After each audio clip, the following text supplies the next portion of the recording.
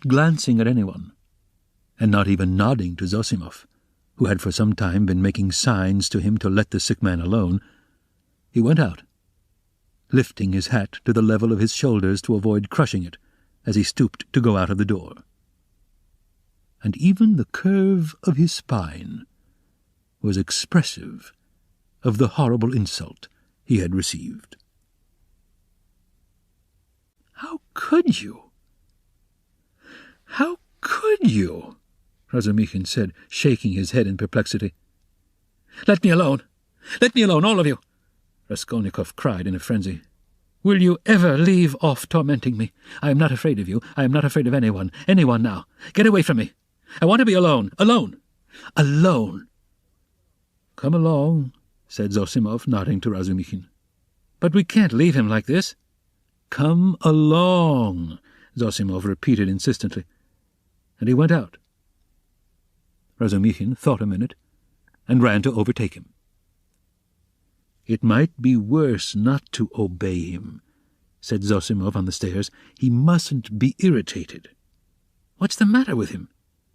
"If only he could get some favorable shock, that's what would do it. At first he was better. You know, he has got something on his mind, some fixed idea weighing on him. I am very much afraid so. He must have. Perhaps it's that gentleman, Pyotr Petrovitch.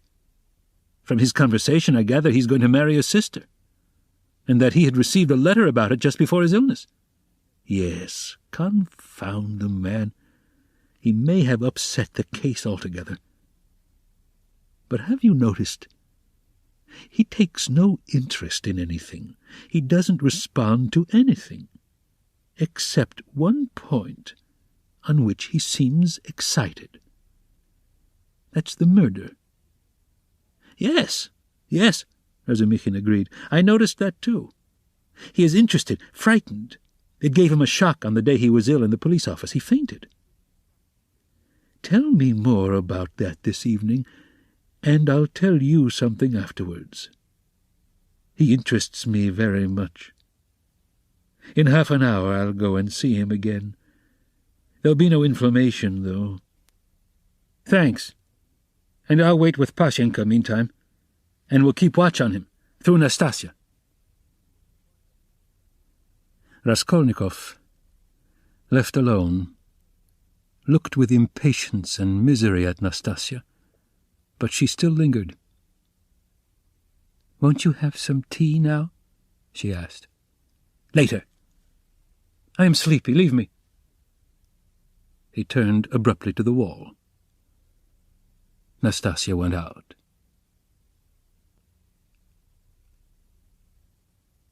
Chapter 6.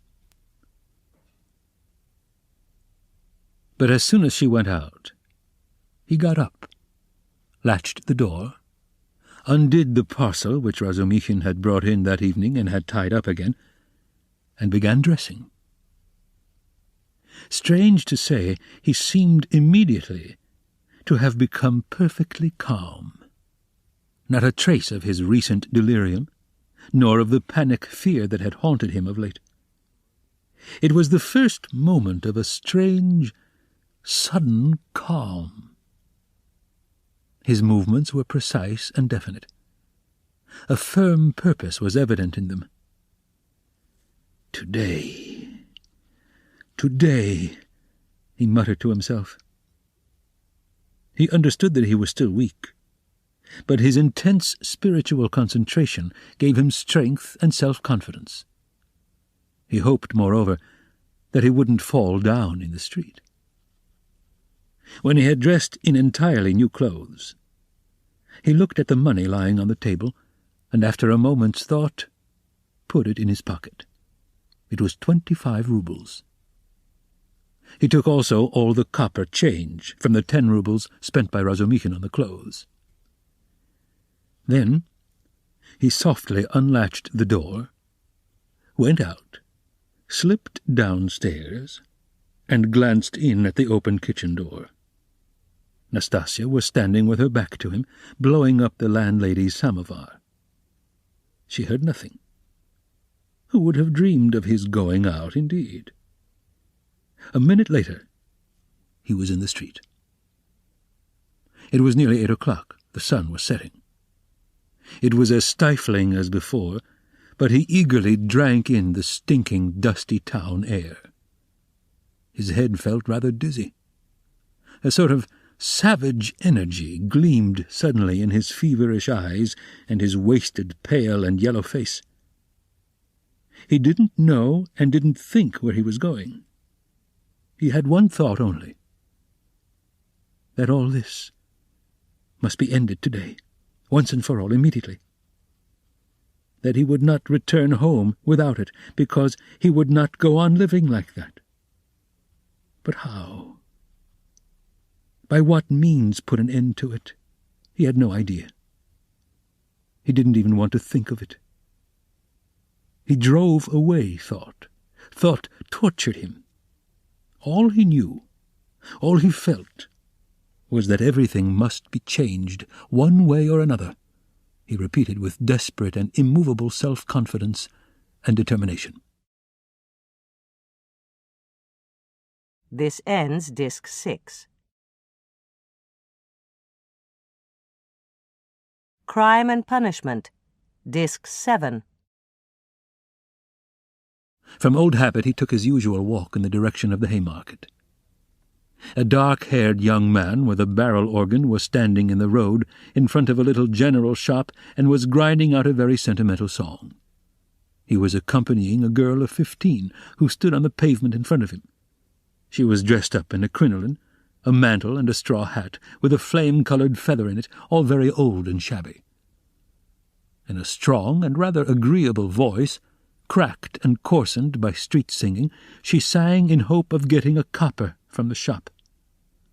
Raskolnikov joined 2 or 3 listeners, took out a 5-kopeck piece, and put it in the girl's hand. She broke off abruptly, on a sentimental high note, shouted sharply to the organ grinder, "Come on!" and both moved on to the next shop. "Do you like street music?" said Raskolnikov, addressing a middle-aged man standing idly by him. The man looked at him, startled and wondering. "I love to hear singing to a street organ," said Raskolnikov, and his manner seemed strangely out of keeping with the subject. "I like it on cold, dark, damp autumn evenings. They must be damp, when all the passers-by have pale, green, sickly faces. Or better still, when wet snow is falling straight down, when there's no wind, you know what I mean, and the street lamps shine through it." "I don't know." "Excuse me," muttered the stranger, frightened by the question and Raskolnikov's strange manner, and he crossed over to the other side of the street. Raskolnikov walked straight on, and came out at the corner of the Haymarket where the huckster and his wife had talked with Lizaveta. But they were not there now. Recognizing the place, he stopped, looked round, and addressed a young fellow in a red shirt who stood gaping before a corn-chandler's shop.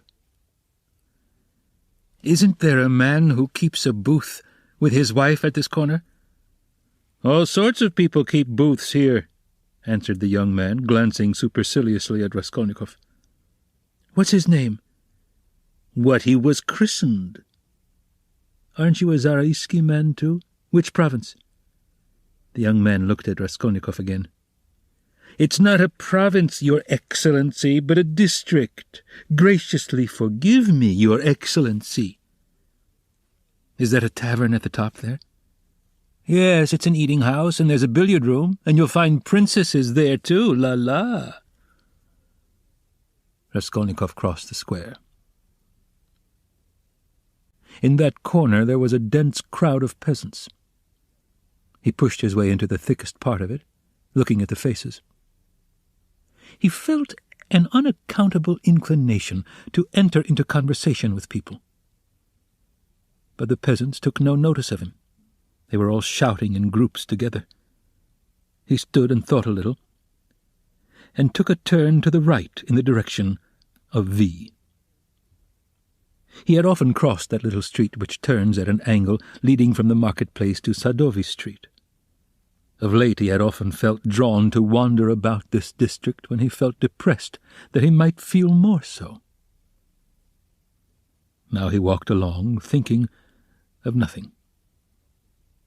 At that point there is a great block of buildings, entirely rented by dram shops and eating houses. Women were continually running in and out, bareheaded and in their indoor clothes. Here and there they gathered in groups on the pavement, especially about the entrances to various festive establishments in the lower stories. From one of these, a loud din, sounds of singing, the tinkling of a guitar and shouts of merriment, floated into the street. A crowd of women were thronging round the door. Some were sitting on the steps, others on the pavement, others were standing talking. A drunken soldier, smoking a cigarette, was walking near them in the road, swearing. He seemed to be trying to find his way somewhere, but had forgotten where. One beggar was quarrelling with another, and a man dead drunk was lying right across the road. Raskolnikov joined the throng of women who were talking in husky voices. They were bareheaded and wore cotton dresses and goatskin shoes. There were women of 40, and some not more than 17. Almost all had blackened eyes. He felt strangely attracted by the singing and all the noise and uproar in the saloon below. Someone could be heard within dancing frantically, marking time with his heels to the sounds of the guitar and of a thin falsetto voice singing a jaunty air. He listened intently, gloomily and dreamily, bending down at the entrance and peeping inquisitively in from the pavement. "Oh, my handsome soldier, don't beat me for nothing," trilled the thin voice of the singer. Raskolnikov felt a great desire to make out what he was singing, as though everything depended on that. "Shall I go in?" he thought. "They are laughing. From drink. Shall I get drunk?" "Won't you come in?" one of the women asked him.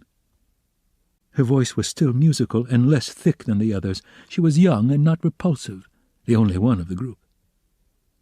"Why, she's pretty," he said, drawing himself up and looking at her. She smiled, much pleased at the compliment. "You're very nice-looking yourself," she said. "Isn't he thin, though?" observed another woman in a deep bass.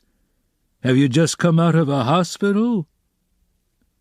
"They're all generals' daughters, it seems, but they have all snub noses," interposed a tipsy peasant with a sly smile on his face, wearing a loose coat.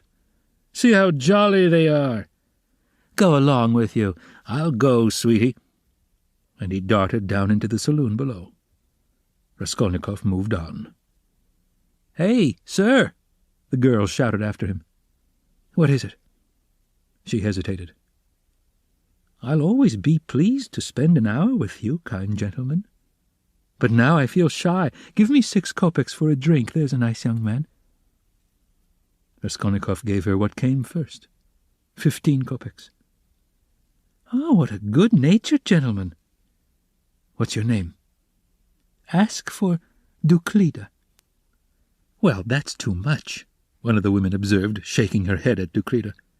"I don't know how you can ask like that. I believe I would drop with shame." Raskolnikov looked curiously at the speaker.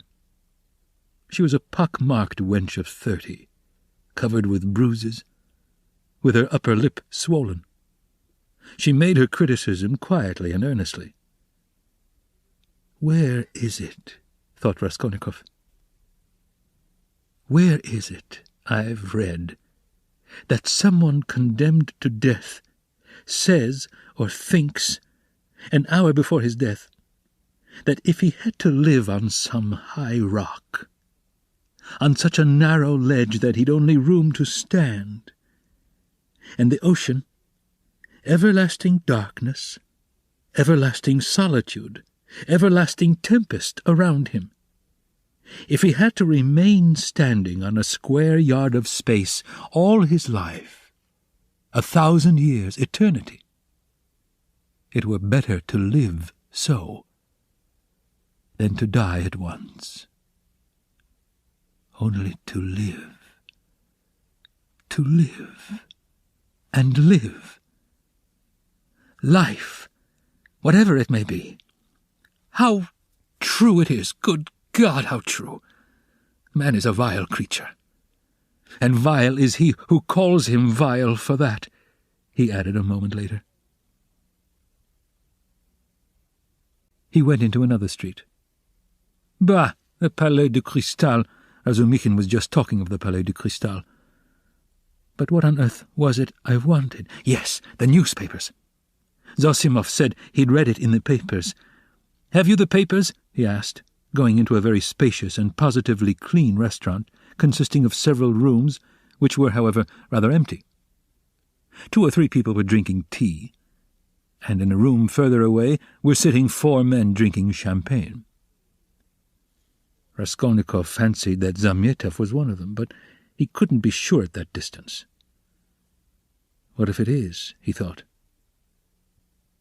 "Will you have vodka?" asked the waiter. "Give me some tea and bring me the papers, the old ones for the last 5 days, and I'll give you something." "Yes, sir. Here's today's. No vodka?" The old newspapers and the tea were brought. Raskolnikov sat down and began to look through them.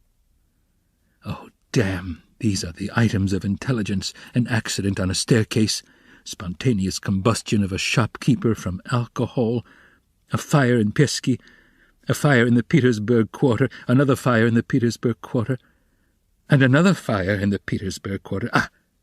Here it is. He found at last what he was seeking and began to read it. The lines danced before his eyes, but he read it all and began eagerly seeking later additions in the following numbers.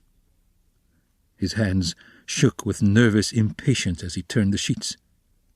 Suddenly, someone sat down beside him at his table. He looked up. It was the head clerk, Zamyatov, looking just the same, with the rings on his fingers and the watch chain, with the curly black hair parted and pomaded, with the smart waistcoat, rather shabby coat, and doubtful linen. He was in a good humour. At least he was smiling very gaily and good-humouredly. His dark face was rather flushed from the champagne he had drunk. "What, you here?" he began in surprise, speaking as though he'd known him all his life. "Why, Razumikhin told me only yesterday you were unconscious. How strange. And do you know I've been to see you?" Raskolnikov knew he would come up to him. He laid aside the papers and turned to Zamyatov. There was a smile on his lips, and a new shade of irritable impatience was apparent in that smile. "I know you have," he answered. "I've heard it. You looked for my sock. And you know Razumikhin has lost his heart to you? He says you've been with him to Louisa Ivanovna's. You know, the woman you tried to befriend, for whom you winked to the explosive lieutenant and he would not understand. Do you remember? How could he fail to understand? It was quite clear, wasn't it? What a hothead he is. The explosive one? No, your friend Razumikhin. You must have a jolly life, Mr. Zamyatov. Entrance free to the most agreeable places? Who's been pouring champagne into you just now? We've just been having a drink together. You talk about pouring it into me. By way of a fee. You profit by everything. Raskolnikov laughed. It's all right, my dear boy, he added, slapping Zamyatov on the shoulder. I'm not speaking from temper, but in a friendly way. For sport. As that workman of yours said when he was scuffling with Dmitri in the case of the old woman, how do you know about it? Perhaps I know more about it than you do. How strange you are. I am sure you are still very unwell. You oughtn't to have come out. Oh. Do I seem strange to you? Yes. What are you doing, reading the papers? Yes. There's a lot about the fires. No, I am not reading about the fires. Here he looked mysteriously at Zamyatov. His lips were twisted again in a mocking smile. No, I am not reading about the fires, he went on, winking at Zamyatov. But confess now, my dear fellow, you're awfully anxious to know what I am reading about. I am not in the least. May I not ask a question? Why do you keep on... Listen, you are a man of culture and education? I was in the 6th class at the gymnasium, said Zamyatov with some dignity. 6th class? Ah, my cock sparrow! With your parting and your rings, you are a gentleman of fortune. Whew, what a charming boy! Here Raskolnikov broke into a nervous laugh right in Zamyatov's face. The latter drew back, more amazed than offended. "Phew, how strange you are," Zamyatov repeated very seriously. "I can't help thinking you are still delirious." "I am delirious? You are fibbing, my cock sparrow. So I am strange? You find me curious, do you?" "Yes, curious." "Shall I tell you what I was reading about? What I was looking for? See what a lot of papers I've made them bring me. Suspicious, eh?" "Well, what is it?" "You prick up your ears?" "How do you mean, prick up my ears?" "I'll explain that afterwards, but now, my boy, I declare to you—" "No." "Better, I confess—" "No, that's not right either. I make a deposition and you take it. I depose that I was reading, that I was looking and searching—" He screwed up his eyes and paused.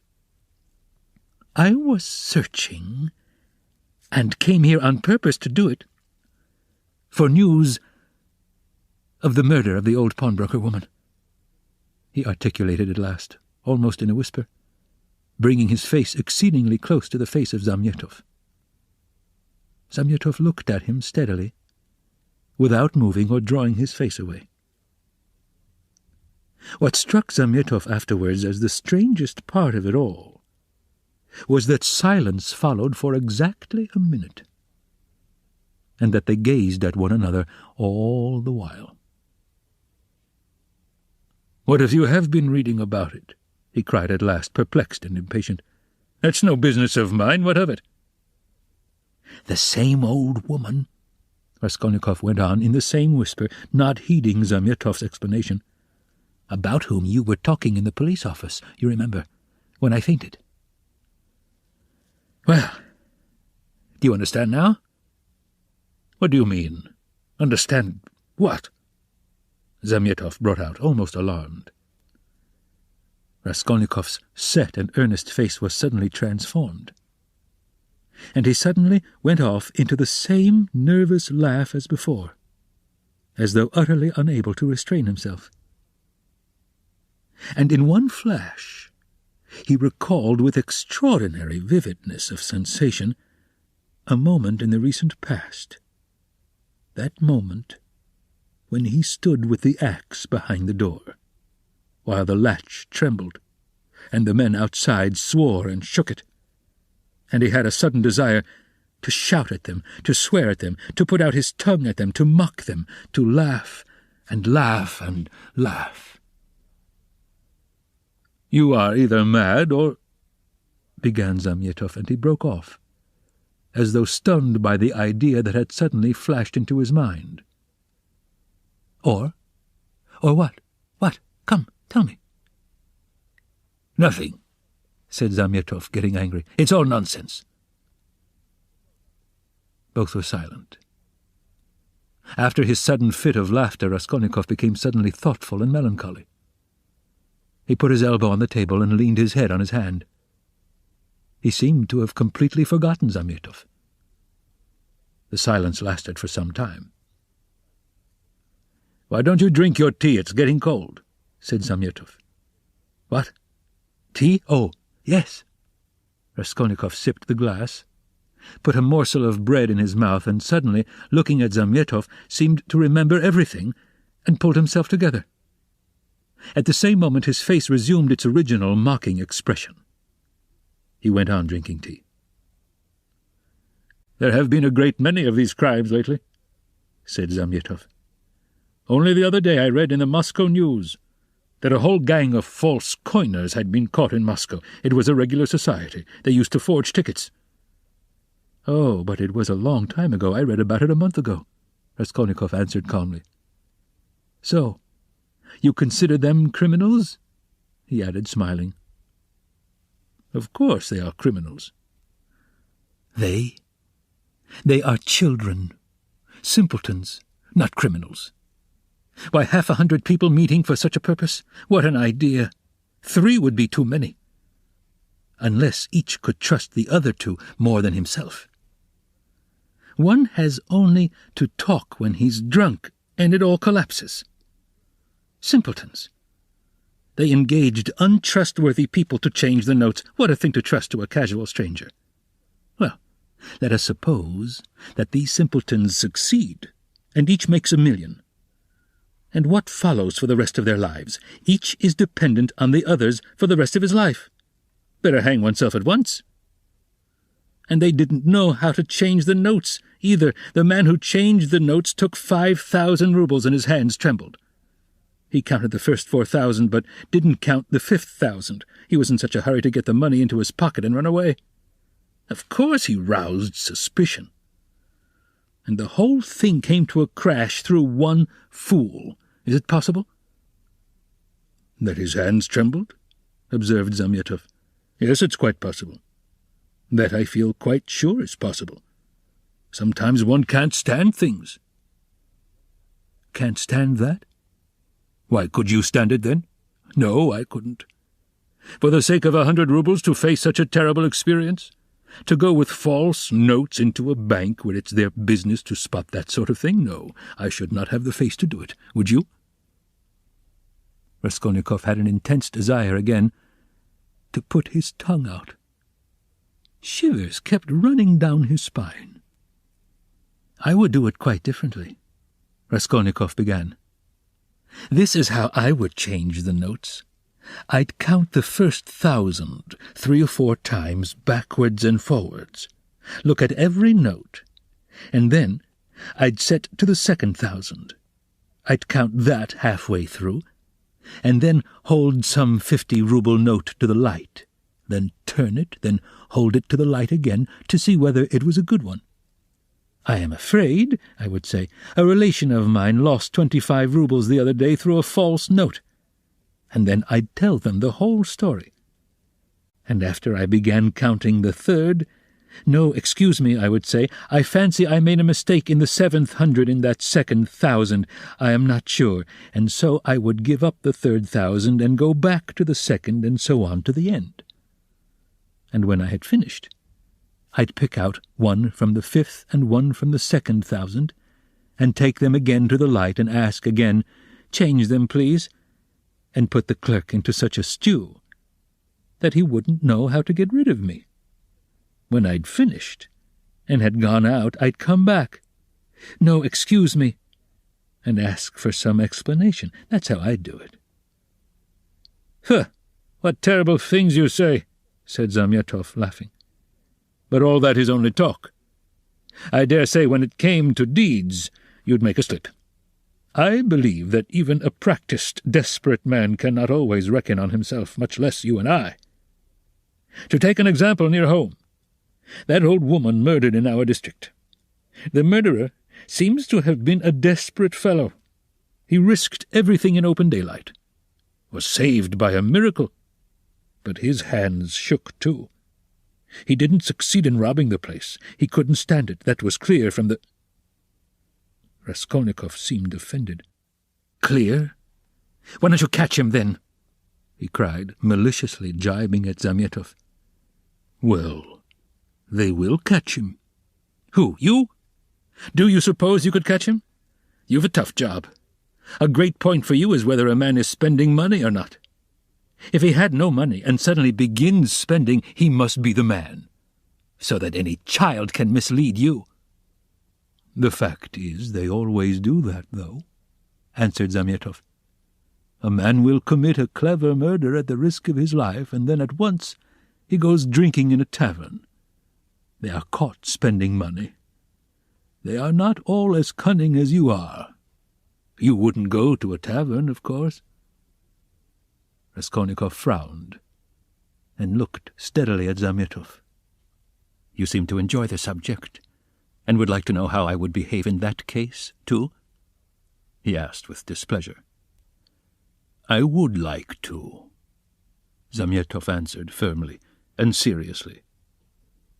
Somewhat too much earnestness began to appear in his words and looks. Very much? Very much. All right, then. This is how I would behave, Raskolnikov began, again bringing his face close to Zamyatov's, again staring at him and speaking in a whisper, so that the latter positively shuddered. This is what I would have done. I would have taken the money and jewels. I would have walked out of there and have gone straight to some deserted place with fences round it and scarcely anyone to be seen. Some kitchen garden or place of that sort. I would have found beforehand some stone weighing 100 weight or more, which had been lying in the corner from the time the house was built. I would lift that stone. There would be sure to be a hollow under it. And I would put the jewels and money in that hole. Then I'd roll the stone back, so that it would look as before, would press it down with my foot and walk away. And for a year or two, 3 maybe, I wouldn't touch it. And, well, they could search. There'd be no trace.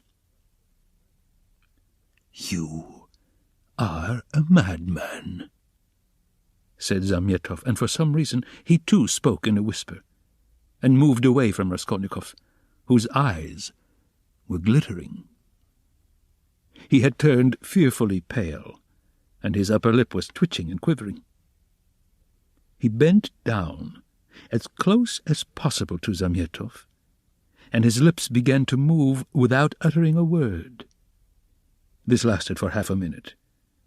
He knew what he was doing, but could not restrain himself. The terrible word trembled on his lips, like the latch on that door. In another moment it will break out. In another moment he will let it go. He will speak out. And what if it was I who murdered the old woman and Lizaveta? He said suddenly, and realized what he had done. Zamyatov looked wildly at him and turned white as the tablecloth. His face wore a contorted smile. "But is it possible?" he brought out faintly. Raskolnikov looked wrathfully at him. "Admit that you believed it. Yes, you did." "Not a bit of it. I believe it less than ever now," Zamyatov cried hastily. "I've caught my cock sparrow. So you did believe it before, if now you believe less than ever." "Not at all," cried Zamyatov, obviously embarrassed. "Have you been frightening me so as to lead up to this?" "You don't believe it, then? What were you talking about behind my back when I went out of the police office? And why did the explosive lieutenant question me after I fainted?" "Hey, there!" he shouted to the waiter, getting up and taking his cap. "How much?" 30 kopecks, the latter replied, running up. "And there is 20 kopecks for vodka. See, what a lot of money!" He held out his shaking hand to Zamyatov with notes in it. "Red notes and blue, 25 rubles. Where did I get them? And where did my new clothes come from? You know I had not a kopeck. You've cross-examined my landlady, I'm sure. Well, that's enough. Assez causé. Till we meet again." He went out, trembling all over from a sort of wild, hysterical sensation, in which there was an element of insufferable rapture. Yet he was gloomy and terribly tired. His face was twisted as after a fit. His fatigue increased rapidly. Any shock, any irritating sensation stimulated and revived his energies at once, but his strength failed as quickly when the stimulus was removed. Zamyatov, left alone, sat for a long time in the same place, plunged in thought. Raskolnikov had unwittingly worked a revolution in his brain on a certain point, and had made up his mind for him conclusively. Ilya Petrovich is a blockhead, he decided. Raskolnikov had hardly opened the door of the restaurant when he stumbled against Razumikhin on the steps. They didn't see each other till they almost knocked against each other. For a moment they stood looking each other up and down. Razumikhin was greatly astounded. Then anger, real anger, gleamed fiercely in his eyes. "So here you are," he shouted at the top of his voice. "You ran away from your bed, and here I've been looking for you under the sofa. We went up to the garret. I almost beat Nastasia on your account, and here he is after all. Rodya, what is the meaning of it? Tell me the whole truth. Confess. Do you hear?" "It means that I am sick to death of you all, and I want to be alone," Raskolnikov answered calmly. "Alone? When you are not able to walk, when your face is as white as a sheet and you are gasping for breath. Idiot! What have you been doing in the Palais de Cristal? Confess at once." "Let me go," said Raskolnikov, and tried to pass him. This was too much for Razumikhin. He gripped him firmly by the shoulder. "Let you go? You dare tell me to let you go? Do you know what I'll do with you directly? I'll pick you up, tie you up in a bundle, carry you home under my arm, and lock you up." "Listen, Razumikhin," Raskolnikov began quietly, apparently calm. "Can't you see that I don't want your benevolence? A strange desire you have to shower benefits on a man who curses them, who feels them a burden, in fact. Why did you seek me out at the beginning of my illness? Maybe I was very glad to die. Didn't I tell you plainly enough today that you were torturing me, that I was sick of you? You seem to want to torture people. I assure you that all that is seriously hindering my recovery, because it's continually irritating me. You saw Zosimov went away just now to avoid irritating me. You leave me alone too, for goodness sake. What right have you indeed to keep me by force? Don't you see that I am in possession of all my faculties now? How can I persuade you not to persecute me with your kindness? I may be ungrateful, I may be mean. Only let me be, for God's sake, let me be. Let me be. Let me be." He began calmly, gloating beforehand over the venomous phrases he was about to utter, but finished panting for breath, in a frenzy as he had been with Luzhin. Razumikhin stood a moment, thought, and let his hand drop. "Well, go to hell, then," he said gently and thoughtfully.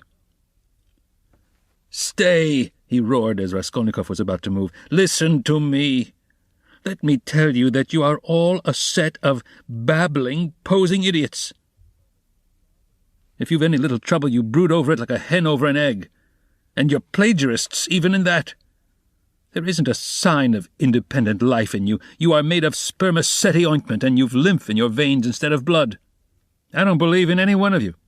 In any circumstances, the first thing for all of you is to be unlike a human being. Stop!" he cried with redoubled fury, noticing that Raskolnikov was again making a movement. "Hear me out. You know, I am having a housewarming this evening. I dare say they've arrived by now, but I left my uncle there. I just ran in to receive the guests. And if you weren't a fool, a common fool, a perfect fool, if you were an original instead of a translation. You see, Rodya, I recognize you're a clever fellow, but you're a fool. And if you weren't a fool, you'd come round to me this evening instead of wearing out your boots in the street. Since you have gone out, there's no help for it.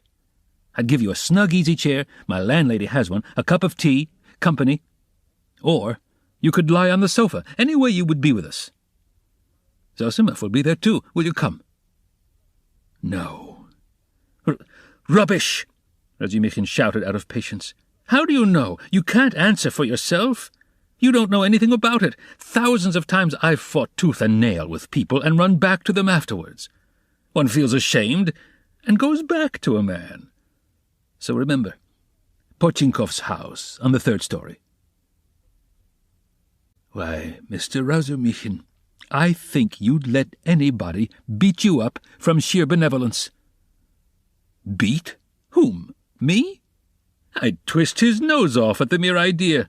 Potchinkov's house, 47, Babushkin's flat.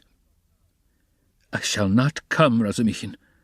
Raskolnikov turned and walked away. I bet you will, Razumichin shouted after him. I refuse to know you if you don't. Wait, hey, is Zamyatov in there? Yes. Did you see him? Yes. Talked to him? Yes. What about? Confound you, don't tell me then. Potchinkov's house, 47, Babushkin's flat, remember. Raskolnikov walked on and turned the corner into Sadovy Street. Razumichin looked after him thoughtfully.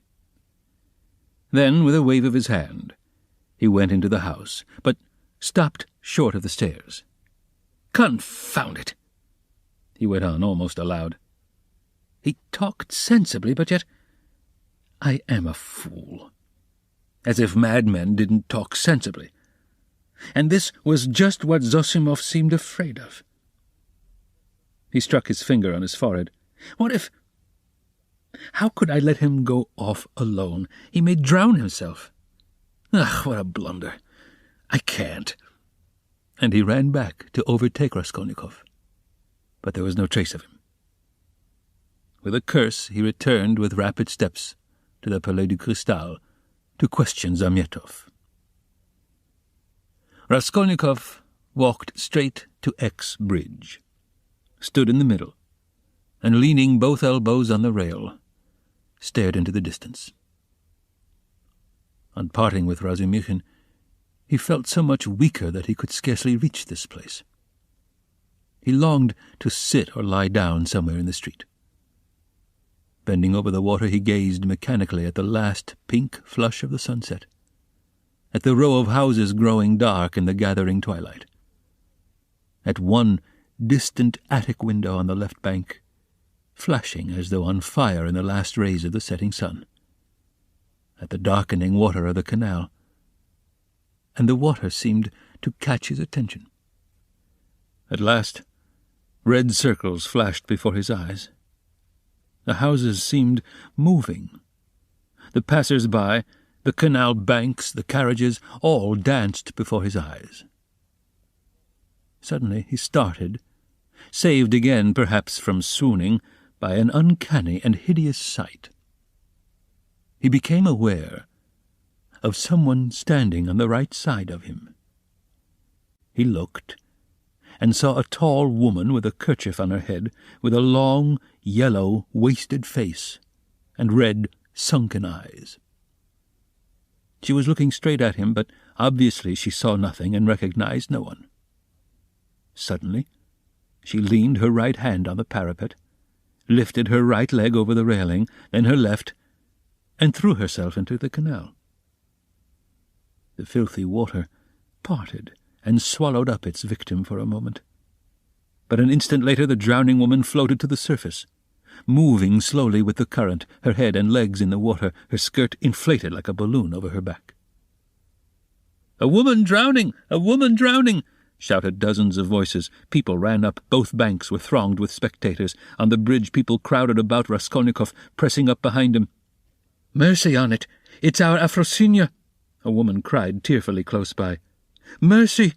Save her! Kind people, pull her out!" "A boat! A boat!" was shouted in the crowd. But there was no need of a boat. A policeman ran down the steps to the canal, threw off his great coat and his boots, and rushed into the water. It was easy to reach her.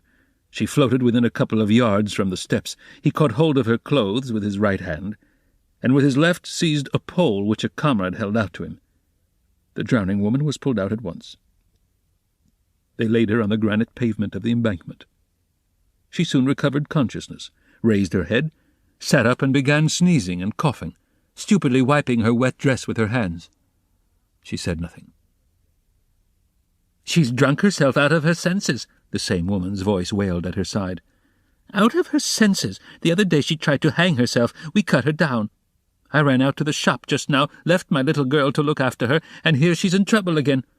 "A neighbour, gentleman neighbour. We live close by, the second house from the end. See yonder." The crowd broke up. The police still remained round the woman. Someone mentioned the police station. Raskolnikov looked on with a strange sensation of indifference and apathy. He felt disgusted. No, that's loathsome. Water. It's not good enough, he muttered to himself. "Nothing will come of it," he added. "No use to wait. What about the police office? And why isn't Zamyetov at the police office? The police office is open till 10 o'clock. He turned his back to the railing and looked about him. "Very well, then," he said resolutely. He moved from the bridge and walked in the direction of the police office. His heart felt hollow and empty. He didn't want to think. Even his depression had passed. There was not a trace now of the energy with which he had set out to make an end of it all. Complete apathy had succeeded to it. "Well, it's a way out of it," he thought, walking slowly and listlessly along the canal bank. "Anyway, I'll make an end, for I want to. But is it a way out?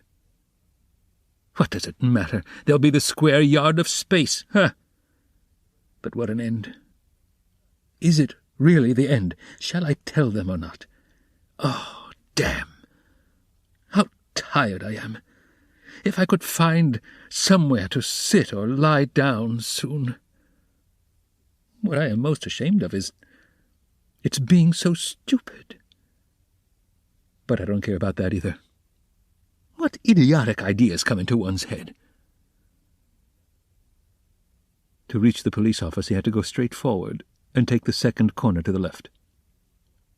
It was only a few paces away, but at the first corner he stopped and, after a minute's thought, turned into a side street and went 2 streets out of his way, possibly without any reason, or possibly to delay a minute and gain time. He walked, looking at the ground. Suddenly, someone seemed to whisper in his ear. He lifted his head and saw that he was standing at the very gate of that house. He had not passed it. He had not been near it since that evening. An overwhelming, unaccountable urge drew him on. He went into the house, passed through the gateway, then into the first entrance on the right, and began mounting the familiar staircase to the 4th story. The narrow, steep staircase was very dark. He stopped at each landing and looked round him with curiosity. On the first landing the framework of the window had been taken out. That wasn't so, then, he thought. Here was the flat on the 2nd story, where Nikolai and Dmitri had been working. It's shut up and the door newly painted. So it's to let. Then the 3rd story, and the 4th. Here. He was perplexed to find the door of the flat wide open. There were men there. He could hear voices. He hadn't expected that. After brief hesitation he mounted the last stairs and went into the flat. It too was being done up. There were workmen in it. This seemed to amaze him. He somehow fancied that he would find everything as he left it, even perhaps the corpses in the same places on the floor. And now bare walls, no furniture. It seemed strange. He walked to the window and sat down on the window-sill. There were 2 workmen, both young fellows, but one much younger than the other. They were papering the walls with a new white paper covered with lilac flowers instead of the old dirty yellow one. Raskolnikov, for some reason, felt horribly annoyed by this. He looked at the new paper with dislike, as though he felt sorry to have it all so changed. The workmen had obviously stayed beyond their time, and now they were hurriedly rolling up their paper and getting ready to go home. They took no notice of Raskolnikov's coming in. They were talking. Raskolnikov folded his arms and listened. "She comes to me in the morning," said the elder to the younger, "very early, all dressed up. 'Why are you preening and prinking?' says I. 'I am ready to do anything to please you, Tit Vasilyich.' That's a way of going on. And she dressed up like a regular fashion book." "And what is a fashion book?" the younger one asked. He obviously regarded the other as an authority. "A fashion book is a lot of pictures, coloured, and they come to the tailors here every Saturday by post from abroad to show folks how to dress, the male sex as well as the female. They're pictures. The gentlemen are generally wearing fur coats, and for the ladies' fluffles, they're beyond anything you can fancy." "There's nothing you can't find in Petersburg," the younger cried enthusiastically. "Except father and mother. There's everything." "Except them, there's everything to be found, my boy," the elder declared sententiously. Raskolnikov got up and walked into the other room where the strong box, the bed, and the chest of drawers had been. The room seemed to him very tiny, without furniture in it. The paper was the same. The paper in the corner showed where the case of icons had stood. He looked at it and went to the window. The elder workman looked at him askance. "What do you want?" he asked suddenly. Instead of answering, Raskolnikov went into the passage and pulled the bell. The same bell, the same cracked note. He rang it a second and a third time. He listened and remembered. The hideous and agonizingly fearful sensation he had felt then began to come back more and more vividly. He shuddered at every ring, and it gave him more and more satisfaction. "Well, what do you want? Who are you?" the workman shouted, going out to him. Raskolnikov went inside again. "I want to take a flat," he said. "I am looking round." "It's not the time to look at rooms at night, and you ought to come up with the porter."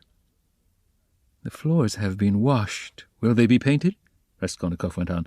"Is there no blood?" "What blood?" "Why, the old woman and her sister were murdered here. There was a perfect pool there." "But who are you?" the workman cried, uneasy. "Who am I?" "Yes." "You want to know? Come to the police station. I'll tell you." The workman looked at him in amazement. "It's time for us to go. We're late. Come along, Alyoshka. We must lock up," said the elder workman. "Very well, come along," said Raskolnikov indifferently, and going out first, he went slowly downstairs. "Hey, porter!" he cried in the gateway. At the entrance several people were standing, staring at the passers-by. The two porters, a peasant woman, a man in a long coat, and a few others. Raskolnikov went straight up to them. "What do you want?" asked one of the porters. "Have you been to the police office?" "I've just been there. What do you want?" "Is it open?" "Of course." "Is the assistant there?" "He was there for a time. What do you want?" Raskolnikov made no reply, but stood beside them, lost in thought.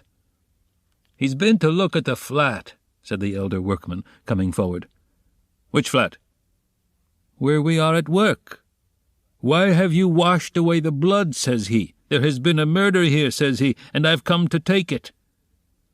And he began ringing at the bell, all but broke it.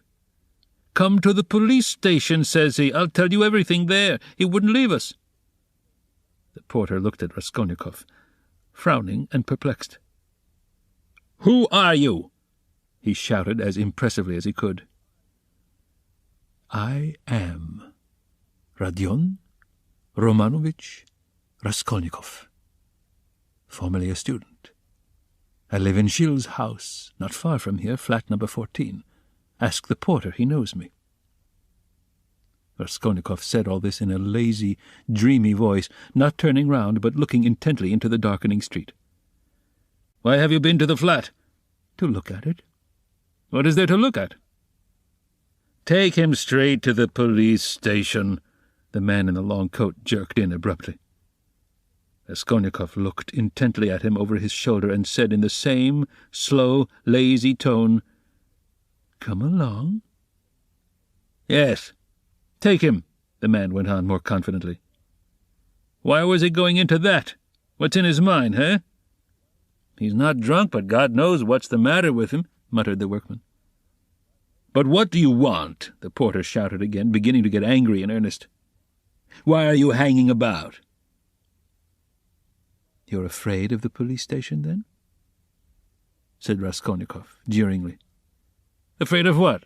Why are you hanging about?" "He's a rogue," shouted the peasant woman. "Why waste time talking to him?" cried the other porter, a huge peasant in a full open coat and with keys on his belt. "Get along! He is a rogue, and no mistake! Get along!" And seizing Raskolnikov by the shoulder, he flung him into the street. He lurched forward, but recovered his footing, looked at the spectators in silence, and walked away. "Strange man," observed the workman. "There are strange folks about nowadays," said the woman.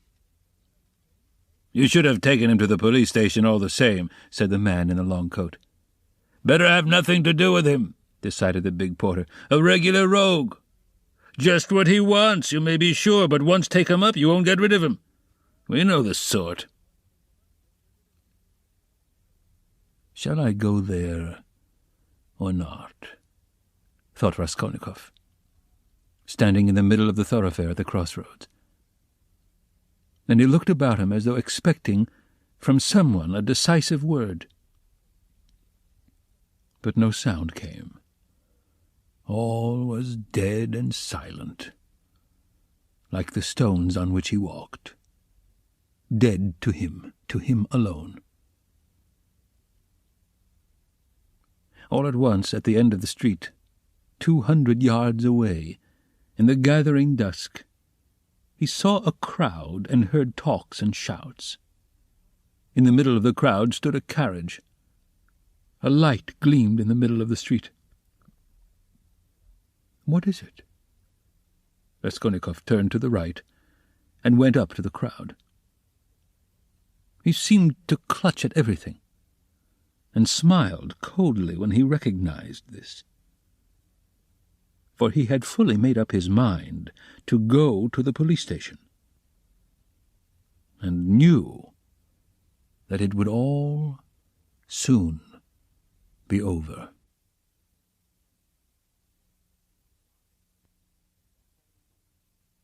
Chapter 7. An elegant carriage stood in the middle of the road, with a pair of spirited grey horses. There was no one in it, and the coachman had got off his box and stood by. The horses were being held by the bridle. A mass of people had gathered round, the police standing in front. One of them held a lighted lantern which he was turning on something lying close to the wheels. Everyone was talking, shouting, exclaiming. The coachman seemed at a loss and kept repeating, "What a misfortune! Good Lord, what a misfortune!" Raskolnikov pushed his way in as far as he could, and succeeded at last in seeing the object of the commotion and interest. On the ground, a man who had been run over lay apparently unconscious, and covered with blood. He was very badly dressed, but not like a workman. Blood was flowing from his head and face. His face was crushed, mutilated, and disfigured. He was evidently badly injured. "Merciful heaven!" wailed the coachman. "What more could I do? If I'd been driving fast or had not shouted to him, but I was going quietly, not in a hurry. Everyone could see I was going along just like everybody else. A drunken man can't walk straight, we all know. I saw him crossing the street, staggering and almost falling. I shouted again, and a second and a third time. Then I held the horses in, but he fell straight under their feet. Either he did it on purpose or he was very tipsy. The horses are young and ready to take fright. They started. He screamed. That made them worse. That's how it happened." "That's just how it was," a voice in the crowd confirmed. "He shouted, that's true, he shouted 3 times. another voice declared. 3 times it was, we all heard it, shouted a third. But the coachman was not very much distressed and frightened. It was evident that the carriage belonged to a rich and important person who was awaiting it somewhere. The police, of course, were in no little anxiety to avoid upsetting his arrangements. All they had to do was to take the injured man to the police station and the hospital. No one knew his name. Meanwhile, Raskolnikov had squeezed in and stooped closer over him. The lantern suddenly lighted up the unfortunate man's face. He recognized him. "I know him! I know him!" he shouted, pushing to the front. "It's a government clerk, retired from the service, Marmeladov. He lives close by in Kozel's house. Make haste for a doctor. I will pay. See?" He pulled money out of his pocket and showed it to the policeman. He was in violent agitation. The police were glad that they had found out who the man was. Raskolnikov gave his own name and address, and as earnestly as if it had been his father, he besought the police to carry the unconscious Marmeladov to his lodging at once. "Just here, 3 houses away," he said eagerly. "The house belongs to Kozel, a rich German. He was going home, no doubt, drunk. I know him.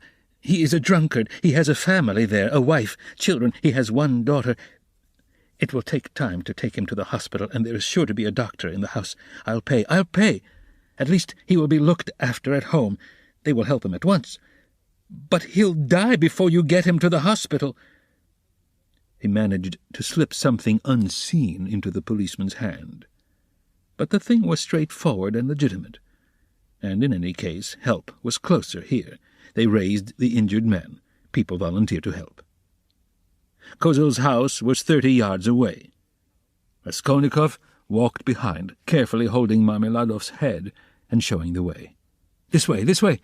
We must take him upstairs, head foremost. Turn around. I'll pay. I'll make it worth your while," he muttered.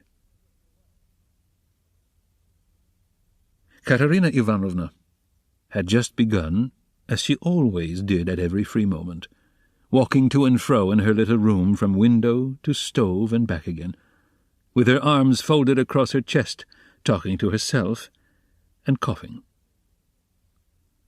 Of late she had begun to talk more than ever to her eldest girl, Polyenka, a child of 10, who, though there was much she did not understand, understood very well that her mother needed her, and so always watched her with her big, clever eyes, and strove her utmost to appear to understand.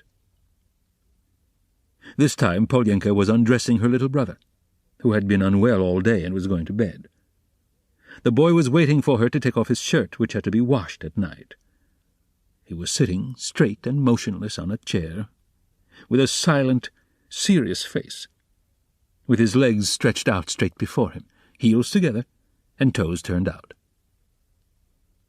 He was listening to what his mother was saying to his sister, sitting perfectly still with pouting lips and wide-open eyes, just as all good little boys have to sit when they are undressed to go to bed. A little girl, still younger, dressed literally in rags, stood at the screen waiting for her turn. The door onto the stairs was open, to relieve them a little from the clouds of tobacco smoke which floated in from the other rooms and brought on long terrible fits of coughing in the poor consumptive woman. Katerina Ivanovna seemed to have grown even thinner during that week, and the hectic flush on her face was brighter than ever. "You wouldn't believe, you can't imagine, Polyenka," she said, walking about the room, "what a happy, luxurious life we had in my papa's house, and how this drunkard has brought me, and will bring you all, to ruin. Papa was a civil colonel, and only a step from being a governor, so that everyone who came to see him said, 'We look upon you, Ivan Mikhailovich, as our governor.' When She coughed violently. "Oh, cursed life!" she cried, clearing her throat and pressing her hands to her breast. When at the last ball, at the Marshal's, Princess Piezemielny saw me, who gave me the blessing when your father and I were married, Polyenka. She asked at once, 'Isn't that the pretty girl who danced the shawl dance at the breaking up?' You must mend that tear. You must take your needle and darn it as I showed you, or tomorrow. He will make the hole bigger, she articulated with effort. Prince Szczególskoy, a kammerjunker, had just come from Petersburg then. He danced the mazurka with me and wanted to make me an offer next day. But I thanked him in flattering expressions and told him that my heart had long been another's. That other was your father, Polya. Papa was fearfully angry. Is the water ready? Give me the shirt and the stockings. Lida, said she to the youngest one, you must manage without your chemise tonight, and lay your stockings out with it. I'll wash them together. How is it that drunken vagabond doesn't come in? He has worn his shirt till it looks like a dishcloth. He has torn it to rags. I'll do it all together, so as not to have to work 2 nights running. Oh, dear. Again, what's this? She cried, noticing a crowd in the passage, and the men who were pushing into her room carrying a burden. What is it? What are they bringing? Mercy on us! Where are we to put him? Asked the policeman, looking round when Marmeladov, unconscious and covered with blood, had been carried in. On the sofa. Put him straight on the sofa, with his head this way, Raskolnikov showed him. Run over in the road, drunk, someone shouted in the passage. Katerina Ivanovna stood, turning white and gasping for breath. The children were terrified. Little Lida screamed, rushed to Polyenka, and clutched at her, trembling all over. Having laid Marmeladov down, Raskolnikov flew to Katerina Ivanovna. For God's sake, be calm, don't be frightened, he said, speaking quickly. He was crossing the road and was run over by a carriage. Don't be frightened, he will come to. I told them to bring him here. I've been here already, you remember? He will come to. I'll pay. He's done it this time, Katerina Ivanovna cried despairingly, and she rushed to her husband. Raskolnikov noticed at once that she was not one of those women who swoon easily. She instantly placed under the luckless man's head a pillow, which no one had thought of, and began undressing and examining him. She kept her head, forgetting herself, biting her trembling lips and stifling the screams which were ready to break free from her. Raskolnikov, meanwhile, induced someone to run for a doctor. There was a doctor, it appeared, next door but one. I've sent for a doctor, he kept assuring Katerina Ivanovna. Don't be uneasy. I'll pay. Haven't you water? And give me a napkin or a towel, anything, as quick as you can. He is injured but not killed, believe me. We shall see what the doctor says. Katerina Ivanovna ran to the window. There, on a broken chair in the corner, a large earthenware basin full of water had been stood in readiness for washing her children's and husband's linen that night. This washing was done by Katerina Ivanovna at night at least twice a week, if not oftener. For the family had come to such a pass that they were practically without change of linen. And Katerina Ivanovna could not endure uncleanliness, and, rather than see dirt in the house, she preferred to wear herself out at night, working beyond her strength when the rest were asleep, so as to get the wet linen hung on a line and dry by the morning. She took up the basin of water at Raskolnikov's request, but almost fell down with her burden. But the latter had already succeeded in finding a towel, wetted it, and begun washing the blood off Marmeladov's face. Katerina Ivanovna stood by, breathing painfully and pressing her hands to her breast. She was in need of attention herself. Raskolnikov began to realize that he might have made a mistake in having the injured man brought here. The policeman, too, stood in hesitation. "Polyenka," cried Katerina Ivanovna, "run to Sonia. Make haste. If you don't find her at home, leave word that her father has been run over and that she is to come here at once. When she comes in, run, Polyenka. There, put on the shawl." "Run your fastest," cried the little boy on the chair suddenly, after which he relapsed into the same dumb rigidity, with round eyes, his heels thrust forward and his toes spread out. Meanwhile, the room had become so full of people that you couldn't have dropped a pin. The policemen left, all except one who remained for a time, trying to drive out the people who came in from the stairs.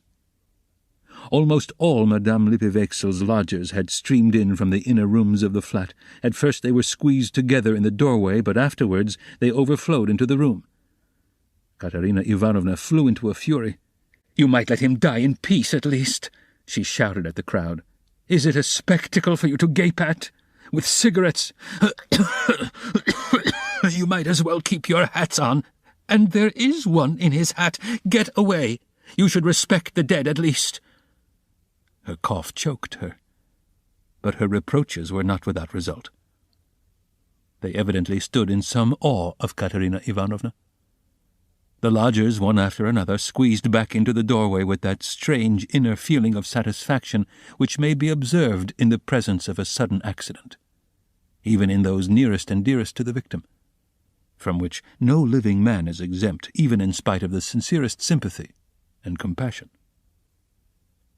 Voices outside were heard, however, speaking of the hospital and saying that they'd no business to make a disturbance here. "No business to die!" cried Katerina Ivanovna. And she was rushing to the door to vent her wrath upon them, but in the doorway came, face to face, with Madame Lippevechsel, who had only just heard of the accident and ran in to restore order.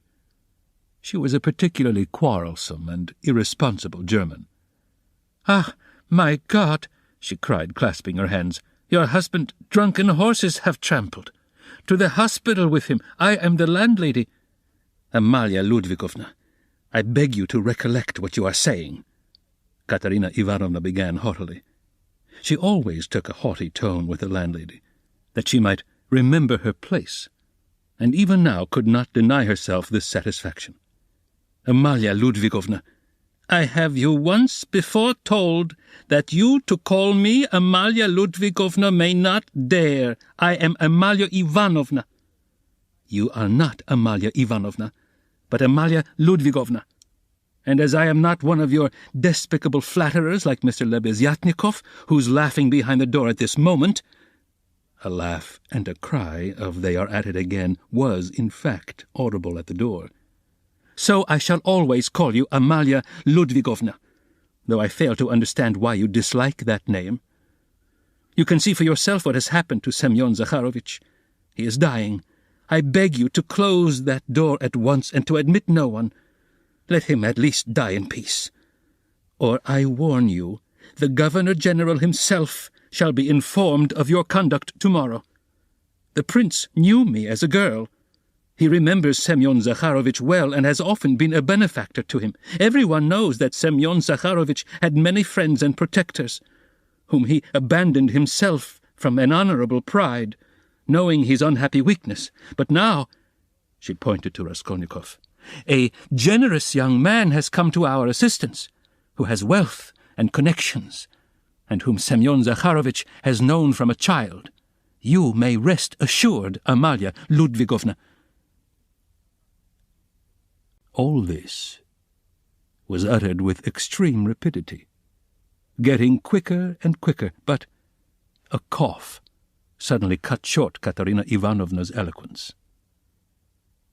At that instant the dying man recovered consciousness and uttered a groan. She ran to him. The injured man opened his eyes, and without recognition or understanding, gazed at Raskolnikov, who was bending over him. He drew deep, slow, painful breaths. Blood oozed at the corners of his mouth, and drops of perspiration came out on his forehead. Not recognizing Raskolnikov, he began looking round uneasily. Katerina Ivanovna looked at him with a sad but stern face, and tears trickled from her eyes. "My God, his whole chest is crushed. How he is bleeding," she said in despair. "We must take off his clothes. Turn a little, Semyon Zakharovich, if you can," she cried to him. Marmeladov recognized her.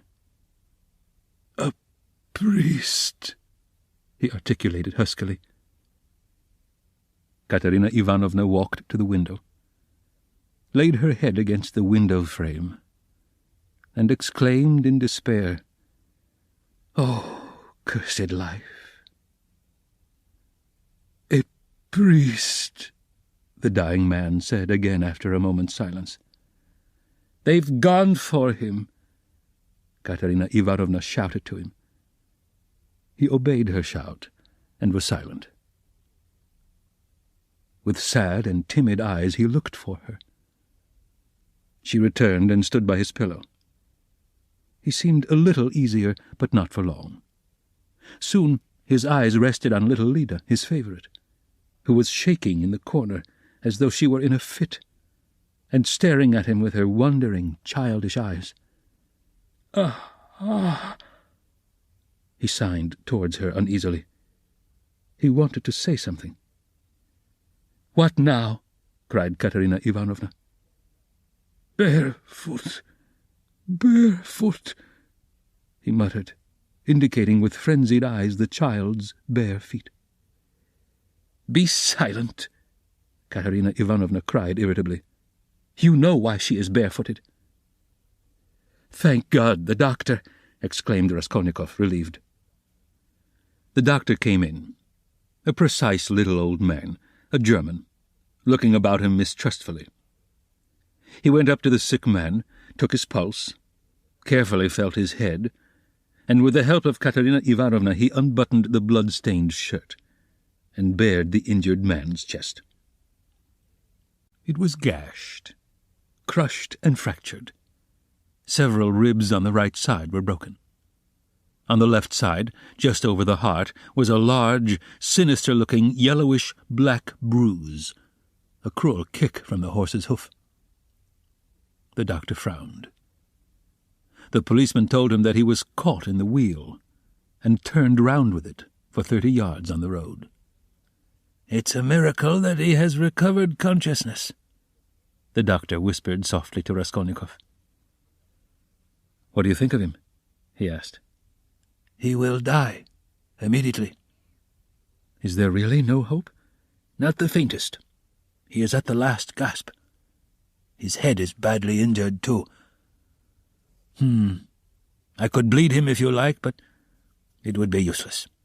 He is bound to die within the next 5 or 10 minutes. "Better bleed him, then." "If you like, but I warn you it will be perfectly useless." At that moment, other steps were heard. The crowd in the passage parted, and the priest, a little grey old man, appeared in the doorway bearing the sacrament. A policeman had gone for him at the time of the accident. The doctor changed places with him, exchanging glances with him. Raskolnikov begged the doctor to remain a little while. He shrugged his shoulders and remained.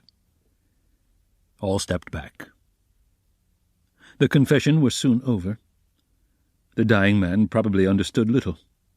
He could only utter indistinct, broken sounds.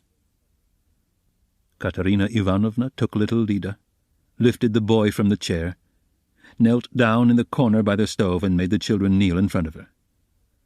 The little girl was still trembling. But the boy, kneeling on his little bare knees, lifted his hand rhythmically, crossing himself with precision, and bowed down, touching the floor with his forehead, which seemed to afford him especial satisfaction. Katerina Ivanovna bit her lips and held back her tears. She prayed, too, now and then pulling straight the boy's shirt, and managed to cover the girl's bare shoulders with a kerchief, which she took from the chest without rising from her knees or ceasing to pray. Meanwhile, the door from the inner rooms was opened inquisitively again. In the passage the crowd of spectators from all the flats on the staircase grew denser and denser, but they did not venture beyond the threshold. A single candle end lighted up the scene. This ends Disc 7. Crime and Punishment, Disc 8. At that moment, Polyenka forced her way through the crowd at the door. She came in panting from running so fast, took off her kerchief, looked for her mother, went up to her and said, "She's coming. I met her in the street." Her mother made her kneel beside her. Timidly and noiselessly, a young girl made her way through the crowd. and strange was her appearance in that room, in the midst of want, rags, death, and despair. She too was in rags. Her attire was all of the cheapest, but decked out in gutter finery of a special stamp, unmistakably betraying its shameful purpose. Sonia stopped short in the doorway and looked about her, bewildered, unconscious of everything. She forgot her fourth-hand gaudy silk dress, so unseemly here with its ridiculous long train, and her immense crinoline that filled up the whole doorway, and her light-coloured shoes, and the parasol she brought with her, though it was no use at night, and the absurd round straw hat with its flaring, flame-coloured feather. Under this rakishly tilted hat was a pale, frightened little face, with lips parted and eyes staring in terror. Sonia was a small, thin girl of 18, with fair hair, rather pretty, with wonderful blue eyes. She looked intently at the bed and the priest. She too was out of breath with running. At last, whispers, some words in the crowd probably reached her. She looked down and took a step forward into the room, still keeping close to the door. The service was over. Katerina Ivanovna went up to her husband again. The priest stepped back and turned to say a few words of admonition and consolation to Katerina Ivanovna on leaving. "What am I to do with these?" she interrupted sharply and irritably, pointing to the little ones. "God is merciful. Look to the Most High for succor," the priest began. "Ach, he is merciful, but not to us." "That's a sin, madam," observed the priest, shaking his head. "And isn't that a sin?" cried Katerina Ivanovna, pointing to the dying man. "Perhaps those who have involuntarily caused the accident will agree to compensate you, at least for the loss of his earnings." "You don't understand," cried Katerina Ivanovna, angrily waving her hand. "And why should they compensate me? Why, he was drunk and threw himself under the horses. What earnings? He brought us in nothing but misery. He drank everything away, the drunkard. He robbed us to get drink. He wasted their lives and mine for drink. And thank God he's dying. One less to keep." "You must forgive in the hour of death. That's a sin, madam. Such feelings are a great sin." Katerina Ivanovna was busy with the dying man. She was giving him water, wiping the blood and sweat from his head, setting his pillow straight, and had only turned now and then for a moment to address the priest. Now she flew at him almost in a frenzy. "Ah, father, that's words and only words. Forgive.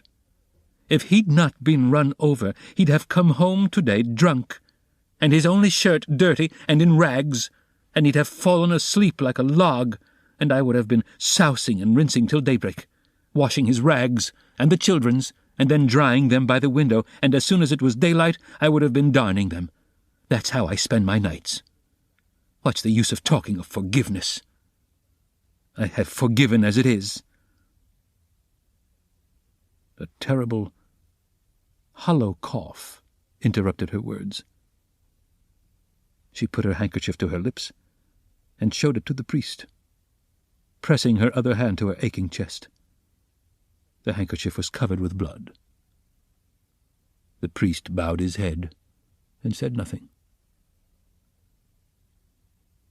Marmeladov was in the last agony. He didn't take his eyes off the face of Katerina Ivanovna, who was bending over him again. He kept trying to say something to her. He began moving his tongue with difficulty and articulating indistinctly, but Katerina Ivanovna, understanding that he wanted to ask her forgiveness, called peremptorily to him, "Be silent. No need. I know what you want to say." And the sick man was silent. But at the same instant, his wandering eyes strayed to the doorway, and he saw Sonia. Till then he hadn't noticed her. She was standing in the shadow in a corner. "Who's that? Who's that?" he said suddenly in a thick, gasping voice, in agitation, turning his eyes in horror towards the door where his daughter was standing and trying to sit up. "Lie down, lie down!" cried Katerina Ivanovna. With unnatural strength, he had succeeded in propping himself on his elbow. He looked wildly and fixedly for some time on his daughter, as though not recognizing her. He had never seen her before in such attire. Suddenly he recognized her, crushed and ashamed in her humiliation and gaudy finery, meekly awaiting her turn to say good-bye to her dying father. His face showed intense suffering. "Sonia, daughter, forgive," he cried, and he tried to hold out his hand to her. But losing his balance, he fell off the sofa, face downwards on the floor. They rushed to pick him up. They put him on the sofa. But he was dying. Sonia, with a faint cry, ran up, embraced him, and remained so without moving. He died in her arms. "He's got what he wanted," Katerina Ivanovna cried, seeing her husband's dead body. "Well, what's to be done now? How am I to bury him? What can I give them tomorrow to eat?" Raskolnikov went up to Katerina Ivanovna. "Katerina Ivanovna," he began, "last week your husband told me all his life and circumstances. Believe me, he spoke of you with passionate reverence.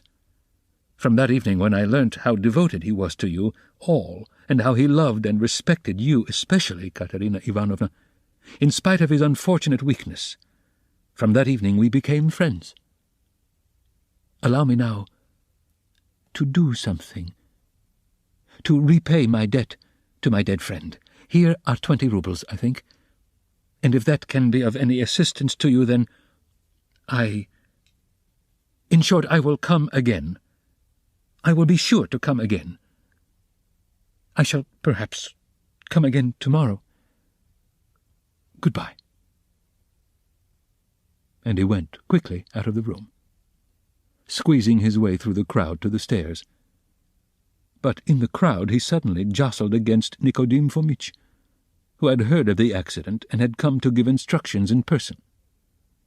They hadn't met since the scene at the police station, but Nicodim Fomitch knew him instantly. "Ah, is that you?" he asked him. "He's dead," answered Raskolnikov. "The doctor and the priest have been all as it should have been. Don't worry the poor woman too much. She is in consumption as it is. Try and cheer her up, if possible. You are a kind-hearted man, I know," he added with a smile, looking straight in his face. "But you are spattered with blood," observed Nicodim Fomitch, noticing in the lamplight some fresh stains on Raskolnikov's waistcoat. "Yes, I'm covered with blood," Raskolnikov said with a peculiar air. Then he smiled, nodded, and went downstairs. He walked down slowly and deliberately, feverish, but not conscious of it, entirely absorbed in a new, overwhelming sensation of life and strength that surged up suddenly within him. This sensation might be compared to that of a man condemned to death who has suddenly been pardoned. Halfway down the staircase he was overtaken by the priest on his way home. Raskolnikov let him pass, exchanging a silent greeting with him. He was just descending the last steps when he heard rapid footsteps behind him. Someone overtook him. It was Polyenka. She was running after him, calling, "Wait, wait!" He turned round. She was at the bottom of the staircase and stopped short a step above him. A dim light came in from the yard. Raskolnikov could distinguish the child's thin but pretty little face, looking at him with a bright, childish smile. She had run after him with a message which she was evidently glad to give. "Tell me, what is your name, and where do you live?" she said hurriedly in a breathless voice. He laid both hands on her shoulders and looked at her with a sort of rapture. It was such a joy to him to look at her. He couldn't have said why. "Who sent you?" "Sister Sonia sent me," answered the girl, smiling still more brightly. "I knew it was Sister Sonia sent you." "Mamma sent me too. When Sister Sonia was sending me, Mamma came up too and said, 'Run fast, Polyenka.'" "Do you love Sister Sonia?" "I love her more than anyone," Polyenka answered with a peculiar earnestness, and her smile became graver. "And will you love me?" By way of answer he saw the little girl's face approaching him, her full lips naively held out to kiss him. Suddenly her arms, as thin as sticks, held him tightly, her head rested on his shoulder, and the little girl wept softly, pressing her face against him. "I am sorry for father," she said a moment later, raising her tear-stained face and brushing away the tears with her hands. "It's nothing but misfortunes now," she added suddenly with that peculiarly sedate air which children try hard to assume when they want to speak like grown-up people. "Did your father love you?" "He loved Lida most." She went on very seriously without a smile, exactly like grown-up people. "He loved her because she is little and because she is ill too. And he always used to bring her presents. But he taught us to read, and me grammar and scripture too," she added with dignity. "And Mother never used to say anything. But we knew that she liked it, and Father knew it too.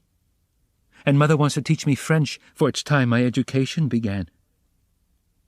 "And do you know your prayers?" "Of course we do. We knew them long ago. I say my prayers to myself, as I am a big girl now, but Kolya and Lida say them aloud with Mother. First they repeat the Ave Maria, and then another prayer, 'Lord, forgive and bless Sister Sonia.' And then another, 'Lord, forgive and bless our second father.' For our elder father is dead, and this is another one, but we do pray for the other as well." "Polyenka, my name is Rodion.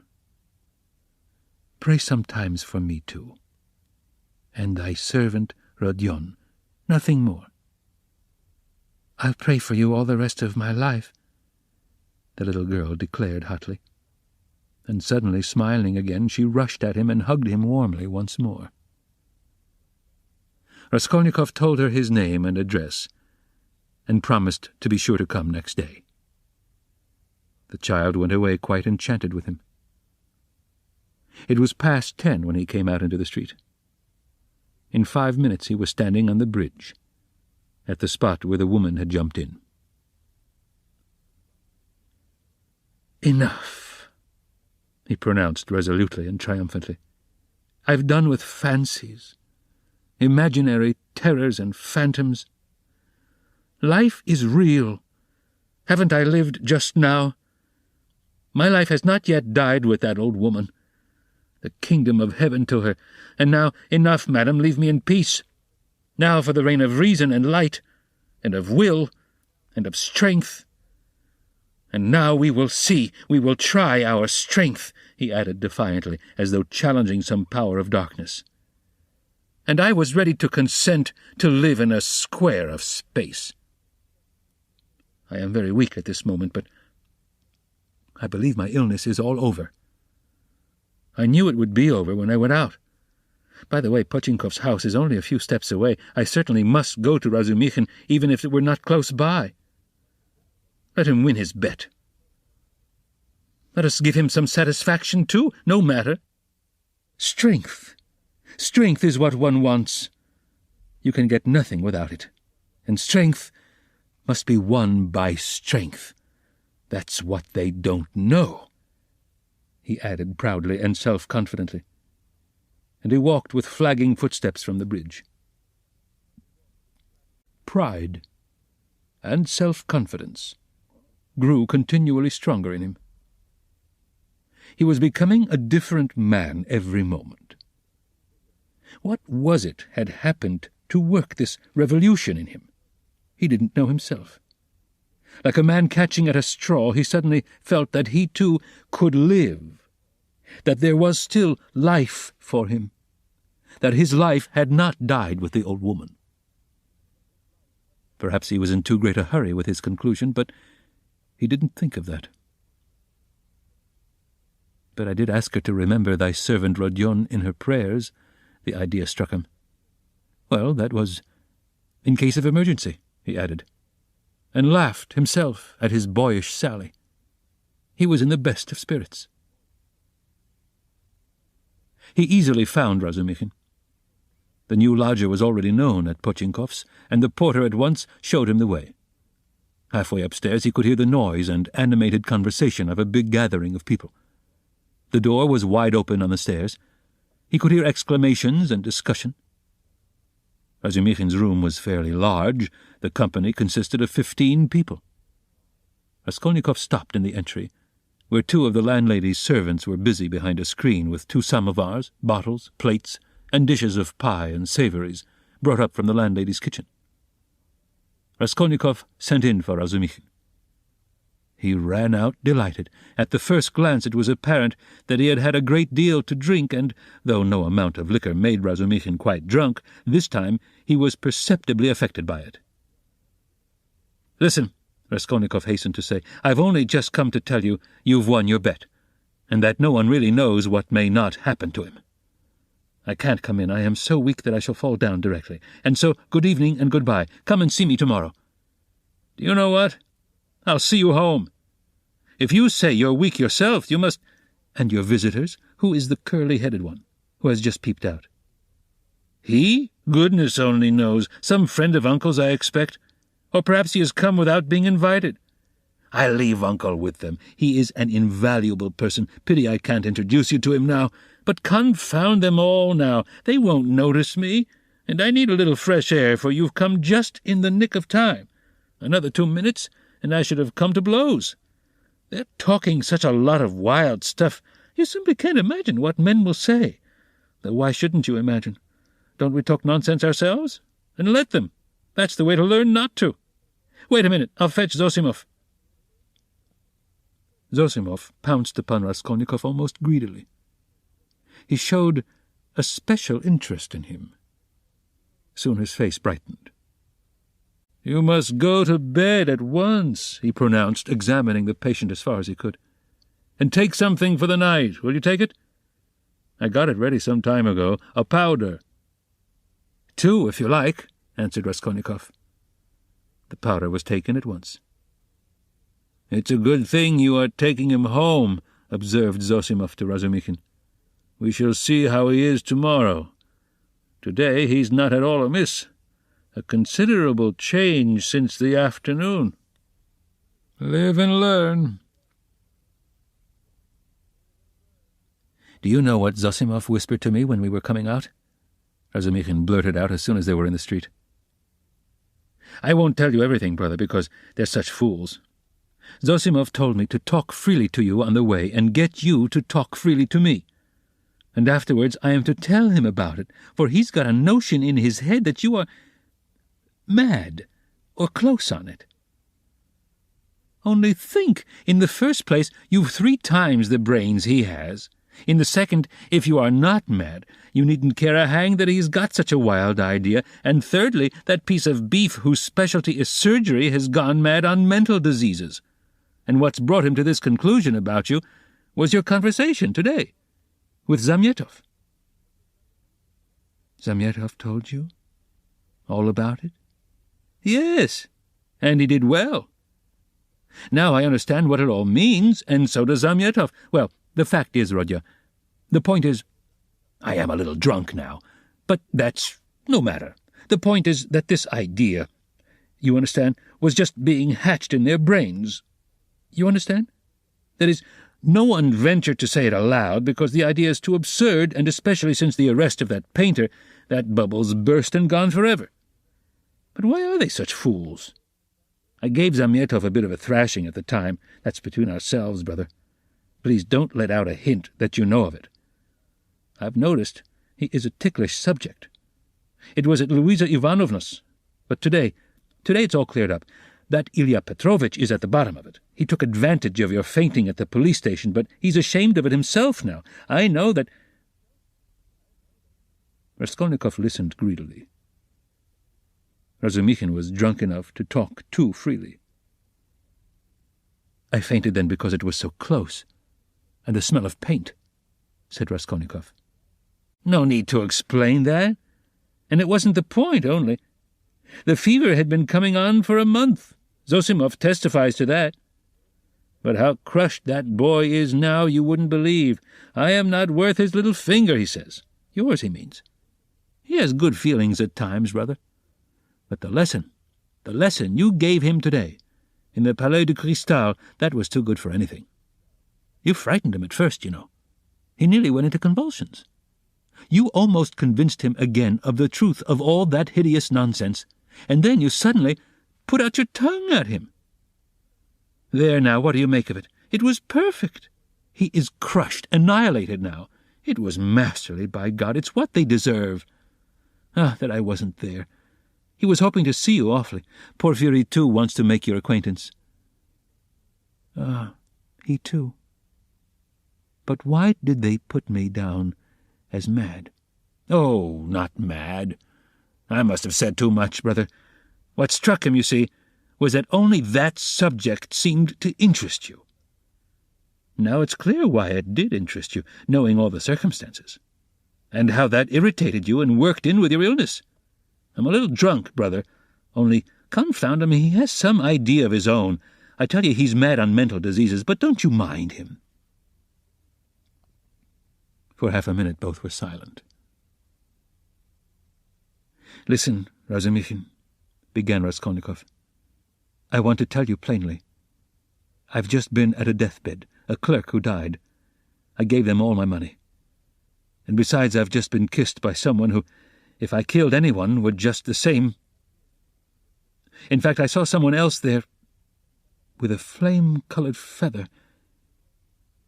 But I'm talking nonsense. I'm very weak. Support me. We shall be at the stairs directly." "What's the matter? What's the matter with you?" Razumikhin asked anxiously. "I'm a little giddy, but that's not the point. I am so sad, like a woman. Look, what's that? Look. What is it? Don't you see? A light in my room, you see? Through the crack." They were already at the foot of the last flight of stairs, at the level of the landlady's door, and they could, as a fact, see from below that there was a light in Raskolnikov's garret. "Queer. Nastasia, perhaps," observed Razumikhin. "She is never in my room at this time. And she must be in bed long ago, but I don't care. Goodbye." "What do you mean? I'm coming with you. We'll come in together." "I know we are going in together, but I want to shake hands here and say goodbye to you here, so give me your hand. Goodbye." "What's the matter with you, Rodya?" "Nothing. Come along, you shall be witness." They began mounting the stairs, and the idea struck Razumikhin that perhaps Zosimov might be right after all. "I've upset him with my chatter," he muttered to himself. When they reached the door, they heard voices in the room. "What is it?" cried Razumikhin. Raskolnikov was the first to open the door. He flung it wide and stood still in the doorway, dumbfounded. His mother and sister were sitting on his sofa, and had been waiting an hour and a half for him. Why had he never expected, never thought of them, though the news that they had started, were on their way and would arrive immediately, had been repeated to him only that day? They had spent that hour and a half plying Nastasia with questions. She was still standing before them, and had told them everything by now. They were beside themselves with alarm when they heard of his running away today, ill and, as they understood from her story, delirious. Good heavens, what had become of him? Both had been weeping, both had been in anguish for that hour and a half. A cry of joy, of ecstasy, greeted Raskolnikov's entrance. Both rushed to him. but he stood like one dead. A sudden, intolerable sensation struck him like a thunderbolt. He didn't lift his arms to embrace them. He couldn't. His mother and sister clasped him in their arms, kissed him, laughed, and cried. He took a step, tottered, and fell to the ground, fainting. Anxiety, cries of horror, moans. Razumikhin, who was standing in the doorway, flew into the room, seized the sick man in his strong arms, and in a moment had him on the sofa. "It's nothing, nothing," he cried to the mother and sister. "It's only a faint, a mere trifle. Only just now the doctor said he was much better, that he is perfectly well. Water! See, he's coming to himself. He's all right again." And seizing Dunya by the arm, so that he almost dislocated it, he made her bend down to see that he is all right again. The mother and sister looked on him with emotion and gratitude, as their providence. They had heard already from Nastasia all that had been done for their Rodya during his illness, by this very competent young man, as Pulcheria Alexandrovna Raskolnikov called him that evening, in conversation with Dunya. Part 3. Chapter 1. Raskolnikov got up and sat down on the sofa. He waved his hand weakly to Razumikhin to cut short the flow of warm and incoherent consolations he was addressing to his mother and sister, took them both by the hand, and for a minute or two gazed from one to the other without speaking. His mother was alarmed by his expression. It revealed an emotion agonizingly poignant, and at the same time something immovable, almost insane. Pulcheria Alexandrovna began to cry. Avdotya Romanovna was pale. Her hand trembled in her brother's. "Go home. With him," he said in a broken voice, pointing to Razumikhin. "Goodbye till tomorrow. Tomorrow everything... Is it long since you arrived?" "This evening, Rodya," answered Pulcheria Alexandrovna. "The train was awfully late. But, Rodya, nothing would induce me to leave you now. I will spend the night here near you." "Don't torture me," he said with a gesture of irritation. "I will stay with him," cried Razumikhin. "I won't leave him for a moment. Bother all my visitors. Let them rage to their heart's content. My uncle is presiding there." How can I thank you?" Pulcheria Alexandrovna was beginning, once more pressing Razumikhin's hands, but Raskolnikov interrupted her again. "I can't have it. I can't have it," he repeated irritably. "Don't worry me. Enough. Go away. I can't stand it." "Come, Mamma. Come out of the room at least for a minute," Dunya whispered in dismay. "We are distressing him, that's evident." "Mayn't I look at him after 3 years?" wept Pulcheria Alexandrovna. "Stay." He stopped them again. "You keep interrupting me, and my ideas get muddled. Have you seen Luzhin?" "No, Rodya. But he knows already of our arrival. We have heard, Rodya, that Pyotr Petrovitch was so kind as to visit you today," Pulcheria Alexandrovna added somewhat timidly. "Yes, he was so kind. Dunya, I promised Luzhin I'd throw him downstairs and told him to go to hell." "Rodya, what are you saying? Surely you don't mean to tell us—" Pulcheria Alexandrovna began in alarm, but she stopped, looking at Dunya. Avdotya Romanovna was looking attentively at her brother, waiting for what would come next. Both of them had heard of the quarrel from Nastasia, so far as she had succeeded in understanding and reporting it, and were in painful perplexity and suspense. "Dunya," Raskolnikov continued with an effort, "I don't want that marriage. So at the first opportunity, tomorrow, you must refuse Luzhin, so that we may never hear his name again." "Good heavens!" cried Pulcheria Alexandrovna. "Brother, think what you are saying," Avdotya Romanovna began impetuously, but immediately checked herself. "You are not fit to talk now. Perhaps you are tired," she added gently. "You think I'm delirious?" "No. You are marrying Luzhin for my sake. but I won't accept the sacrifice. And so write a letter before tomorrow to refuse him. Let me read it in the morning, and that will be the end of it." "That I can't do," the girl cried, offended. "What right have you—" "Dunya, you are hasty too. Be quiet. Tomorrow—" "Don't you see—" the mother interposed in dismay. "Better come away." "He is raving," Razumikhin cried tipsily. "Or how would he dare? Tomorrow all this nonsense will be over. Today he certainly did drive him away, that was so, and Luzhin got angry too. He made speeches here, wanted to show off his learning, and he went out crestfallen." "Then it's true?" cried Pulcheria Alexandrovna. "Goodbye till tomorrow, brother," said Dunya compassionately. "Let us go, mother. Goodbye, Rodya." "Do you hear, sister?" he repeated after them, making a last effort. "I am not delirious. This marriage is an infamy. Let me act like a scoundrel, but you mustn't. One is enough. And though I am a scoundrel, I wouldn't own such a sister. It's me or Luzhin. Go now." "But you're out of your mind. Despot!" roared Razumikhin. But Raskolnikov did not and perhaps could not answer. He lay down on the sofa and turned to the wall, utterly exhausted. Avdotya Romanovna looked with interest at Razumikhin. Her black eyes flashed. Razumikhin positively started at her glance. Pulcheria Alexandrovna stood overwhelmed. "Nothing would induce me to go," she whispered in despair to Razumikhin. "I will stay somewhere here.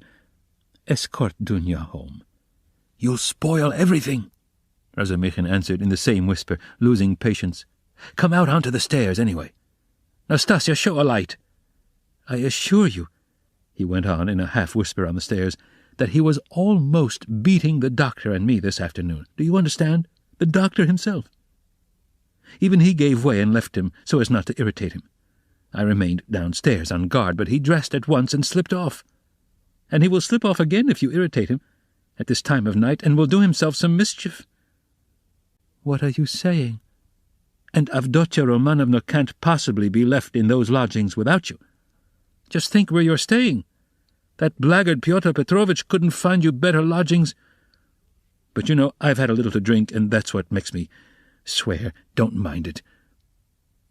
"But I'll go to the landlady here," Pulcheria Alexandrovna insisted. "I'll beseech her to find some corner for Dunya and me for the night. I can't leave him like that, I cannot." This conversation took place on the landing, just before the landlady's door. Nastasya lighted them from a step below. Razumikhin was in extraordinary excitement. Half an hour earlier, while he was bringing Raskolnikov home, he had indeed talked too freely, but he was aware of it himself, and his head was clear in spite of the vast quantities he had imbibed. Now he was in a state bordering on ecstasy, and all that he had drunk seemed to fly to his head with redoubled effect.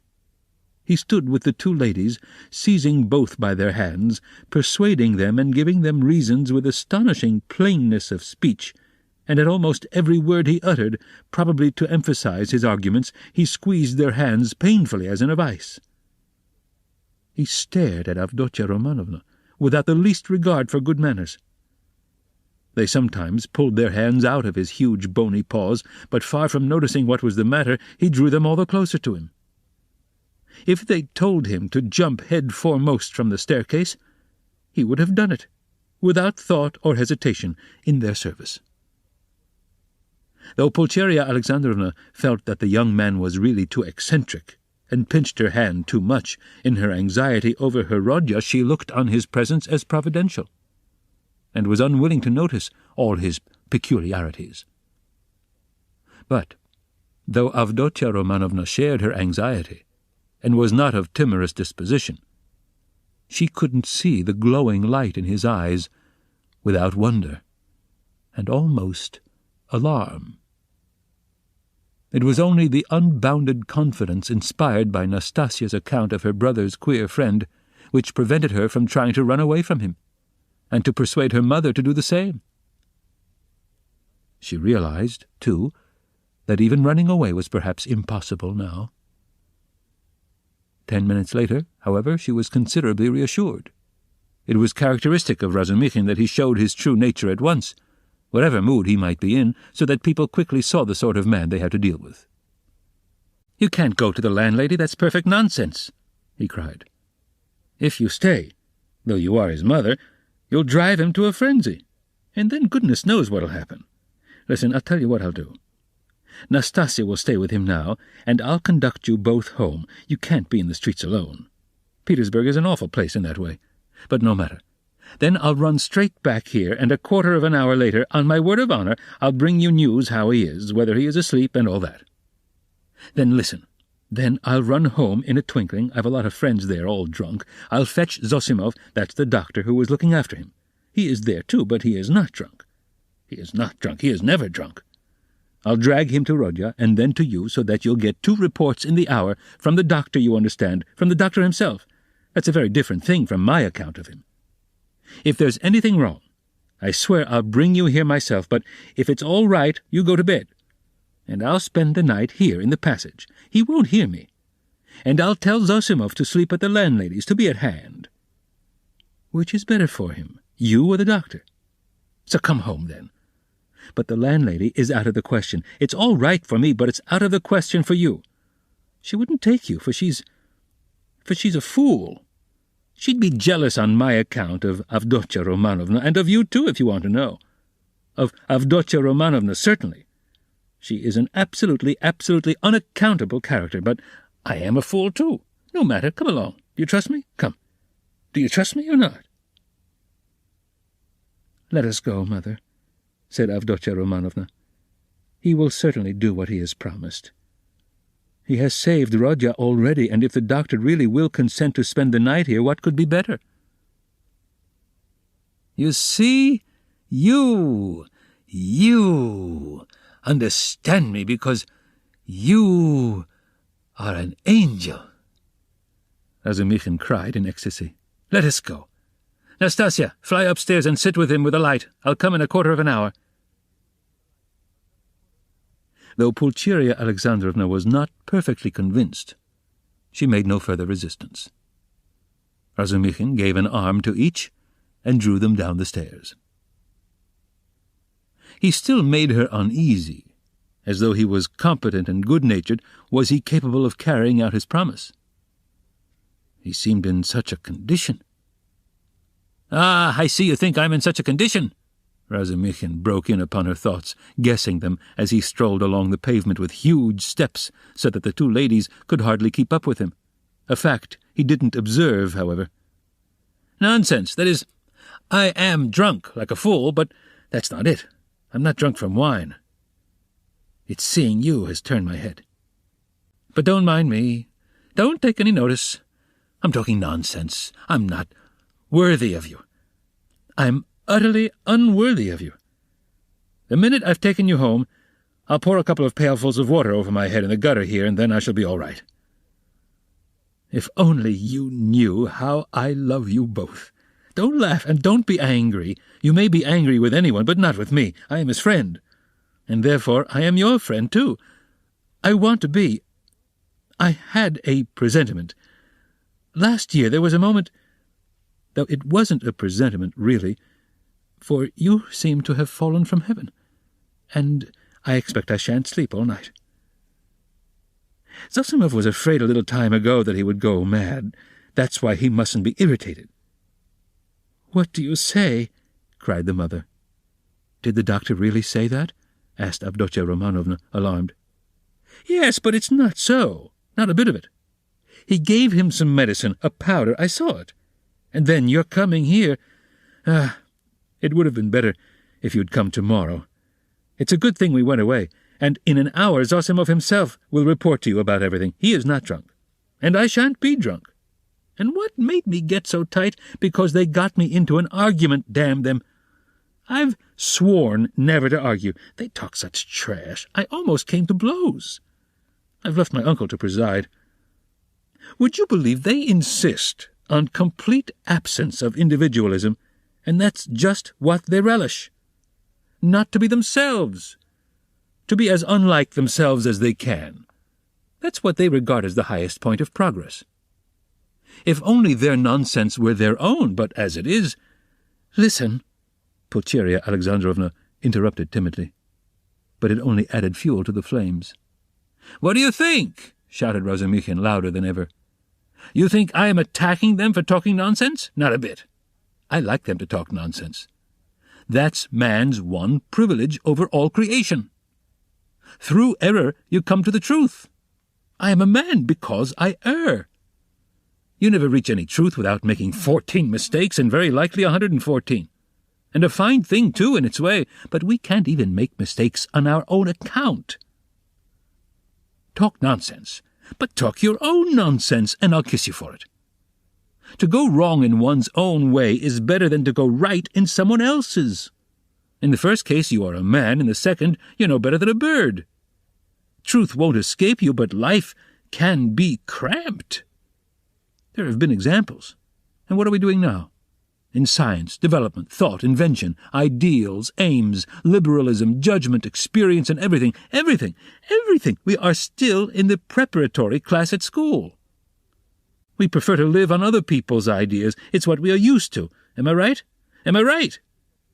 cried Razumikhin, pressing and shaking the two ladies' hands. "Oh, mercy, I do not know," cried poor Pulcheria Alexandrovna. Yes, though I don't agree with you in everything," added Avdotya Romanovna earnestly, and at once uttered a cry, for he squeezed her hand so painfully. "Yes, you say yes. Well, after that you, he cried in a transport, "you are a fount of goodness, purity, sense, and perfection. Give me your hand. You give me yours, too. I want to kiss your hands here at once, on my knees." And he fell on his knees on the pavement, fortunately at that time deserted. "Leave off, I entreat you. What are you doing?" Pulcheria Alexandrovna cried, greatly distressed. Get up, said Dunya, laughing, though she too was upset. "Not for anything till you let me kiss your hands. That's it. Enough. I get up and we'll go on. I am a luckless fool. I am unworthy of you and drunk, and I am ashamed. I am not worthy to love you, but to do homage to you is the duty of every man who is not a perfect beast. And I've done homage. Here are your lodgings, and for that alone Rodya was right in driving your Pyotr Petrovitch away. How dare he put you in such lodgings? It's a scandal. Do you know the sort of people they take in here? And you, his betrothed. You are his betrothed? Yes, well, then, I'll tell you, your fiancé is a scoundrel." "Excuse me, Mr. Razumikhin. You are forgetting—" Pulcheria Alexandrovna was beginning. Yes, you are right. I did forget myself. I am ashamed of it." Razumikhin made haste to apologize.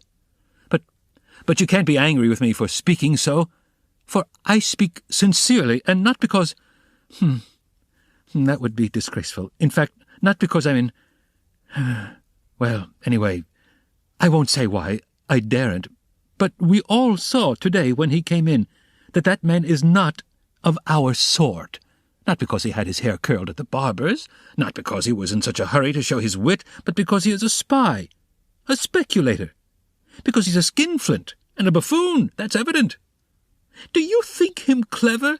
No, he is a fool. A fool, and is he a match for you? Good heavens, do you see, ladies—" He stopped suddenly on the way upstairs to their rooms.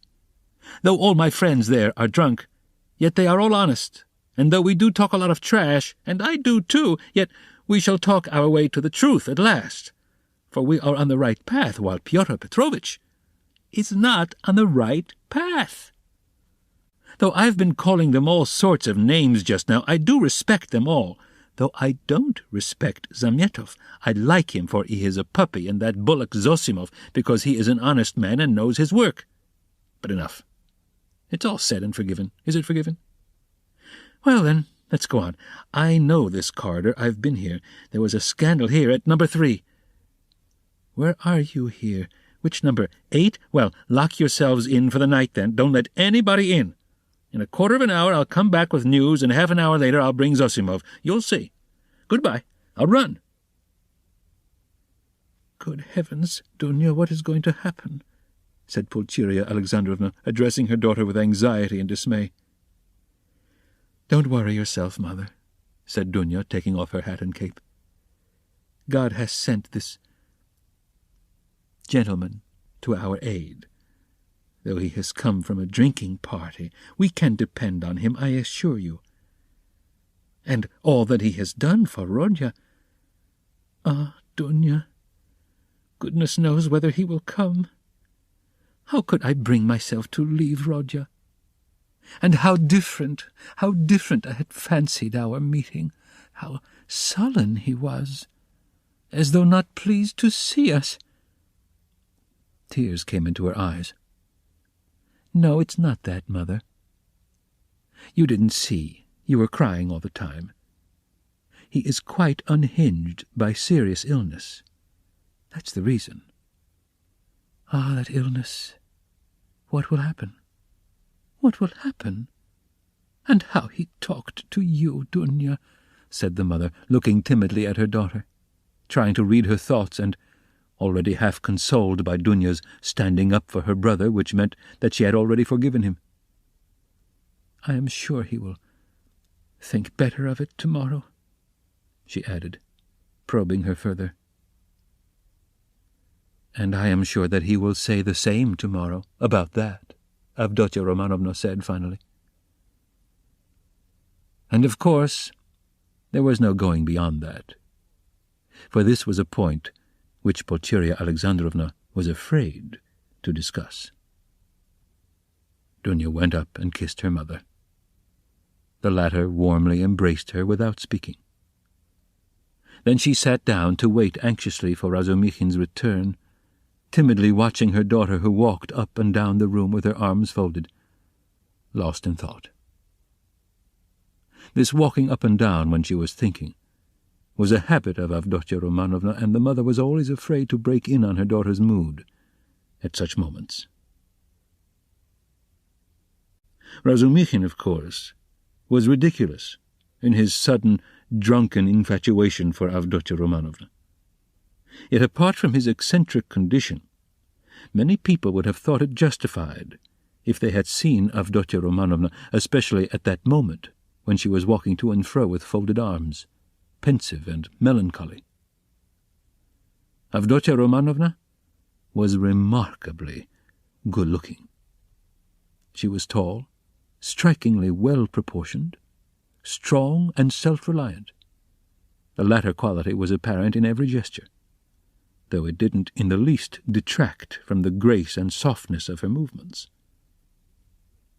In face she resembled her brother, but she might be described as really beautiful.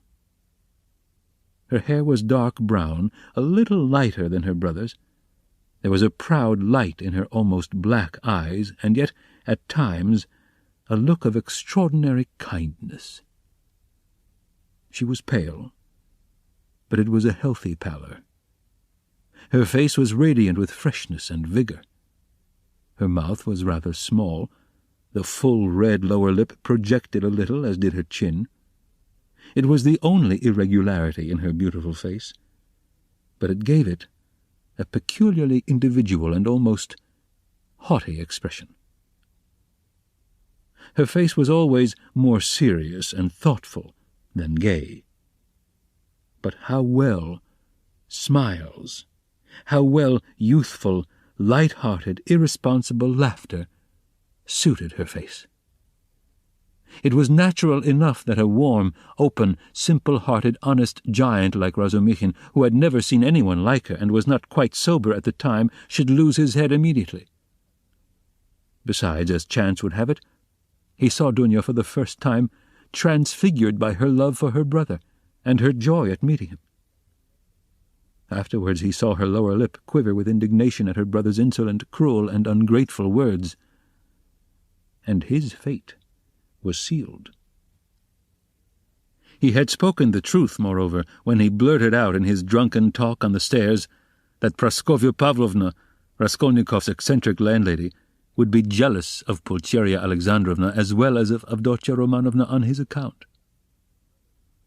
Although Pulcheria Alexandrovna was 43, Her face still retained traces of her former beauty. She looked much younger than her age, indeed, which is almost always the case with women who retain serenity of spirit, sensitiveness, and pure, sincere warmth of heart to old age.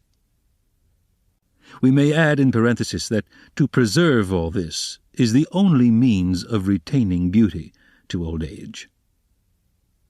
Her hair had begun to grow grey and thin. There had long been little crow's foot wrinkles round her eyes. Her cheeks were hollow and sunken from anxiety and grief, and yet it was a handsome face. She was Dunya over again, 20 years older, but without the projecting underlip. Pulcheria Alexandrovna was emotional but not sentimental, timid and yielding, but only to a certain point. She could give way and accept a great deal even of what was contrary to her convictions, but there was a certain barrier fixed by honesty, principle, and the deepest convictions which nothing would induce her to cross. Exactly 20 minutes after Razumikhin's departure, there came 2 subdued but hurried knocks at the door. He had come back. "I won't come in, I haven't time," he hastened to say when the door was opened. "He sleeps like a top, soundly, quietly, and God grant he may sleep 10 hours. Nastasia's with him. I told her not to leave till I came. Now I am fetching Zosimov. He will report to you, and then you'd better turn in. I can see you are too tired to do anything." And he ran off, down the corridor. "What a very competent and devoted young man," cried Pulcheria Alexandrovna, exceedingly delighted. "He seems a splendid person," Avdotya Romanovna replied with some warmth, resuming her walk up and down the room. It was nearly an hour later when they heard footsteps in the corridor and another knock at the door. Both women waited this time, completely relying on Razumikhin's promise. He actually had succeeded in bringing Zosimov. Zosimov had agreed at once to desert the drinking party to go to Raskolnikov's, but he came reluctantly, and with the greatest suspicion, to see the ladies, mistrusting Razumikhin in his exhilarated condition. But his vanity was at once reassured and flattered. He saw that they were really expecting him as an oracle. He stayed just 10 minutes, and succeeded in completely convincing and comforting Pulcheria Alexandrovna. He spoke with marked sympathy, but with the reserve and extreme seriousness of a young doctor at an important consultation. He didn't utter a word on any other subject, and didn't display the slightest desire to enter into more personal relations with the 2 ladies. Seeing at his first entrance the dazzling beauty of Avdotya Romanovna, he endeavoured not to notice her at all during his visit, and addressed himself solely to Pulcheria Alexandrovna. All this gave him extraordinary inward satisfaction. He declared that he thought the invalid at this moment going on very satisfactorily. According to his observations, the patient's illness was due partly to his unfortunate material surroundings during the last few months, but it had partly also a moral origin, was, so to speak, the product of several material and moral influences, anxieties, apprehensions, troubles, certain ideas, and so on. Noticing stealthily that Avdotya Romanovna was following his words with close attention, Zosimov allowed himself to enlarge on this theme. On Pulcheria Alexandrovna's anxiously and timidly inquiring as to some suspicion of insanity, he replied with a composed and candid smile that his words had been exaggerated, that certainly the patient had some fixed idea, something approaching a monomania. He, Zosimov, was now particularly studying this interesting branch of medicine, but that it must be recollected that until today the patient had been in delirium, and that no doubt the presence of his family would have a favourable effect on his recovery and distract his mind, if only all fresh shocks can be avoided, he added significantly. Then he got up, took leave with an impressive and affable bow, while blessings, warm gratitude, and entreaties were showered upon him, and Avdotya Romanovna spontaneously offered her hand to him. He went out exceedingly pleased with his visit, and still more so with himself. "We'll talk tomorrow. Go to bed at once," Razumikhin said in conclusion, following Zosimov out. "I'll be with you tomorrow morning as early as possible with my report." "That's a fetching little girl, Avdotya Romanovna," remarked Zosimov, almost licking his lips as they both came out into the street. "Fetching? You said fetching?" roared Razumikhin, and he flew at Zosimov and seized him by the throat. "If you ever dare! Do you understand? Do you understand?" he shouted, shaking him by the collar and squeezing him against the wall. "Do you hear?" "Let me go, you drunken devil," said Zosimov, struggling, and when he had let him go, he stared at him and went off into a sudden guffaw. Razumikhin stood facing him in gloomy and earnest reflection. "Of course I am an ass," he observed, sombre as a storm cloud, "but still, you are another." "No, brother, not at all such another. I am not dreaming of any folly." They walked along in silence, and only when they were close to Raskolnikov's lodgings, Razumikhin broke the silence in considerable anxiety. "Listen," he said, "you're a first-rate fellow. But among your other failings you're a loose fish. That I know. And a dirty one, too. You're a feeble, nervous wretch and a mass of whims. You're getting fat and lazy and can't deny yourself anything. And I call that dirty because it leads one straight into the dirt. You've let yourself get so slack that I don't know how it is you are still a good, even a devoted doctor. You, a doctor, sleep on a feather bed and get up at night to your patients. In another 3 or 4 years you won't get up for your patients. But hang it all, that's not the point. You are going to spend tonight in the landlady's flat here. Hard work I've had to persuade her. And I'll be in the kitchen. So here's a chance for you to get to know her better. It's not as you think. There's not a trace of anything of the sort, brother. But I don't think. Here you have modesty, brother. Silence, bashfulness, a savage virtue. And yet she's sighing and melting like wax, simply melting. Save me from her by all that's unholy. She's most prepossessing. I'll repay you. I'll do anything." Zosimov laughed more violently than ever. "Well, you are smitten. But what am I to do with her?" "It won't be much trouble, I assure you. Talk any rot you like to her, as long as you sit by her and talk. You're a doctor, too. Try curing her of something. I swear you won't regret it. She has a piano, and you know, I strum a little. I have a song there, a genuine Russian one. I shed hot tears. She likes the genuine article, and, well, it all began with that song. Now you're a regular performer, a maître, a Rubinstein. I assure you, you won't regret it." "But have you made her some promise? Something signed? A promise of marriage, perhaps?" Nothing, absolutely nothing of the kind. Besides, she is not that sort at all. Jebarov tried that." "Well, then drop her." "But I can't drop her like that." "Why can't you?" "Well, I can't, that's all. There's an element of attraction here, brother." "Then why have you fascinated her?" "I haven't fascinated her. Perhaps I was fascinated myself in my folly. But she won't care a straw whether it's you or I, so long as somebody sits beside her, sighing. I can't explain the position, brother. Look here, you are good at mathematics and working at it now. Begin teaching her the integral calculus. Upon my soul, I'm not joking. I'm in earnest. It'll be just the same to her. She will gaze at you and sigh for a whole year together. I talked to her once for 2 days at a time about the Prussian House of Lords. For one must talk of something. She just sighed and perspired. And you mustn't talk of love. She's bashful to hysterics. But just let her see you can't tear yourself away. That's enough. It's fearfully comfortable. You're quite at home. You can read, sit, lie about, write. You may even venture on a kiss, if you're careful." "But what do I want with her?"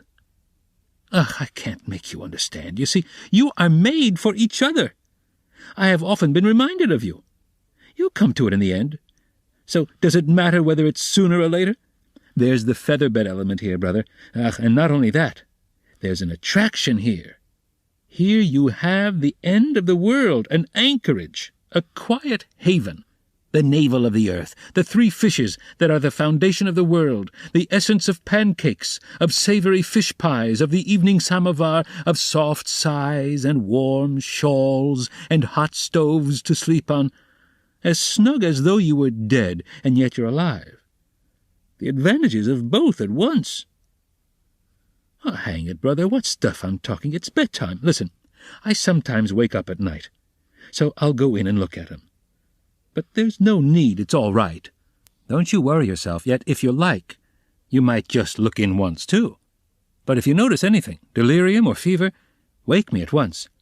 But there can't be... Chapter 2. Razumichin waked up next morning at 8 o'clock, troubled and serious. He found himself confronted with many new and unlooked-for perplexities. He had never expected that he would ever wake up feeling like that. He remembered every detail of the previous day, and he knew that a perfectly novel experience had befallen him, that he had received an impression unlike anything he had known before. At the same time, he recognized clearly that the dream which had fired his imagination was hopelessly unattainable. So unattainable that he felt positively ashamed of it, and he hastened to pass to the other more practical cares and difficulties bequeathed him by that thrice accursed yesterday.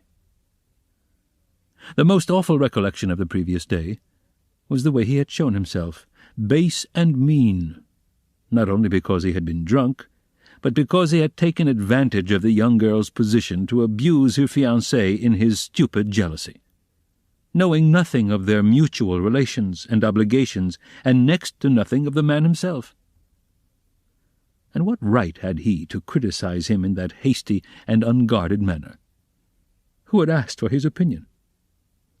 Was it thinkable that such a creature as Avdotia Romanovna would be marrying an unworthy man for money?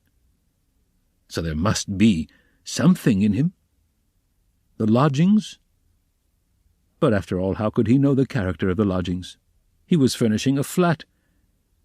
Phew, how despicable it all was. And what justification was it that he was drunk? Such a stupid excuse was even more degrading. In wine is truth, and the truth had all come out. That is all the uncleanness of his coarse and envious heart. And would such a dream ever be permissible to him, Razumichin? What was he beside such a girl, he, the drunken, noisy braggart of last night? Was it possible to imagine so absurd and cynical a juxtaposition? Razumichin blushed desperately at the very idea. And suddenly the recollection forced itself vividly upon him of how he had said last night on the stairs that the landlady would be jealous of Avdotia Romanovna. That was simply intolerable. He brought his fist down heavily on the kitchen stove, hurt his hand, and sent one of the bricks flying. Of course, he muttered to himself a minute later with a feeling of self-abasement, of course all these infamies can never be wiped out or smoothed over. And so it's useless even to think of it. And I must go to them in silence, and do my duty in silence too, and not ask forgiveness, and say nothing. For all is lost now. And yet as he dressed, he examined his attire more carefully than usual. He hadn't another suit. If he had had, perhaps he wouldn't have put it on. I would have made a point of not putting it on. But in any case, he couldn't remain a cynic and a dirty sloven. He had no right to offend the feelings of others, especially when they were in need of his assistance and asking him to see them. He brushed his clothes carefully. His linen was always decent. In that respect he was especially clean. He washed that morning scrupulously, He got some soap from Nastasia. He washed his hair, his neck, and especially his hands. When it came to the question whether to shave his stubbly chin or not, Praskovya Pavlovna had capital razors that had been left by her late husband. The question was angrily answered in the negative. Let it stay as it is. What if they think that I shaved on purpose to— They certainly would think so, not on any account. And the worst of it was he was so coarse, so dirty, he had the manners of a pothouse, and even admitting that he knew he had some of the essentials of a gentleman, what was there in that to be proud of? Everyone ought to be a gentleman, and more than that, and all the same, he remembered, he too had done little things, not exactly dishonest, and yet— And what thoughts he sometimes had! And to set all that beside Avdotya Romanovna. Confound it, so be it. Well, he'd make a point, then, of being dirty, greasy, pothouse in his manners, and he wouldn't care. He'd be worse.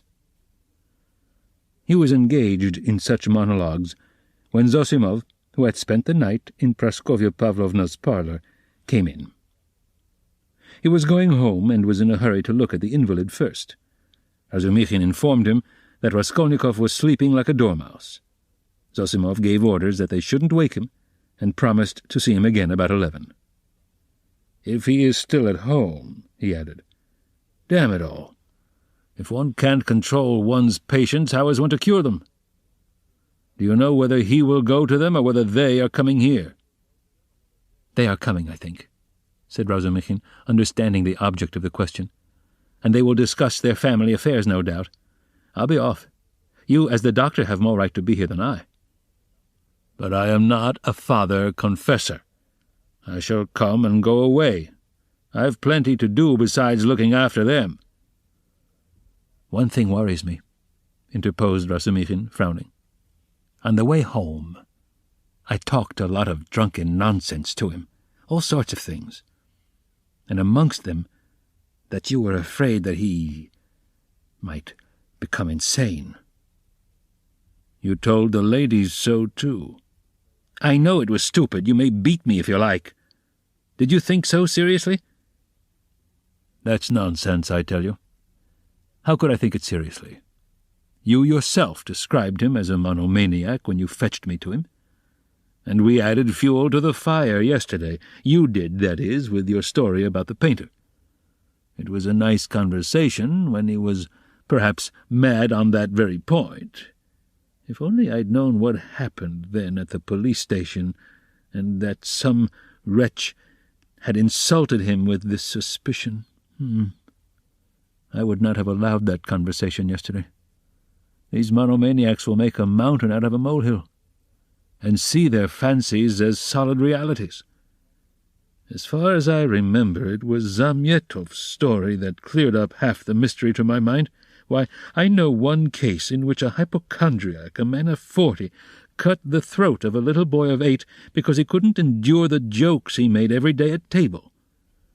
And, in this case, his rags, the insolent police officer, the fever, and this suspicion, all that working upon a man half frantic with hypochondria and with his morbid, exceptional vanity. That may well have been the starting point of illness. Well, bother it all. And by the way, that Zamyetov certainly is a nice fellow, but, he shouldn't have told all that last night. He is an awful chatterbox. But whom did he tell it to, you and me? And Porfiry? What does that matter? And by the way, have you any influence on them, his mother and sister? Tell them to be more careful with him today. They'll get on all right, Razumikhin answered reluctantly. Why is he so set against this Luzhin, a man with money, and she doesn't seem to dislike him? And they haven't a farthing, I suppose, eh? But what business is it of yours? Razumikhin cried with annoyance. How can I tell whether they've a farthing? Ask them yourself, and perhaps you'll find out. Phew, what an ass you are sometimes. Last night's wine has not gone off yet. Goodbye. Thank your Praskovya Pavlovna from me for my night's lodging. She locked herself in, made no reply to my bonjour through the door. She was up at 7 o'clock. The samovar was taken in to her from the kitchen. I was not vouchsafed a personal interview. At 9 o'clock precisely, Razumikhin reached the lodgings at Bakaleyev's house. Both ladies were waiting for him with nervous impatience. They had risen at 7 o'clock or earlier. He entered looking as black as night, bowed awkwardly, and was at once furious with himself for it. He had reckoned without his host. Pulcheria Alexandrovna fairly rushed at him, seized him by both hands, and was almost kissing them. He glanced timidly at Avdotia Romanovna, but her proud countenance wore at that moment an expression of such gratitude and friendliness, such complete and unlooked-for respect, in place of the sneering looks and disguised contempt he expected, that it threw him into greater confusion than if he had been met with abuse. Fortunately, there was a subject for conversation, and he made haste to snatch it. Hearing that everything was going well, and that Rodya had not yet waked, Pulcheria Alexandrovna declared that she was glad to hear it because something which was very, very necessary to talk over beforehand. Then followed an inquiry about breakfast, and an invitation to have it with them. They had waited to have it him. Avdotia Romanovna rang.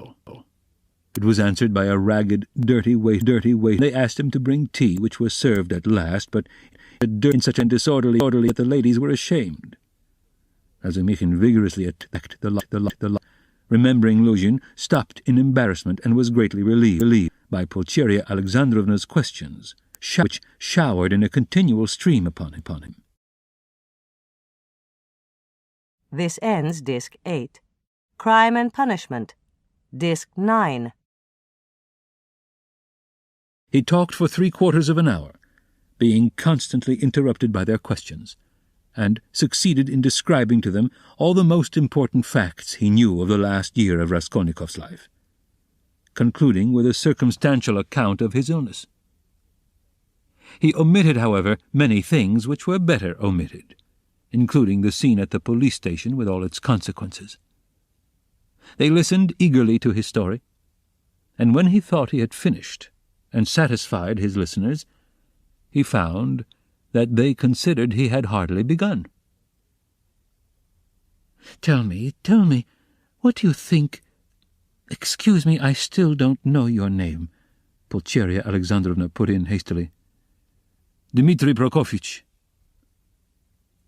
"I should like very, very much to know, Dmitri Prokofyevitch, how he looks. On things in general, now, that is, how can I explain? What are his likes and dislikes? Is he always so irritable? Tell me, if you can, what are his hopes, and so to say his dreams? Under what influences is he now? In a word, I should like—" "Ah, mother, how can he answer all that at once?" observed Dunya. "Good heavens, I had not expected to find him in the least like this, Dmitri Prokofyevitch." "Naturally," answered Razumikhin. "I have no mother, but my uncle comes every year, and almost every time he can scarcely recognize me, even in appearance, though he is a clever man. And your 3 years' separation means a great deal. What am I to tell you? I have known Rodion for 1.5 years. He is morose, gloomy, proud and haughty, and of late, and perhaps for a long time before, he has been suspicious and fanciful. He has a noble nature and a kind heart. He doesn't like showing his feelings, and would rather do a cruel thing than open his heart freely. Sometimes, though, he's not at all morbid, but simply cold and inhumanly callous. It's as though he were alternating between 2 characters. Sometimes he's fearfully reserved. He says he is so busy that everything is a hindrance, and yet he lies in bed doing nothing. He doesn't jeer at things, not because he hasn't the wit, but as though he hadn't time to waste on such trifles. He never listens to what is said to him. He is never interested in what interests other people at any given moment. He thinks very highly of himself, and perhaps he's right. Well, what more? I think your arrival will have a most beneficial influence upon him."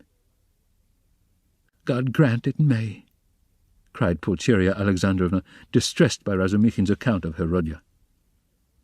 And Razumikhin ventured to look more boldly at Avdotya Romanovna at last. He glanced at her often while he was talking, but only for a moment, and looked away again at once. Avdotya Romanovna sat at the table, listening attentively, then got up again and began walking to and fro with her arms folded and her lips compressed, occasionally putting in a question, without stopping her walk. She had the same habit of not listening to what was said.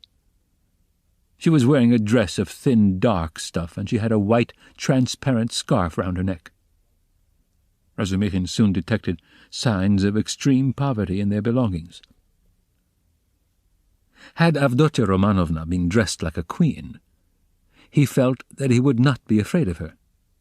But perhaps just because she was poorly dressed, and that he noticed all the misery of her surroundings, his heart was filled with dread, and he began to be afraid of every word he uttered, every gesture he made, which was very trying for a man who already felt diffident. "You've told us a great deal that is interesting about my brother's character, and have told it impartially. I am glad. I thought that you were too uncritically devoted to him," observed Avdotya Romanovna with a smile. "I think you are right that he needs a woman's care," she added thoughtfully. "I didn't say so, but I dare say you are right, only—" "What?" "He loves no one, and perhaps he never will," Razumikhin declared decisively. "You mean he is not capable of love?" "Do you know, Avdotya Romanovna, you are awfully like your brother, in everything indeed," he blurted out suddenly to his own surprise. But remembering at once what he had just before said of her brother, he turned as red as a crab and was overcome with confusion. Avdotya Romanovna couldn't help laughing when she looked at him. "You may both be mistaken about Rodya," Pulcheria Alexandrovna remarked, slightly piqued. "I am not talking of our present difficulty, Dunya. What Pyotr Petrovitch writes in this letter, and what you and I have supposed, may be mistaken, but you can't imagine, Dmitri Prokofitch, how moody and, so to say, capricious he is. I never could depend on what he would do when he was only 15. And I am sure that he might do something now that nobody else would think of doing. Well, for instance, do you know how a year and a half ago he astounded me and gave me a shock that nearly killed me when he had the idea of marrying that girl, what was her name, his landlady's daughter?"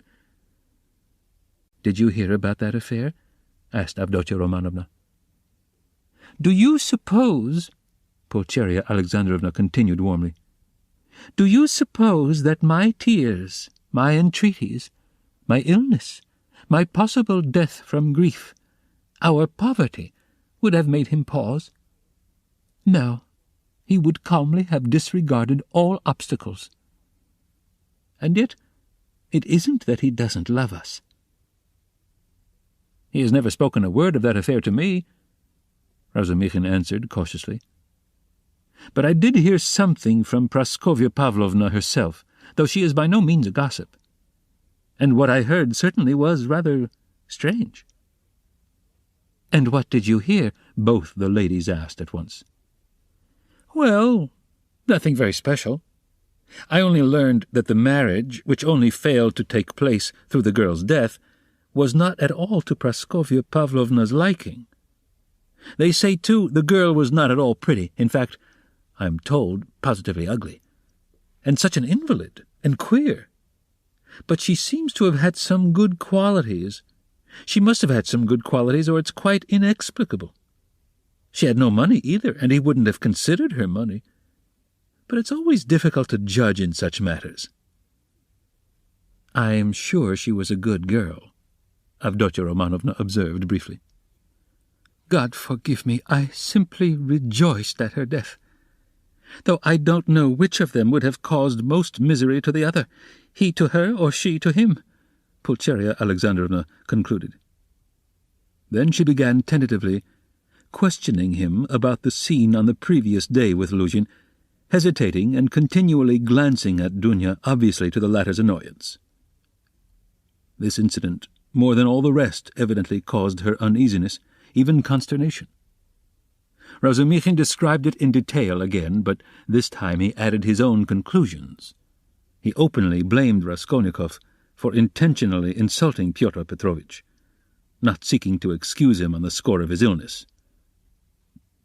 He had planned it before his illness, he added. "I think so too," Pulcheria Alexandrovna agreed with a dejected air. But she was very much surprised at hearing Razumikhin express himself so carefully and even with a certain respect about Pyotr Petrovitch. Avdotya Romanovna, too, was struck by it. "So, this is your opinion of Pyotr Petrovitch?" Pulcheria Alexandrovna could not resist asking. "I can have no other opinion of your daughter's future husband," Razumikhin answered firmly and with warmth. "And I don't say it simply from vulgar politeness, but simply because Avdotya Romanovna has of her own free will deigned to accept this man. If I spoke so rudely of him last night, it was because I was disgustingly drunk and mad besides. Yes, mad, crazy. I lost my head completely. And this morning I am ashamed of it." He crimsoned and ceased speaking. Avdotya Romanovna flushed, but did not break the silence. She had not uttered a word from the moment they began to speak of Luzhin. Without her support, Pulcheria Alexandrovna obviously didn't know what to do. At last, faltering and continually glancing at her daughter, she confessed that she was exceedingly worried by one circumstance. "You see, Dmitri Prokofitch," she began. "I'll be perfectly open with Dmitri Prokofitch, Dunya?" "Of course, mother," said Avdotya Romanovna emphatically. "This is what it is." She began in haste, as though the permission to speak of her trouble lifted a weight off her mind. "Very early this morning, we got a note from Pyotr Petrovitch in reply to our letter announcing our arrival. He promised to meet us at the station, you know. Instead of that, he sent a servant to bring us the address of these lodgings and to show us the way. And he sent a message that he would be here himself this morning. But this morning this note came from him. You'd better read it yourself. There is one point in it which worries me very much. You will soon see what that is, and tell me your candid opinion, Dmitri Prokofitch. You know Rodya's character better than anyone, and no one can advise us better than you can. Dunya, I must tell you, made her decision at once, but I still don't feel sure how to act, and I've been waiting for your opinion." Razumikhin opened the note, which was dated the previous evening, and read as follows. "Dear Madam Pulcheria Alexandrovna, I have the honour to inform you that owing to unforeseen obstacles, I was rendered unable to meet you at the railway station. I sent a very competent person with the same object in view. I likewise shall be deprived of the honour of an interview with you tomorrow morning by business in the Senate that does not admit of delay, and also that I may not intrude on your family circle while you are meeting your son, and Avdotya Romanovna, her brother. I shall have the honour of visiting you and paying you my respects at your lodgings not later than tomorrow evening at 8 o'clock precisely. And herewith I venture to present my earnest and, I may add, imperative request that Rodion Romanovitch may not be present at our interview, as he offered me a gross and unprecedented affront on the occasion of my visit to him in his illness yesterday. And, moreover, since I desire from you personally an indispensable and circumstantial explanation upon a certain point, in regard to which I wish to learn your own interpretation. I have the honour to inform you, in anticipation, that if, in spite of my request, I meet Rodion Romanovitch, I shall be compelled to withdraw immediately, and then you have only yourself to blame. I write on the assumption that Rodion Romanovitch, who appeared so ill at my visit, suddenly recovered 2 hours later, and so, being able to leave the house, may visit you also. I was confirmed in that belief by the testimony of my own eyes in the lodging of a drunken man who was run over and has since died, to whose daughter, a young woman of notorious behaviour, he gave 25 roubles on the pretext of the funeral, which gravely surprised me, knowing what pains you were at to raise that sum. Herewith expressing my special respect to your estimable daughter, Avdotia Romanovna, I beg you to accept the respectful homage of your humble servant, P. Luzhin. "What am I to do now, Dmitri Prokofyevich?" began Pulcheria Alexandrovna, almost weeping. "How can I ask Rodya not to come? Yesterday he insisted so earnestly on our refusing Pyotr Petrovitch, and now we are ordered not to receive Rodya. He will come on purpose if he knows, and what will happen then?" "Act on Avdotia Romanovna's decision," Razumikhin answered calmly at once. "Oh, dear me, she says—" "Goodness knows what she says. She doesn't explain her reason. She says that it would be best, at least, not that it would be best, but that it's absolutely necessary that Rodya should make a point of being here at 8 o'clock, and that they must meet. I didn't want even to show him the letter, but to prevent him from coming by some stratagem with your help, because he is so irritable. Besides, I don't understand about that drunkard who died and that daughter, and how he could have given the daughter all the money which cost you such sacrifice, mother," put in Avdotia Romanovna. "He was not himself yesterday," Razumikhin said thoughtfully. "If you only knew what he was up to in a restaurant yesterday, though there was sense in it, too. He did say something as we were going home yesterday evening about a dead man and a girl, but I didn't understand a word. But last night I myself—" "The best thing, mother, will be for us to go to him ourselves, and there, I assure you, we shall see at once what's to be done.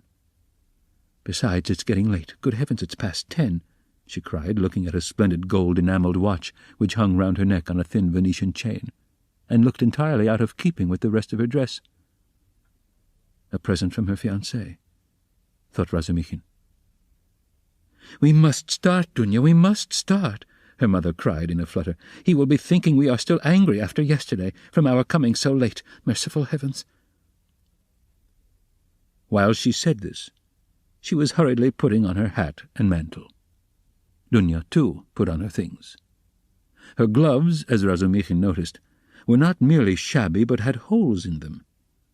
And yet this evident poverty gave the two ladies an air of special dignity, which is always found in people who know how to wear poor clothes.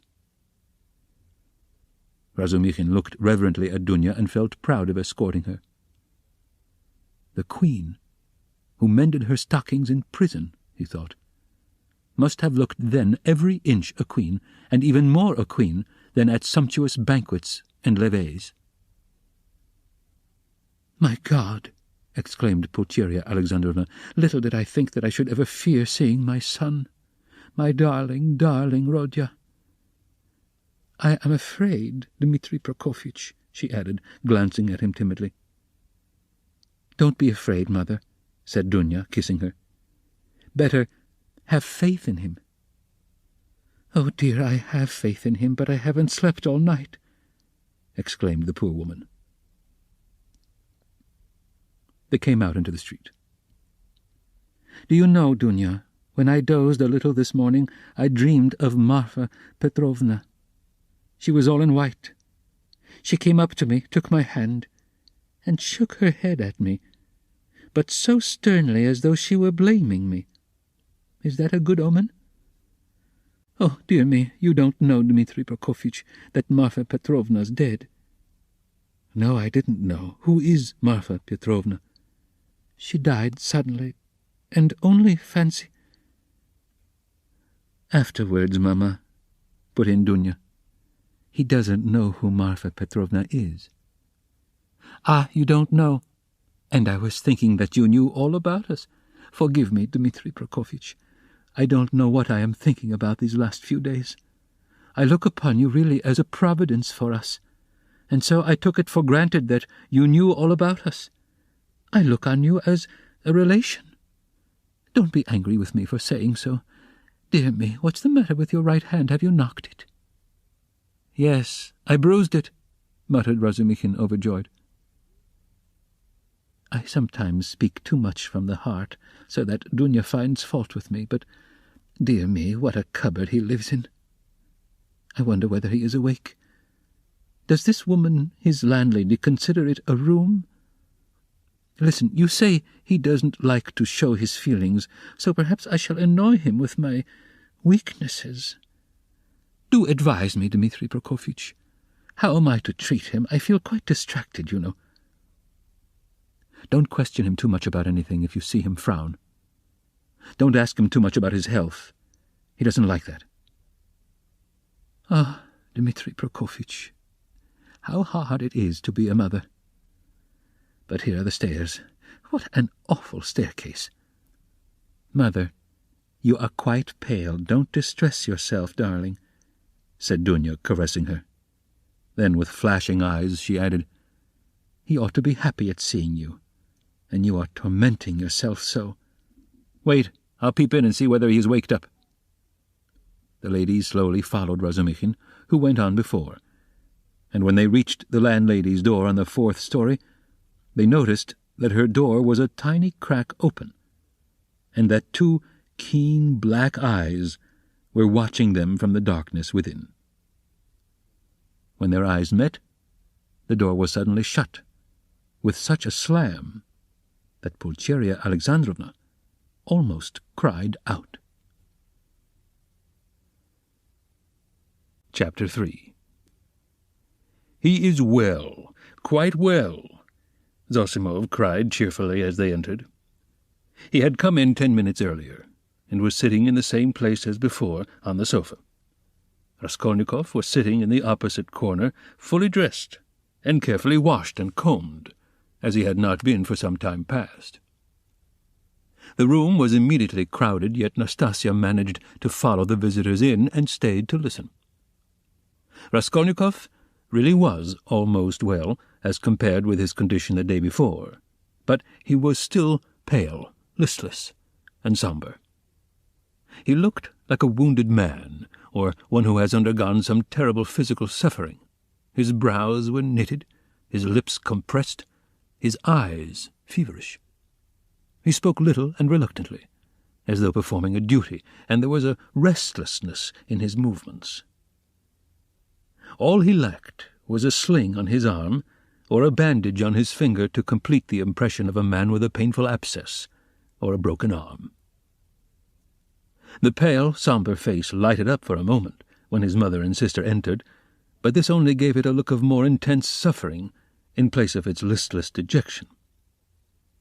The light soon died away, but the look of suffering remained, and Zosimov, watching and studying his patient with all the zest of a young doctor beginning to practice, noticed in him no joy at the arrival of his mother and sister, but a sort of bitter, hidden determination to bear another hour or two of inevitable torture. He saw later that almost every word of the following conversation seemed to touch on some sore place and irritate it. But at the same time, he marveled at the power of controlling himself and hiding his feelings, this in a patient who the previous day had, like a monomaniac, fallen into a frenzy at the slightest word. "Yes, I see myself now that I am almost well," said Raskolnikov, giving his mother and sister a kiss of welcome, which made Pulcheria Alexandrovna radiant at once. "And I don't say this as I did yesterday," he said, addressing Razumikhin with a friendly pressure of his hand. "Yes, indeed, I am quite surprised at him today," began Zosimov, much delighted at the lady's entrance, for he had not succeeded in keeping up a conversation with his patient for 10 minutes. "In another 3 or 4 days, if he goes on like this, he will be just as before, that is, as he was a month ago, or 2, or perhaps even 3. This has been coming on for a long while, eh? Confess now that it has been, perhaps, your own fault." he added with a tentative smile, as though still afraid of irritating him. "It is very possible," answered Raskolnikov coldly. "I should say, too," continued Zosimov with zest, "that your complete recovery depends solely on yourself. Now that one can talk to you, I should like to impress upon you that it is essential to avoid the elementary, so to speak, fundamental causes tending to produce your morbid condition. In that case you will be cured. If not, it will go from bad to worse. These fundamental causes I don't know, but they must be known to you. You are an intelligent man, and must have observed yourself, of course. I think the first stage of your derangement coincides with your leaving the university. You must not be left without occupation. And so, work and a definite aim set before you might, I think, be very beneficial." "Yes, you are perfectly right. I will make haste and return to the university, and then everything will go smoothly." Zosimov, who had begun his sage advice partly to make an effect before the ladies, was certainly somewhat mystified when, glancing at his patient, he observed unmistakable mockery on his face. This lasted an instant, however. Pulcheria Alexandrovna began at once thanking Zosimov especially for his visit to their lodging the previous night. "What? He saw you last night?" Raskolnikov asked, as though startled. "Then you have not slept either after your journey?" "Ach, Rodya, that was only till 2 o'clock. Dunya and I never go to bed before 2 at home." "I don't know how to thank him either," Raskolnikov went on, suddenly frowning and looking down. "Setting aside the question of payment, forgive me for referring to it." He turned to Zosimov. "I really don't know what I have done to deserve such special attention from you. I simply don't understand it, and it weighs upon me, indeed, because I don't understand it. I tell you so candidly." "Don't be irritated," Zosimov forced himself to laugh. "Assume that you are my first patient. Well, we fellows just beginning to practice love our first patients as if they were our children, and some almost fall in love with them. And, of course, I am not rich in patience. I say nothing about him," added Raskolnikov, pointing to Razumikhin, "though he has had nothing from me either but insult and trouble." "What nonsense he's talking! Why, you are in a sentimental mood today, are you?" shouted Razumikhin. If he had observed shrewdly, he would have seen that there was no trace of sentimentality in him, but something indeed quite the opposite. But Avdotya Romanovna noticed it. She was intently and uneasily watching her brother. "As for you, mother, I don't dare to speak," he went on, as though repeating a lesson learned by heart. "It is only today that I have been able to realize a little how distressed you must have been here yesterday, waiting for me to come back." When he had said this, he suddenly held out his hand to his sister, smiling without a word. But in this smile there was a flash of real, unfeigned feeling. Dunya caught it at once, and warmly pressed his hand, overjoyed and thankful. It was the first time he had addressed her since their dispute the previous day. The mother's face lighted up with ecstatic happiness at the sight of this conclusive, unspoken reconciliation. "Yes, that is what I love him for," Razumikhin, exaggerating it all, muttered to himself with a vigorous turn in his chair. "He has these gestures." "And how well he does it all," the mother was thinking to herself. "What generous impulses he has, and how simply, how delicately he put an end to all the misunderstanding with his sister, simply by holding out his hand at the right minute and looking at her like that.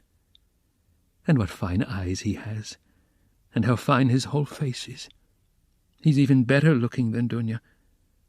But good heavens, what a suit! How terribly he's dressed!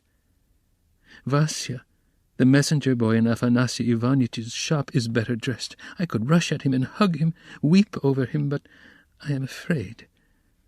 Oh, dear, he's so strange. He's talking kindly, but I'm afraid. Why? What am I afraid of? Oh, Rodya, you wouldn't believe, she began suddenly, in haste to answer his words to her, how unhappy Dunya and I were yesterday. Now that it's all over and done with, and we are quite happy again, I can tell you. Fancy, we ran here almost straight from the train to embrace you. And that woman, here she is. Good morning, Nastasia. She told us at once that you were lying in a high fever, and had just run away from the doctor in delirium, and they were looking for you in the streets. You can't imagine how we felt. I couldn't help thinking of the tragic end of Lieutenant Potanchukov, a friend of your father's, you can't remember him, Rodya, who ran out in the same way, in a high fever, and fell into the well in the courtyard, and they couldn't pull him out till next day. Of course, we exaggerated things. We were on the point of rushing to find Pyotr Petrovitch to ask him to help, because we were alone, utterly alone, she said plaintively, and stopped short, suddenly, recollecting it was still somewhat dangerous to speak of Pyotr Petrovitch, although we are quite happy again. Yes, of course it's very annoying, Raskolnikov muttered in reply, but with such a preoccupied and inattentive air that Dunya gazed at him in perplexity. What else was it I wanted to say? He went on, trying to recollect. Oh, yes, Mother, and you too, Dunya, please don't think that I didn't mean to come and see you today and was waiting for you to come first. What are you saying, Rodya? Cried Pulcheria Alexandrovna. She too was surprised. Is he answering us as a duty? Dunya wondered. Is he being reconciled and asking forgiveness as though he were performing a rite, or repeating a lesson? I've only just waked up, and wanted to go to you, but was delayed owing to my clothes. I forgot yesterday to ask her, Nastasia, to wash out the blood. I've only just got dressed. Blood? What blood? Pulcheria Alexandrovna asked in alarm. Oh, nothing, don't be uneasy. It was when I was wandering about yesterday, rather delirious. I chanced upon a man who had been run over, a clerk. Delirious? But you remember everything, Razumikhin interrupted. That's true, Raskolnikov answered with special carefulness. I remember everything, even to the slightest detail, and yet why I did that and went there and said that I can't clearly explain now. A familiar phenomenon, interposed Zosimov. Actions are sometimes performed in a masterly and most cunning way, while the direction of the actions is deranged and dependent on various morbid impressions. It's like a dream. Perhaps it's a good thing, really, that he should think me almost a madman, thought Raskolnikov. Why, people in perfect health act in the same way, too, observed Dunya, looking uneasily at Zosimov. There is some truth in your observation, the latter replied. In that sense we are certainly all not infrequently like madmen, but with the slight difference that the deranged are somewhat madder, for we must draw a line. A normal man, it is true, hardly exists. Among dozens, perhaps hundreds of thousands, hardly one is to be met with. At the word madman, carelessly dropped by Zosimov in his chatter on his favourite subject, everyone frowned. Raskolnikov sat, seeming not to pay attention, plunged in thought with a strange smile on his pale lips. He was still meditating on something. Well, what about the man who was run over? I interrupted you, Razumikhin cried hastily. What? Raskolnikov seemed to wake up. Oh, I got spattered with blood helping to carry him to his lodging. By the way, Mamma, I did an unpardonable thing yesterday. I was literally out of my mind. I gave away all the money you sent me, to his wife for the funeral. She's a widow now, in consumption, a poor creature, 3 little children, starving, nothing in the house. There's a daughter, too. Perhaps You'd have given it yourself if you'd seen them. But I had no right to do it, I admit, especially as I knew how you needed the money yourself. To help others, one must have the right to do it, or else crevez chien si vous n'êtes pas content. He laughed. That's right, isn't it, Dunya?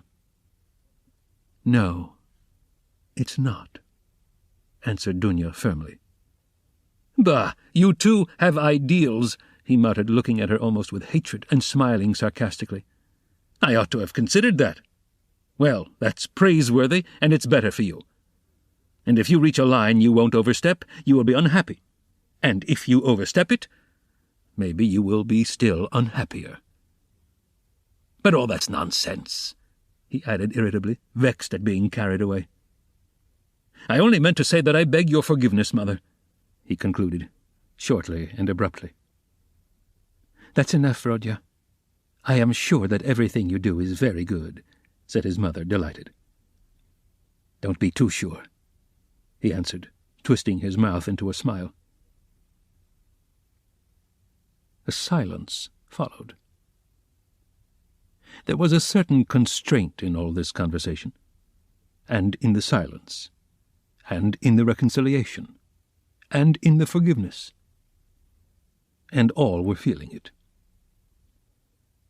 It is as though they were afraid of me, Raskolnikov was thinking to himself, looking askance at his mother and sister. Pulcheria Alexandrovna was indeed growing more timid the longer she kept silence.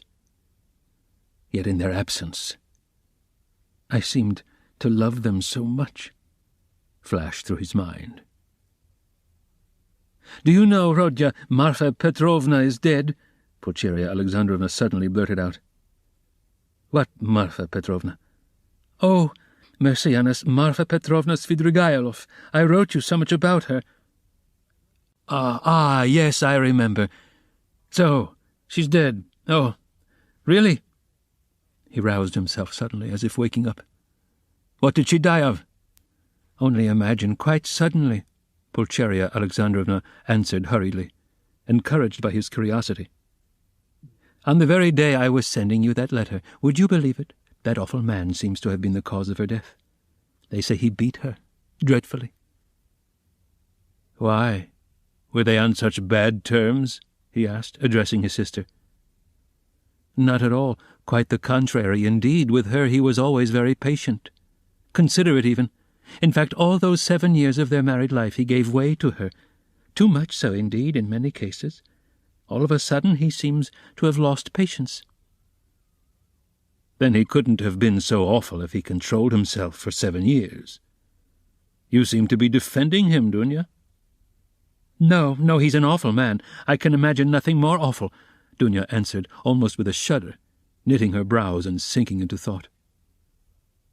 That had happened in the morning, Pulcheria Alexandrovna went on hurriedly, and directly afterwards she ordered the horses to be harnessed to drive to the town immediately after dinner. She always used to drive to the town in such cases. She ate a very good dinner, I am told. After the beating? That was always her habit. And immediately after dinner, so as not to be late in starting, she went to the bathhouse. You see, she was undergoing some treatment with baths. They have a cold spring there, and she used to bathe in it regularly every day. And no sooner had she got into the water when she suddenly had a stroke. I should think so, said Zosimov. And did he beat her badly? What does that matter? Put in Dunya. But I don't know why you want to tell us such gossip, Mother, said Raskolnikov irritably, as it were in spite of himself. Oh, my dear, I don't know what to talk about, broke from Pulcheria Alexandrovna. Why? Are you all afraid of me? He asked with a constrained smile. That's certainly true, said Dunya, looking directly and sternly at her brother. Mother was crossing herself with terror as she came up the stairs.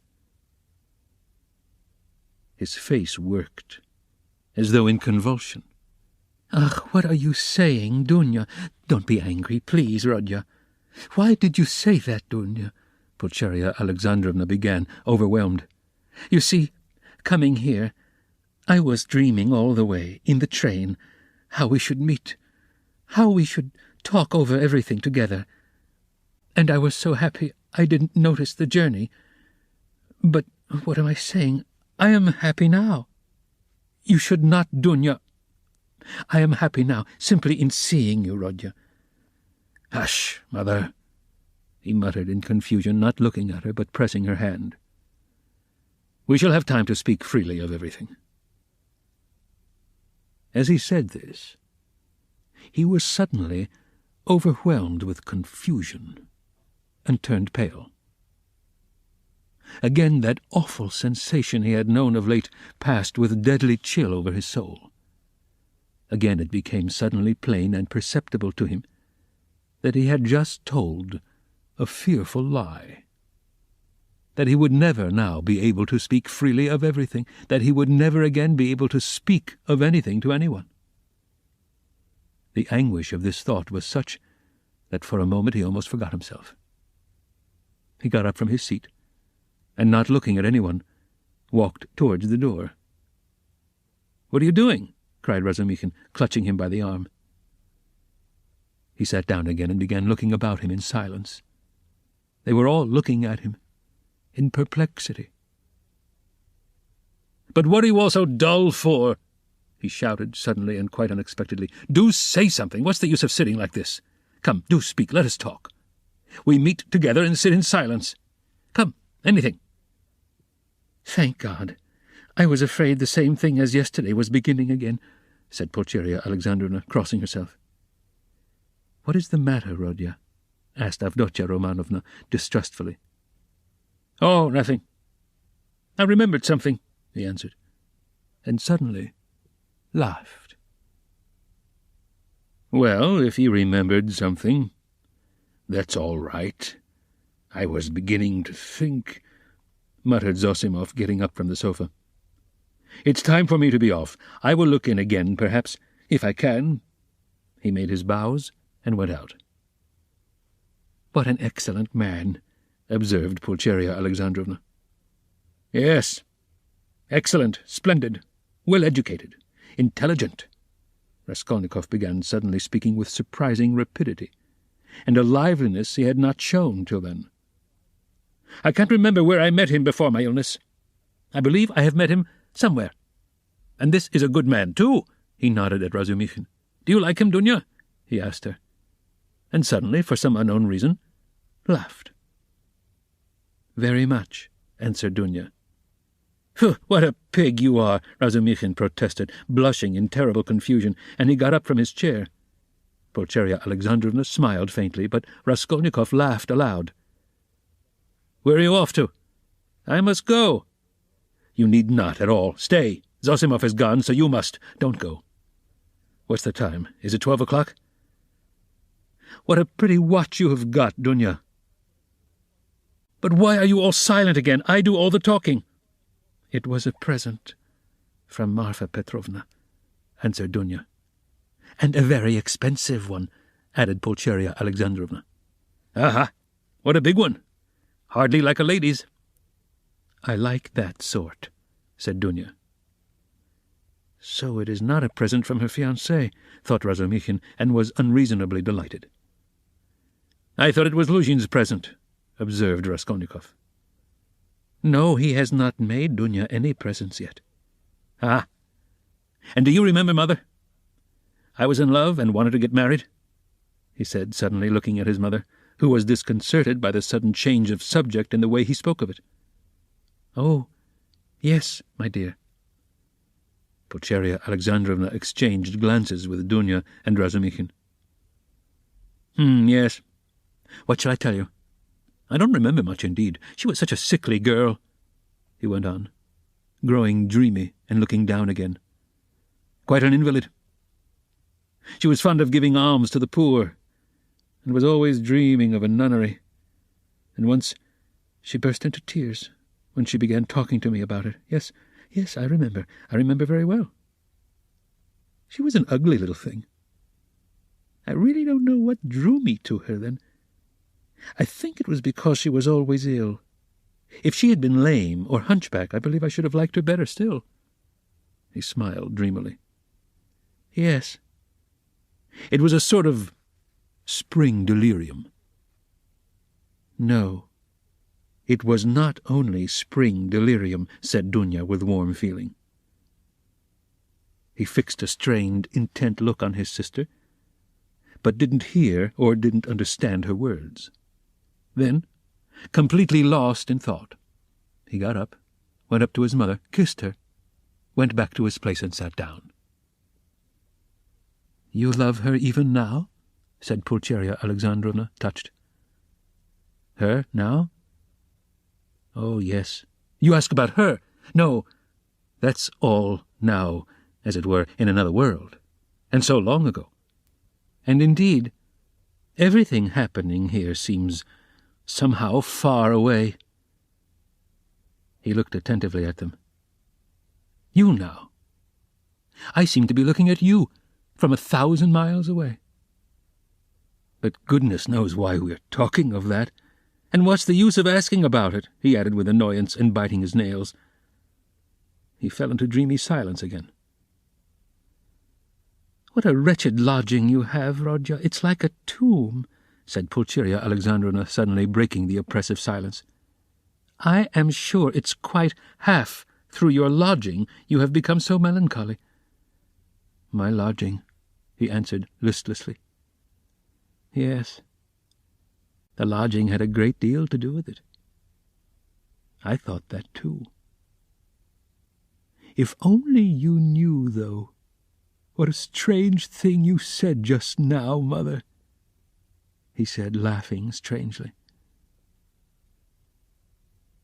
A little more, and their companionship, this mother and this sister, with him after 3 years' absence, this intimate tone of conversation in face of the utter impossibility of really speaking about anything, would have been beyond his power of endurance. But there was one urgent matter which must be settled one way or the other that day. So he had decided when he woke.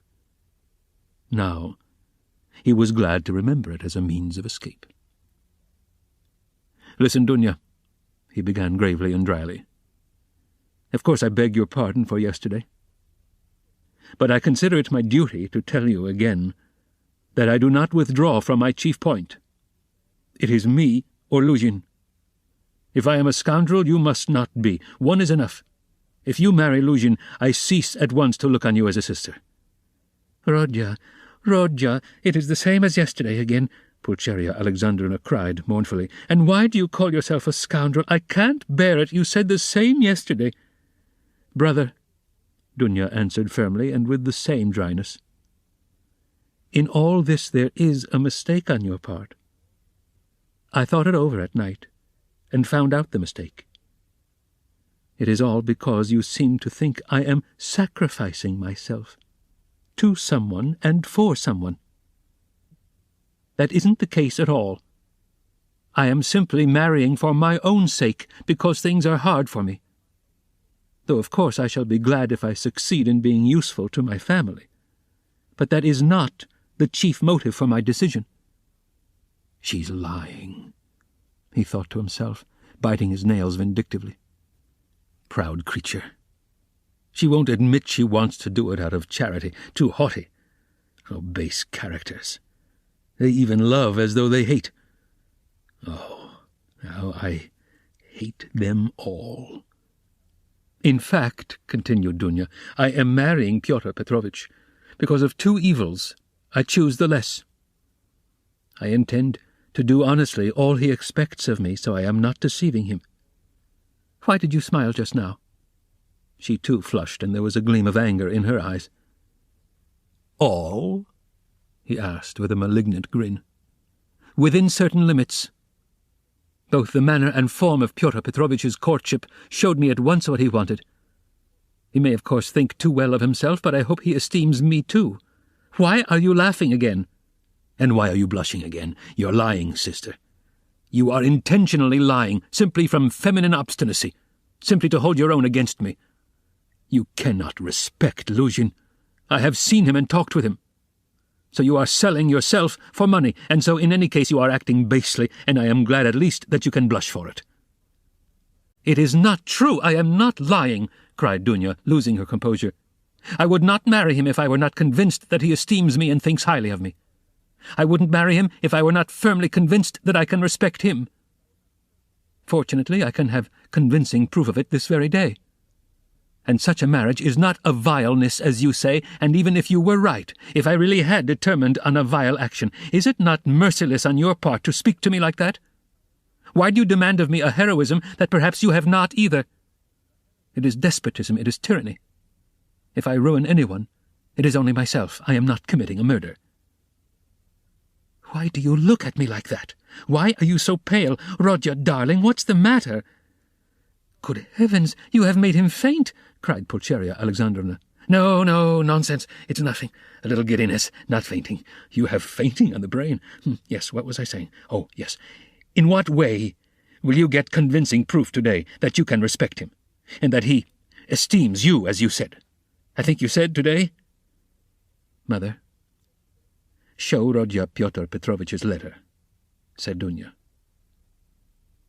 With trembling hands, Pulcheria Alexandrovna gave him the letter.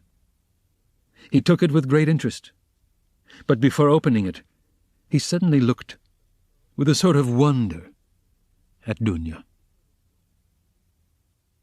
"It is strange," he said, slowly, as though struck by a new idea. "What am I making such a fuss for? What is it all about? Marry whom you like." He said this as though to himself, but said it aloud, and looked for some time at his sister as though puzzled. He opened the letter at last, still with the same look of strange wonder on his face. Then slowly and attentively he began reading, and read it through twice. Pulcheria Alexandrovna showed marked anxiety, and all, indeed, expected something particular. "What surprises me," he began after a short pause, handing the letter to his mother, but not addressing anyone in particular, "is that he is a businessman, a lawyer, and his conversation is pretentious indeed, and yet he writes such an uneducated letter." They all started. They had expected something quite different.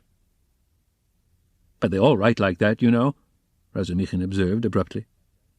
"Have you read it?" Raskolnikov. "Yes." "We showed him, Rodya. We consulted him just now," Pulcheria Alexandrovna began, embarrassed.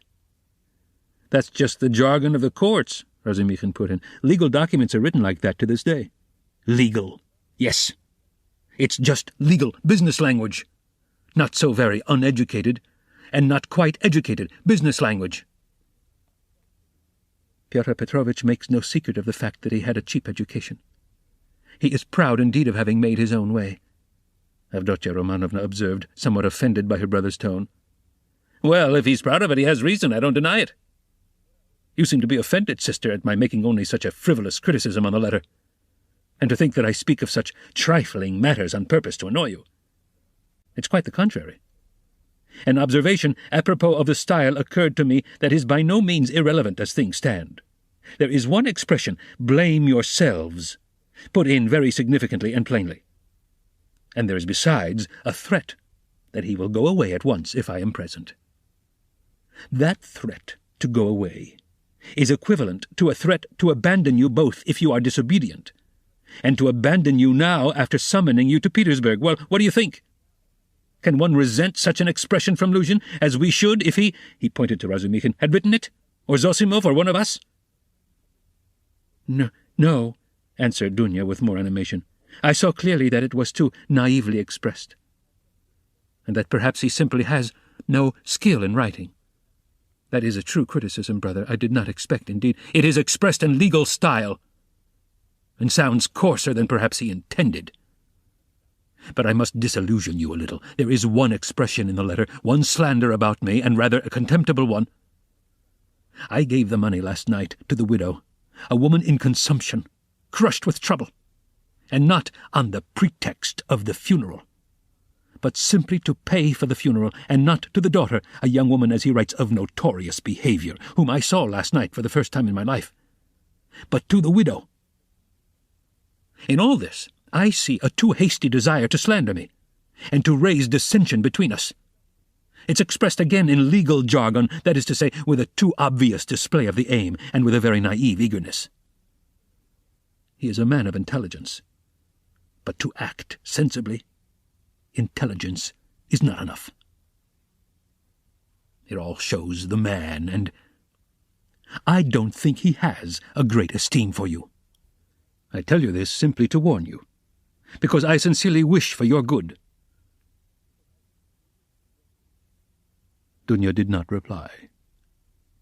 Her resolution had been taken. She was only awaiting the evening. "Then what is your decision, Rodya?" asked Pulcheria Alexandrovna, who was more uneasy than ever at the sudden, new business-like tone of his talk. "What decision?"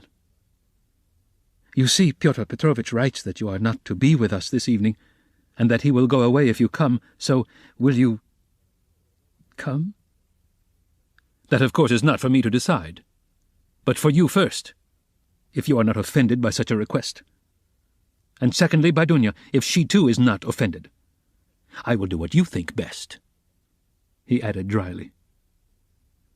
"Dunya has already decided, and I fully agree with her," Pulcheria Alexandrovna hastened to declare. "I decided to ask you, Rodya, to urge you not to fail to be with us at this interview," said Dunya. "Will you come?" "Yes." "I will ask you, too, to be with us at 8 o'clock, she said, addressing Razumikhin. "Mother, I am inviting him, too." "Quite right, Dunya. Well, since you have decided," added Pulcheria Alexandrovna, "so be it. I shall feel easier myself. I don't like concealment and deception. Better let us have the whole truth. Pyotr Petrovitch may be angry or not now."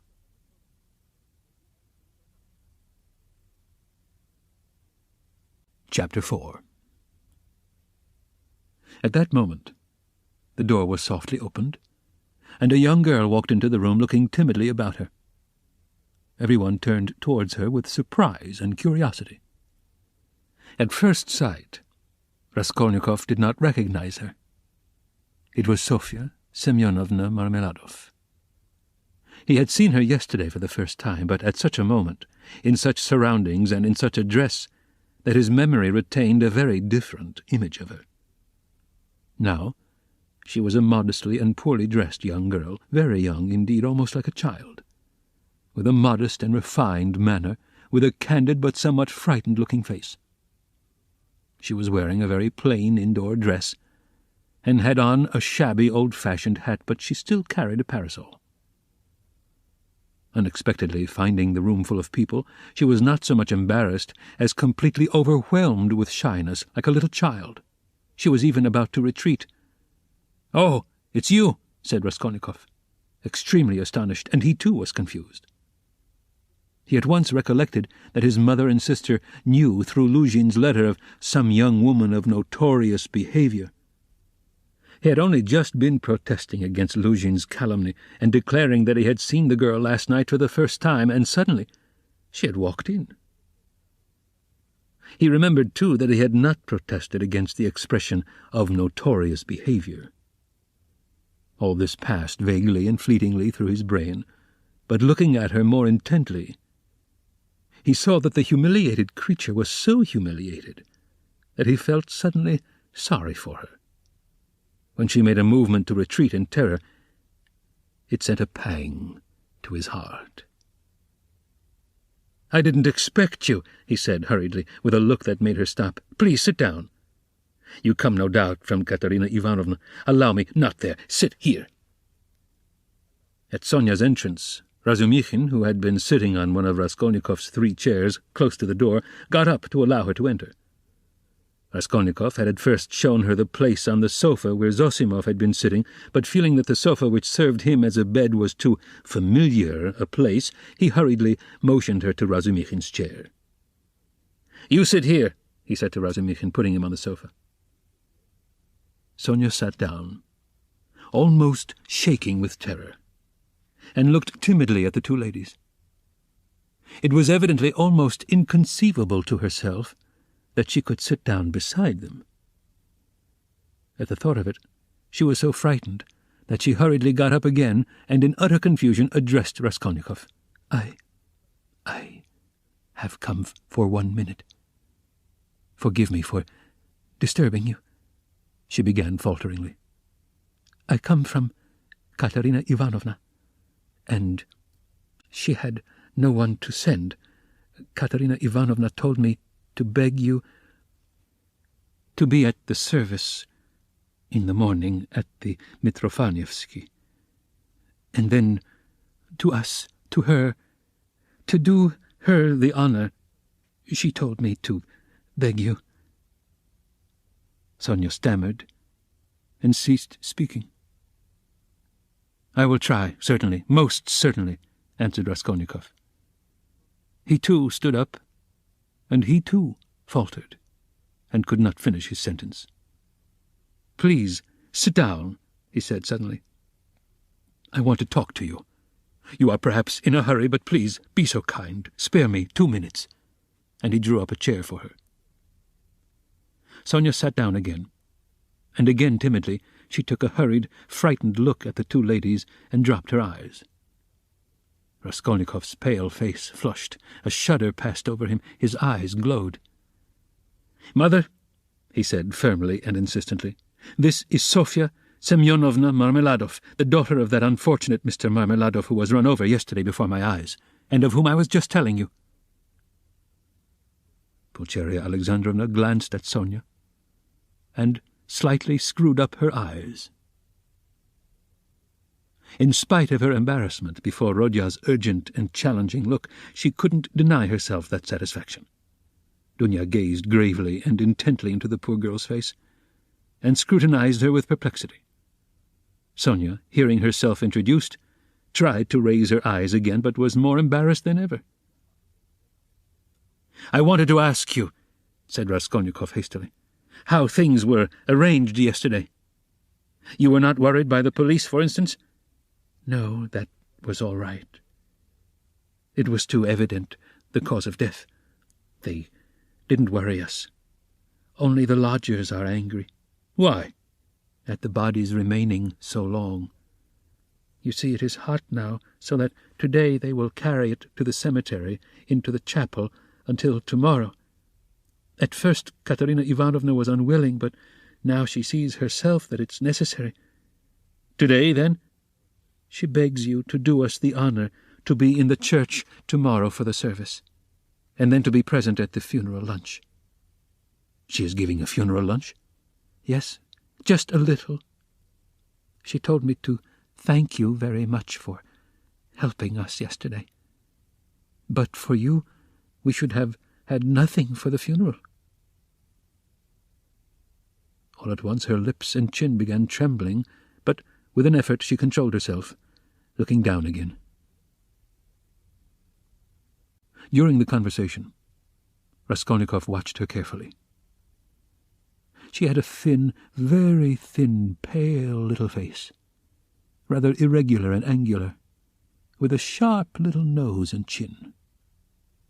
She couldn't have been called pretty, but her blue eyes were so clear, and when they lighted up, there was such a kindliness and simplicity in her expression that one could not help being attracted. Her face, and her whole figure indeed, had another peculiar characteristic. In spite of her 18 years, she looked almost a little girl, almost a child. And in some of her gestures, this childishness seemed almost absurd. But has Katerina Ivanovna been able to manage with such small means? Does she really mean to have a funeral lunch? Raskolnikov asked, persistently keeping up the conversation.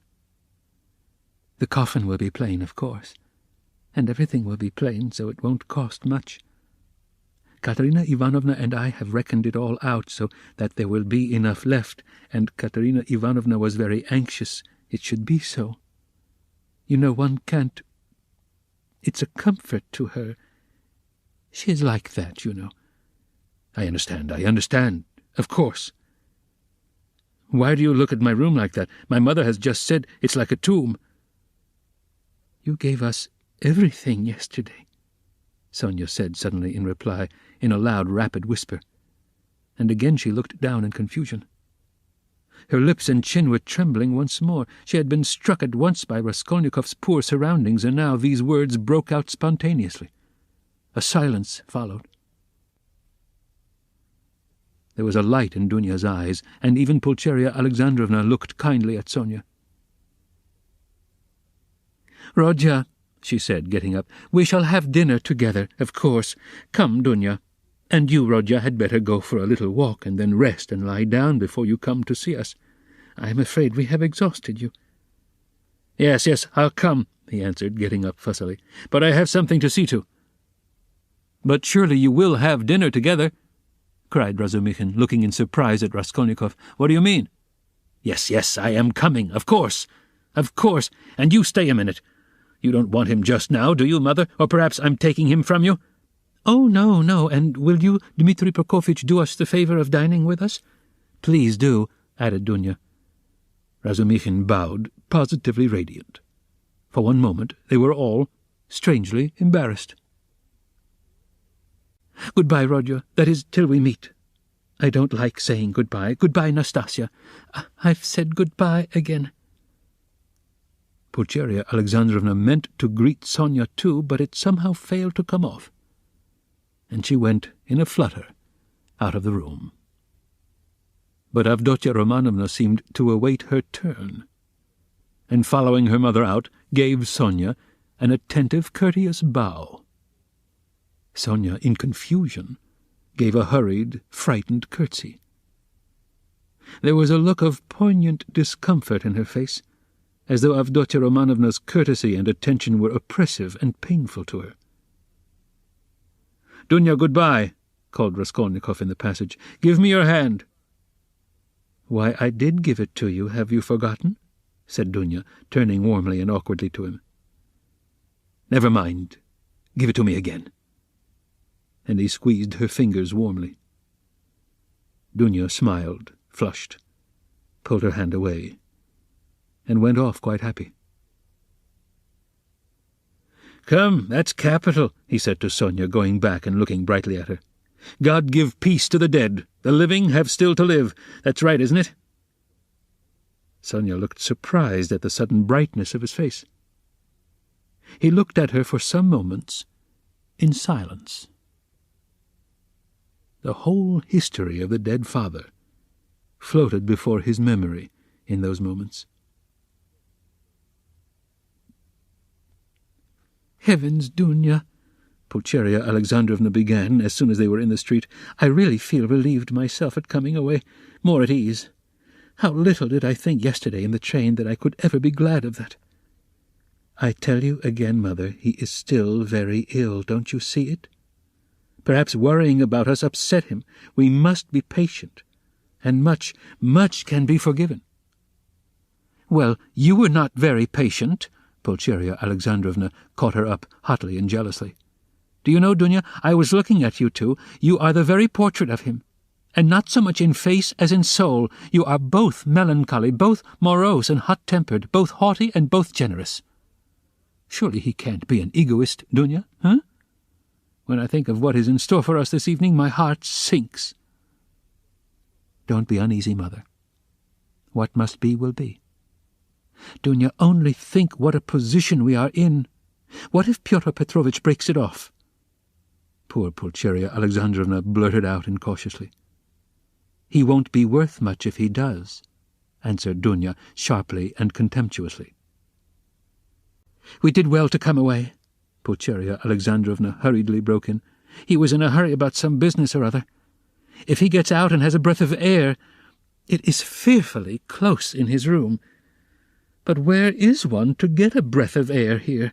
The very streets here feel like shut-up rooms.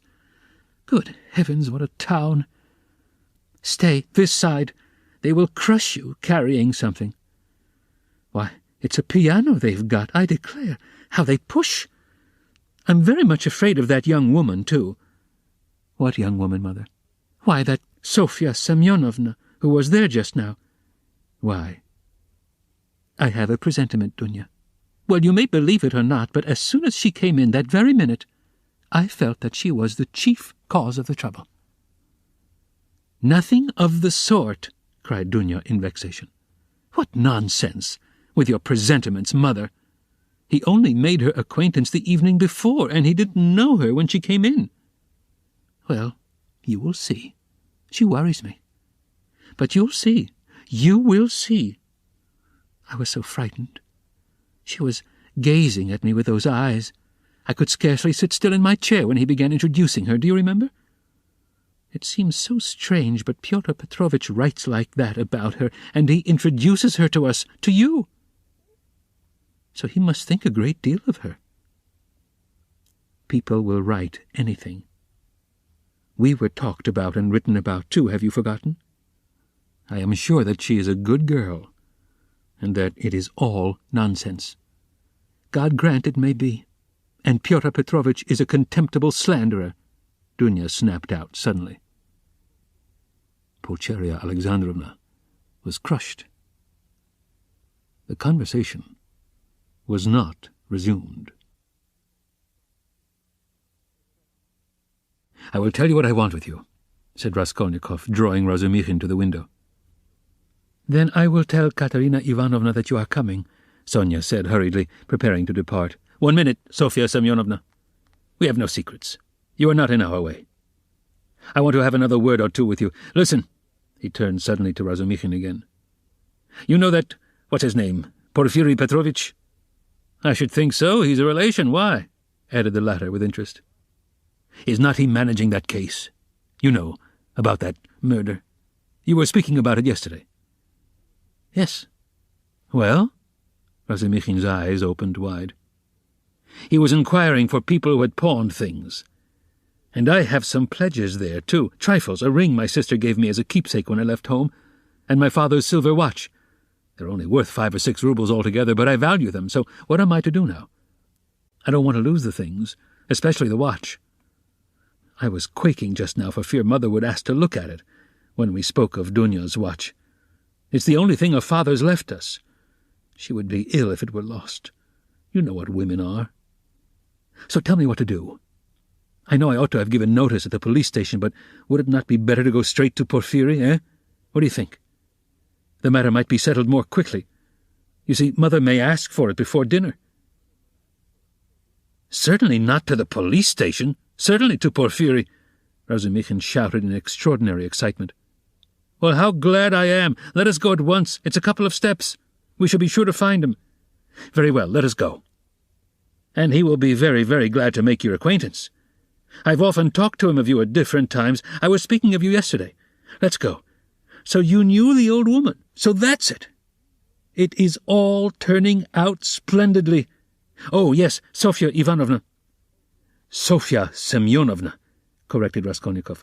"Sofya Semyonovna, this is my friend Razumikhin, and he is a good man." "If you have to go now," Sonia was beginning, not looking at Razumikhin at all, and still more embarrassed. "Let's go," decided Raskolnikov. "I'll come to you today, Sofya Semyonovna. Only tell me where you live." He was not exactly ill at ease, but seemed hurried and avoided her eyes. Sonia gave her address and flushed as she did so. They all went out together. "Don't you lock up?" asked Razumikhin, following him on to the stairs. "Never," answered Raskolnikov. "I have been meaning to buy a lock for these 2 years. People are happy who have no need of locks," he said, laughing, to Sonia. They stood still in the gateway. "Do you go to the right, Sofya Semyonovna? How did you find me, by the way?" he added, as though he wanted to say something quite different. He wanted to look at her soft, clear eyes. But this was not easy. "Why, you gave your address to Polyenka yesterday." "Polyenka?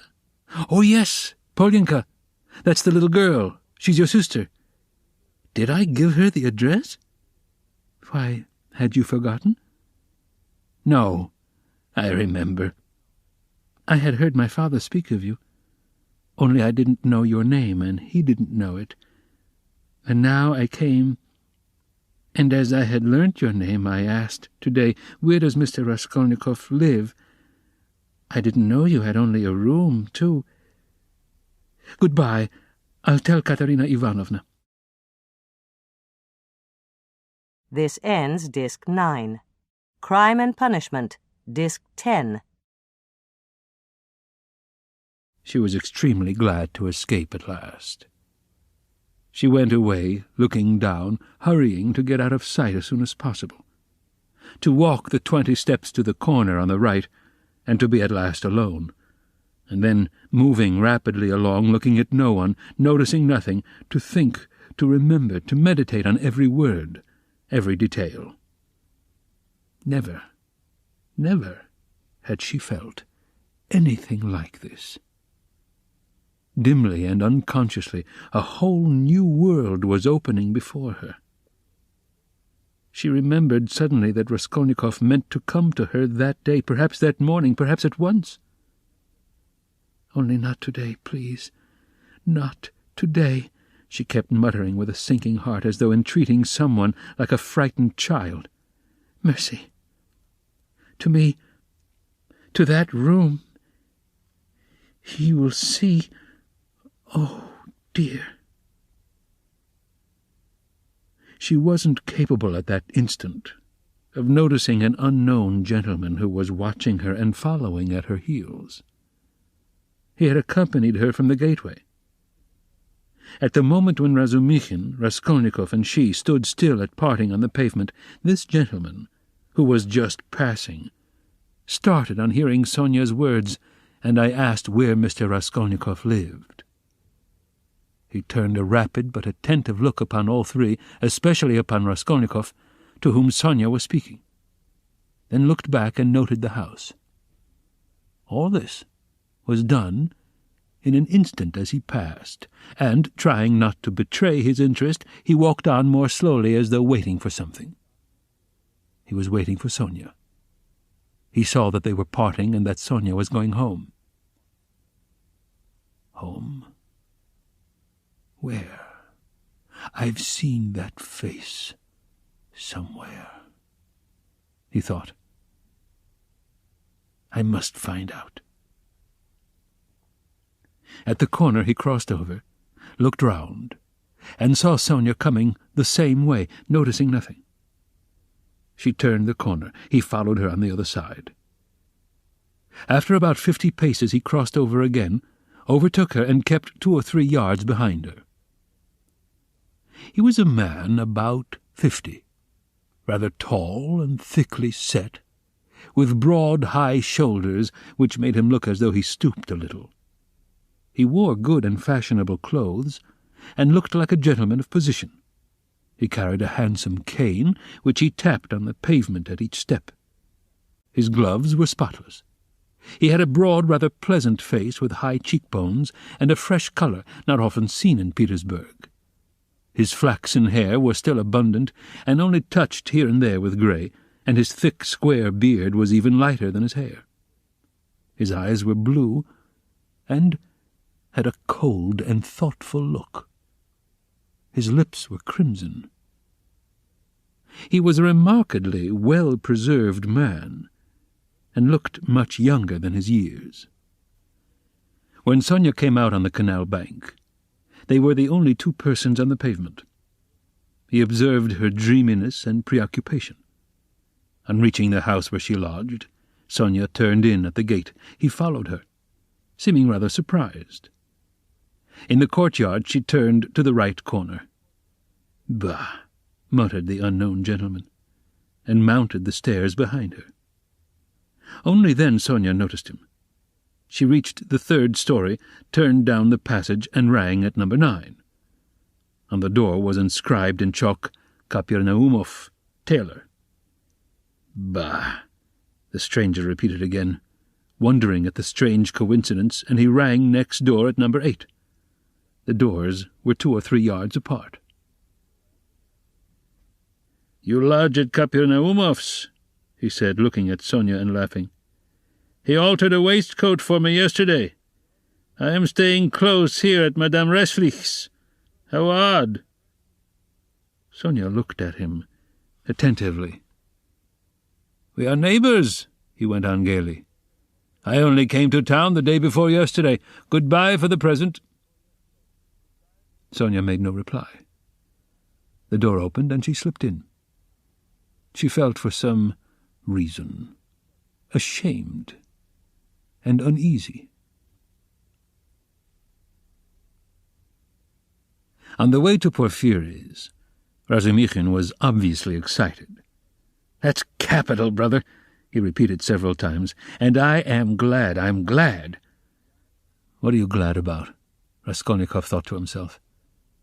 "I didn't know that you pledged things at the old woman's, too. And was it long ago? I mean, was it long since you were there?" What a simple-hearted fool he is. "When was it?" Raskolnikov stopped still to recollect.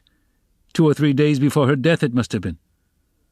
"But I'm not going to redeem the things now," he put in with a sort of hurried and conspicuous solicitude about the things.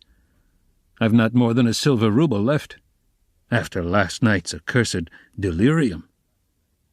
He laid special emphasis on the delirium. Yes, Razumikhin hastened to agree. With what was not clear. "Then that's why you were struck, partly. You know, in your delirium you were continually mentioning some rings or chains." Yes, that's clear. It's all clear now." Hello? How that idea must have got about among them. Here this man will go to the stake for me, and I find him delighted at having it cleared up why I spoke of rings in my delirium. What a hold the idea must have on all of them. "Shall we find him?" he asked suddenly. "Oh, yes," Razumikhin answered quickly. "He's a nice fellow, you'll see, brother. Rather clumsy. That's to say, he's a man of polished manners, but I mean clumsy in a different sense. He is an intelligent fellow, very much so indeed, but he has his own range of ideas. He's incredulous, sceptical, cynical. He likes to impose on people, or rather to make fun of them. His is the old circumstantial method. But he understands his work thoroughly. Last year he cleared up a case of murder in which the police had hardly a clue. He's very, very anxious to make your acquaintance." "On what grounds is he so anxious?" "Oh, it's not exactly... You see, since you've been ill, I happen to have mentioned you several times. So when he heard about you being a law student and not able to finish your studies, he said, 'What a pity,' and so I concluded... From everything together, not only that. Yesterday, Zamyetov, Rodya, I talked some nonsense on the way home to you yesterday when I was drunk. I'm afraid, brother, of your exaggerating it, you see." "What? That they think I'm a madman?" "Maybe they are right," he said with a constrained smile. Yes, that is pooh, no.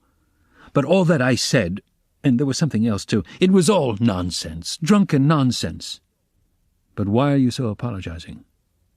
"I am so sick of it all," Raskolnikov cried with exaggerated irritability. It was partly assumed, however.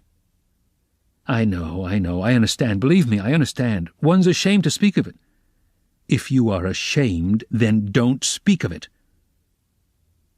Both were silent. Razumikhin was more than ecstatic, and Raskolnikov perceived it with repulsion. He was alarmed, too, by what Razumikhin had just said about Porfiry. "I shall have to pull a long face with him, too," he thought, with a beating heart, and he turned white. "And do it naturally, too. But the most natural thing would be to do nothing at all. Carefully do nothing at all. No, carefully would not be natural again. Oh, well, we shall see how it turns out. We shall see. Directly. Is it a good thing to go or not? The butterfly flies to the light.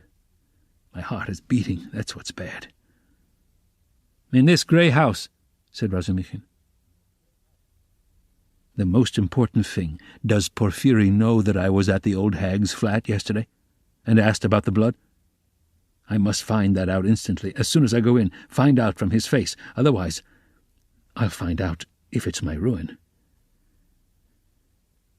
You know, brother," he said suddenly, addressing Razumikhin with a sly smile, I have been noticing all day that you seem to be curiously excited. Isn't it so?" "Excited? Not a bit of it," said Razumikhin, stung to the quick. "Yes, brother, I assure you it's noticeable. Why, you sat on your chair in a way you never do sit, on the edge somehow. And you seemed to be writhing all the time. You kept jumping up for nothing. One moment you were angry, and the next your face looked like a sweetmeat. You even blushed, especially when you were invited to dinner. You blushed awfully." "Nothing of the sort. Nonsense, what do you mean?" "But why are you wriggling out of it like a schoolboy?" "By God, there he's blushing again. What a pig you are!" "But why are you so shamefaced about it?" "Romeo!" "Wait, I'll tell of you today. I'll make Mother laugh, and someone else, too. Listen, this is serious." "What next, you fiend?" Razumikhin was utterly overwhelmed, turning cold with horror. "What will you tell them? Come, brother. Phew, what a pig you are!" "You are like a summer rose, and if only you knew how it suits you. A Romeo over 6 foot high. And how you've washed today. You cleaned your nails, I declare, huh? That's something unheard of. Why, I do believe you've got pomade on your hair. Bend down. Pig!" Raskolnikov laughed as though he could not restrain himself. So laughing, they entered Porfiri Petrovitch's flat. This is what Raskolnikov wanted. From within they could be heard laughing as they came in, still guffawing in the passage. "Not a word here, or I'll brain you," Razumikhin whispered furiously, seizing Raskolnikov by the shoulder.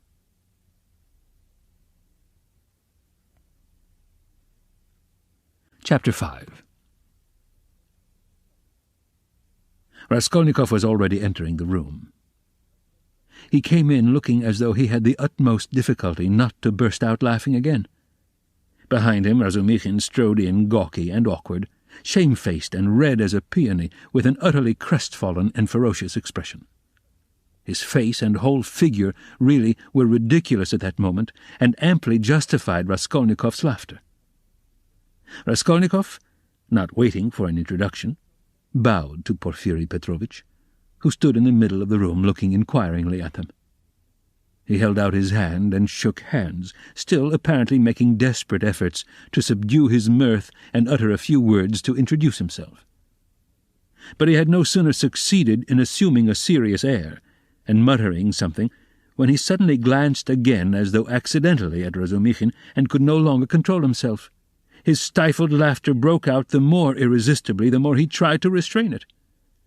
The extraordinary ferocity with which Razumikhin received this spontaneous mirth gave the whole scene the appearance of most genuine fun and naturalness. Razumikhin strengthened this impression as though on purpose. "Fool! You fiend!" he roared, waving his arm, which at once struck a little round table with an empty tea-glass on it. Everything was sent flying and crashing. "But why break chairs, gentlemen? You know it's a loss to the crown," Porfiri Petrovitch quoted gaily. Raskolnikov was still laughing. With his hand in Porfiri Petrovitch's, but anxious not to overdo it, awaited the right moment to put a natural end to it. Razumikhin, completely put to confusion by upsetting the table and smashing the glass, gazed gloomily at the fragments, cursed, and turned sharply to the window, where he stood looking out with his back to the company with a fiercely scowling countenance, seeing nothing. Porfiri Petrovitch laughed, and was ready to go on laughing, but obviously looked for explanations. Zamyetov had been sitting in the corner, but he rose at the visitor's entrance and was standing in expectation with a smile on his lips, though he looked with surprise, and even, it seemed, incredulity at the whole scene, and at Raskolnikov, with a certain embarrassment. Zamyetov's unexpected presence struck Raskolnikov unpleasantly. "I've got to think of that," he thought. "Excuse me, please," he began, affecting extreme embarrassment. "Raskolnikov." "Not at all. Very pleasant to see you. And how pleasantly you've come in. Why, won't he even say good morning?" Porfiri Petrovitch nodded at Razumikhin. "Upon my honor, I don't know why he is in such a rage with me. I only told him as we came along that he was like Romeo, and proved it. And that was all, I think." "Pig!" ejaculated Razumikhin, without turning round. "There must have been very grave grounds for it, if he is so furious at the word," Porphyry laughed. "Oh, you sharp lawyer! Damn you all!" snapped Razumikhin. And suddenly, bursting out laughing himself, he went up to Porphyry with a more cheerful face, as though nothing had happened. "That'll do. We are all fools. To come to business, this is my friend, Rodion Romanovich Raskolnikov. In the first place, he has heard of you and wants to make your acquaintance, and secondly, he has a little matter of business with you." "Bah, Zamyatov, what brought you here? Have you met before? Have you known each other long?" "What does this mean?" thought Raskolnikov uneasily. Zamyatov seemed taken aback, but not very much so. "Why, it was at your rooms we met yesterday," he said easily. "Then I have been spared the trouble. All last week he was begging me to introduce him to you. Porphyry and you have sniffed each other out without me. Where is your tobacco?" Porphyry Petrovitch was wearing a dressing gown, very clean linen, and trodden-down slippers. He was a man of about 35, short, stout even to corpulence, and clean-shaven. He wore his hair cut short and had a large, round head, particularly prominent at the back. His soft, round, rather snub-nosed face was of a sickly yellowish colour, but had a vigorous and rather ironical expression. It would have been good-natured except for a look in the eyes, which shone with a watery, mawkish light under almost white, blinking eyelashes. The expression of those eyes was strangely out of keeping with his somewhat womanish figure, and gave it something far more serious than could be guessed at first sight. As soon as Porphyry Petrovitch heard that his visitor had a little matter of business with him, he begged him to sit down on the sofa, and sat down himself on the other end, waiting for him to explain his business, with that careful and over-serious attention which is at once oppressive and embarrassing, especially to a stranger, and especially if what you are discussing is in your own opinion of far too little importance for such exceptional solemnity. But, in brief and coherent phrases, Raskolnikov explained his business clearly and exactly, and was so well satisfied with himself that he even succeeded in taking a good look at Porphyry. Porphyry Petrovitch did not once take his eyes off him. Razumikhin, sitting opposite at the same table, listened warmly and impatiently, looking from one to the other every moment with rather excessive interest. "Fool," Raskolnikov swore to himself. "You have to give information to the police," Porphyry replied, with a most businesslike air. "That having learned of this incident, that is, of the murder, you beg to inform the lawyer in charge of the case that such and such things belong to you, and that you desire to redeem them, or... But they will write to you. That's just the point. That at the present moment," Raskolnikov tried his utmost to feign embarrassment, "I am not quite in funds, and even this trifling sum is beyond me. I only wanted, you see, for the present to declare that the things are mine, and that when I have the money—" "That's no matter," answered Porphyry Petrovitch, receiving his explanation of his pecuniary position coldly. "But you can, if you prefer, write straight to me, to say that having been informed of the matter and claiming such and such as your property, you beg—" "On an ordinary sheet of paper?" Raskolnikov interrupted eagerly, again interested in the financial side of the question. "Oh, the most ordinary." And suddenly Porphyry Petrovitch looked with obvious irony at him, screwing up his eyes, and, as it were, winking at him. But perhaps it was Raskolnikov's fancy, for it all lasted but a moment.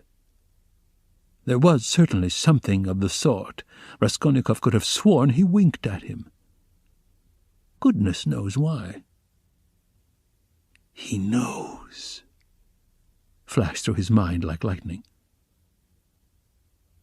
"Forgive my troubling you about such trifles," he went on, a little disconcerted.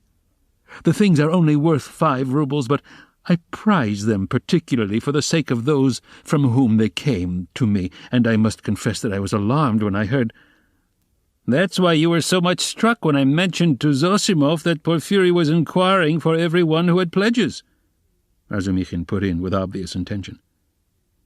This was really unbearable. Raskolnikov could not help glancing at him with a flash of vindictive anger in his black eyes, but immediately recollected himself. "You seem to be jeering at me, brother," he said to him with a well-feigned irritability. "I dare say I do seem to you absurdly anxious about such trash, but you mustn't think me selfish or grasping for that, and these 2 things may be anything but trash in my eyes. I told you just now that the silver watch, though it's not worth a cent, is the only thing left us of my father's. You may laugh at me, but my mother is here." He turned suddenly to Porfiry, "and if she knew—" He turned again hurriedly to Razumikhin, carefully making his voice tremble, "that the watch was lost, she would be in despair. You know what women are." "Not a bit of it. I didn't mean that at all. Quite the contrary," shouted Razumikhin, distressed. "Was it right? Was it natural? Did I overdo it?" Raskolnikov asked himself in a tremor. Why did I say that about women? "Oh, your mother is with you?" Porfiry Petrovitch inquired. "Yes." "When did she come?" "Last night." Porfiry paused as though reflecting. "Your things would not in any case be lost," he went on calmly and coldly. "I have been expecting you here for some time." And as though that was a matter of no importance, he carefully offered the ash-tray to Razumikhin, who was ruthlessly scattering cigarette ash over the carpet. Raskolnikov shuddered, but Porfiry did not seem to be looking at him, and was still concerned with Razumikhin's cigarette. "What, expecting him? Why, did you know that he had pledges there?" cried Razumikhin. Porfiry Petrovitch addressed himself to Raskolnikov. "Your things, the ring and the watch, were wrapped up together, and on the paper your name was legibly written in pencil, together with the date on which you left them with her." "How observant you are!" Raskolnikov smiled awkwardly, doing his very utmost to look him straight in the face. But he failed, and suddenly added, "I say that because I suppose there were a great many pledges, so that it must be difficult to remember them all, but you remember them all so clearly, and stupid, feeble," he thought. "Why did I add that?" "But we know all who had pledges, and you are the only one who hasn't come forward," Porfiry answered with hardly perceptible irony. "I haven't been quite well." "I heard that too. I heard, indeed, that you were in great distress about something. You look pale still." "I'm not pale at all." "No, I'm quite well," Raskolnikov snapped out rudely and angrily, completely changing his tone. His anger was mounting. He couldn't repress it.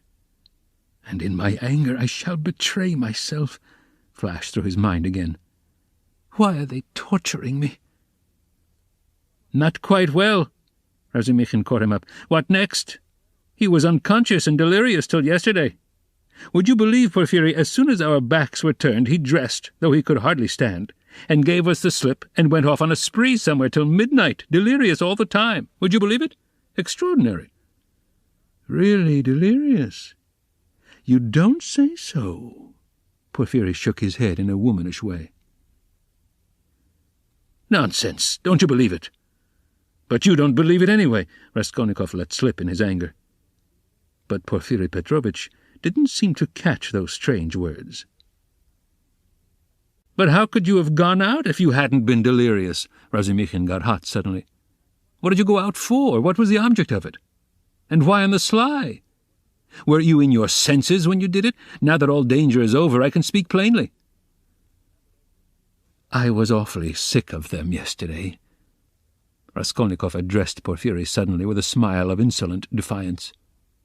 "I ran away from them to take lodgings where they wouldn't find me, and took a lot of money with me. Mr. Zamyetov there saw it. Mr. Zamyotov, was I sensible or delirious yesterday? Settle our dispute. He could have strangled Zamyotov at that moment. So hateful were his expression and his silence to him. In my opinion, you talked sensibly and even artfully, but you were extremely irritable, Zamyotov pronounced dryly. And Nikodim Fomitch was telling me today, put in Porfiri Petrovitch, that he met you very late last night in the lodging of a man who had been run over. And there, said Razumikhin, weren't you mad then? You gave your last penny to the widow for the funeral.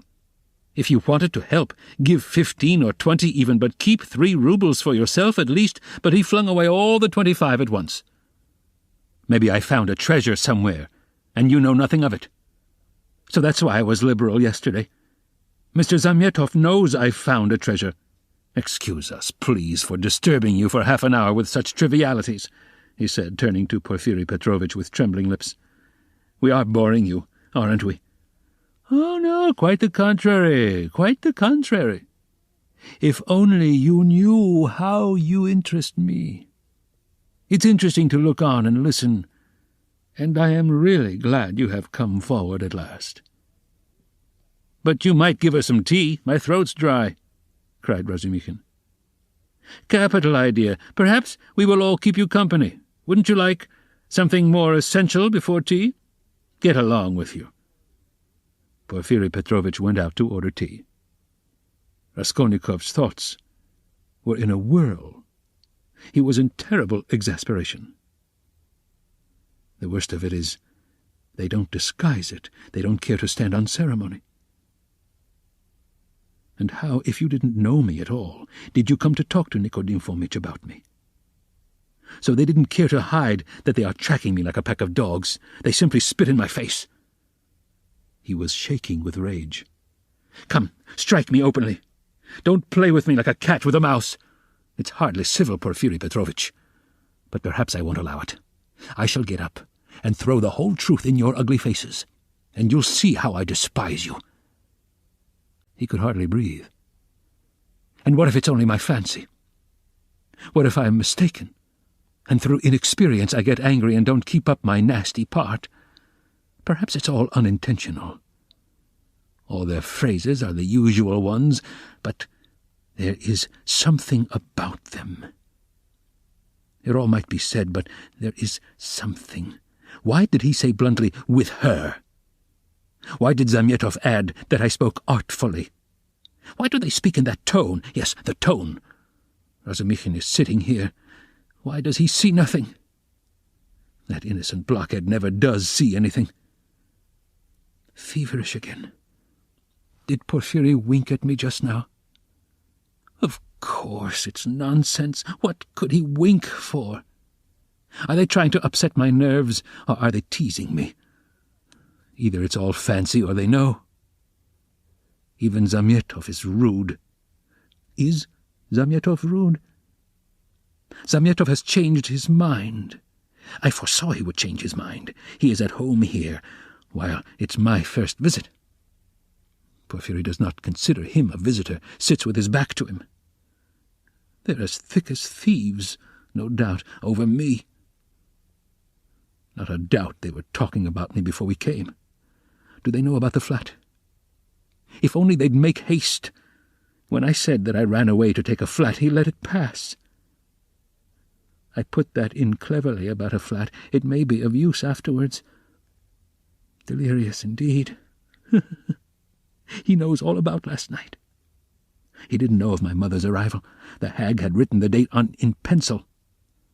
You are wrong. You won't catch me. There are no facts. It's all supposition.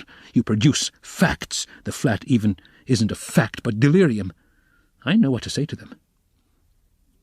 Do they know about the flat? I won't go without finding out. What did I come for? But my being angry now, maybe, is a fact. Fool! How irritable I am! Perhaps that's right, to play the invalid. He's feeling me. He'll try to catch me. Why did I come? All this flashed like lightning through his mind. Porfiri Petrovitch returned quickly. He became suddenly more jovial. "Your party yesterday, brother, has left my head rather, and I am out of sorts altogether," he began in quite a different tone, laughing to Razumikhin. "Was it interesting? I left you yesterday at the most interesting point. Who got the best of it?" "Oh, no one, of course. They got on to everlasting questions, floated off into space." "Only think, Rodya, what we got on to yesterday. Whether there is such a thing as crime. I told you that we talked our heads off." "What is there strange? It's an everyday social question," Raskolnikov answered casually. "The question wasn't put quite like that," observed Porfiri. "Not quite, that's true," Razumikhin agreed at once, getting warm and hurried as usual. "Listen, Rodion, and tell us your opinion. I want to hear it. I was fighting tooth and nail with them and wanted you to help me. I told them you were coming. It began with the socialist doctrine. You know their doctrine. Crime is a protest against the abnormality of the social organization, and nothing more. And nothing more. No other causes admitted." "You are wrong there," cried Porfiri Petrovitch. He was noticeably animated, and kept laughing as he looked at Razumikhin, which made him more excited than ever. "Nothing is admitted," Razumikhin interrupted with heat. "I'm not wrong. I'll show you their pamphlets. Everything with them is the influence of environment, and nothing else.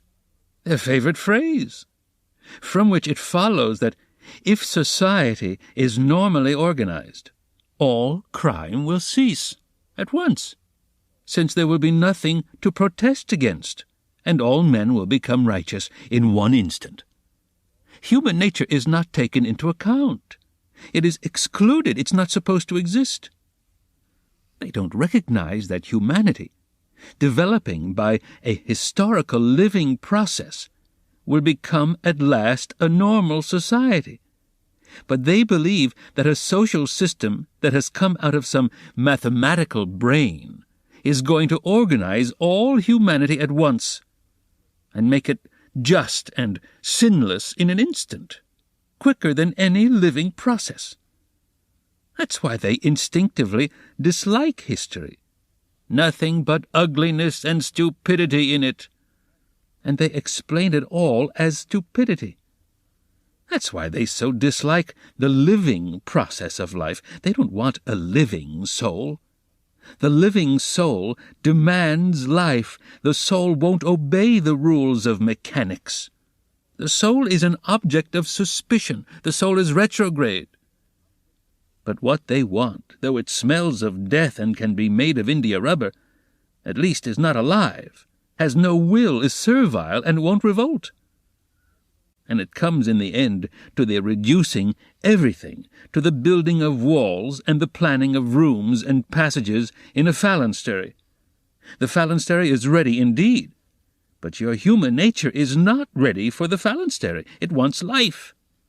It hasn't completed its vital process. It's too soon for the graveyard. You can't skip over nature by logic. Logic presupposes 3 possibilities, but there are millions. Cut away 1,000,000 and reduce it all to the question of comfort. That's the easiest solution of the problem. It's seductively clear, and you mustn't think about it. That's the great thing. You mustn't think. The whole secret of life in 2 pages of print. Now he is off, beating the drum. Catch hold of him, do, laughed Porfiri. Can you imagine, he turned to Raskolnikov, 6 people holding forth like that last night in one room, with punch as a preliminary? No, brother, you are wrong. Environment accounts for a great deal in crime, I can assure you of that. Oh, I know it does. But just tell me, a man of 40 violates a child of 10. Was it environment drove him to it? Well, Strictly speaking, it did, Porphyry observed with noteworthy gravity. A crime of that nature may be very well ascribed to the influence of environment. Razumikhin was almost in a frenzy. "Oh, if you like," he roared, "I'll prove to you that your white eyelashes may very well be ascribed to the church of Ivan the Great's being 250 feet high. And I will prove it clearly, exactly, progressively, and even with a liberal tendency. I undertake to. Will you bet on it?" "Done. Let's hear, please, how he will prove it." "He is always humbugging, confound him," cried Razumikhin, jumping up and gesticulating. "What's the use of talking to you? He does all that on purpose. You don't know him, Rodion. He took their side yesterday simply to make fools of them. And the things he said yesterday, and they were delighted. He can keep it up for a fortnight together. Last year he persuaded us that he was going into a monastery. He stuck to it for 2 months.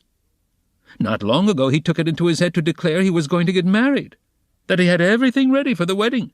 He ordered new clothes, indeed. We all began to congratulate him. There was no bride. Nothing.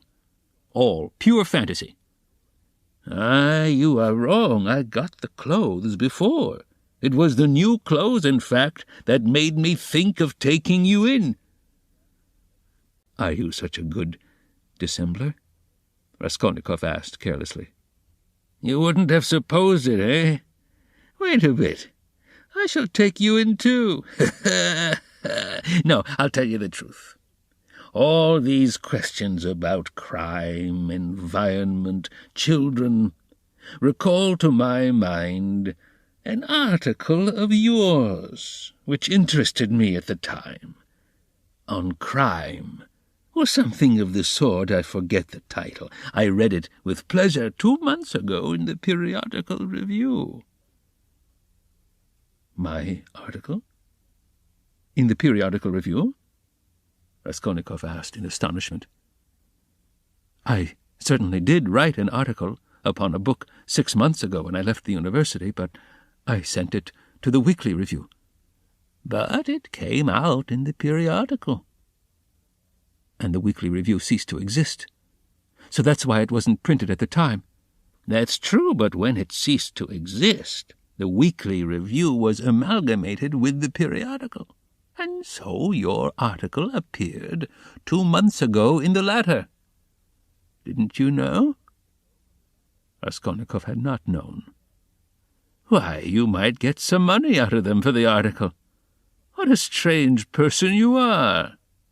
You lead such a solitary life that you know nothing of matters that concern you directly. It's a fact, I assure you." "Bravo, Rodya! I knew nothing about it either," cried Razumikhin. "I'll run today to the reading room and ask for the number. 2 months ago? What was the date? It doesn't matter, though. I'll find it.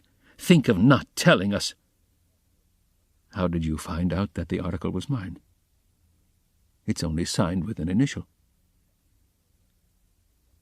"I only learned it by chance the other day through the editor. I know him. I was very much interested." "I analyzed, if I remember, the psychology of a criminal before and after the crime." "Yes, and you maintained that the perpetration of a crime is always accompanied by illness. Very, very original.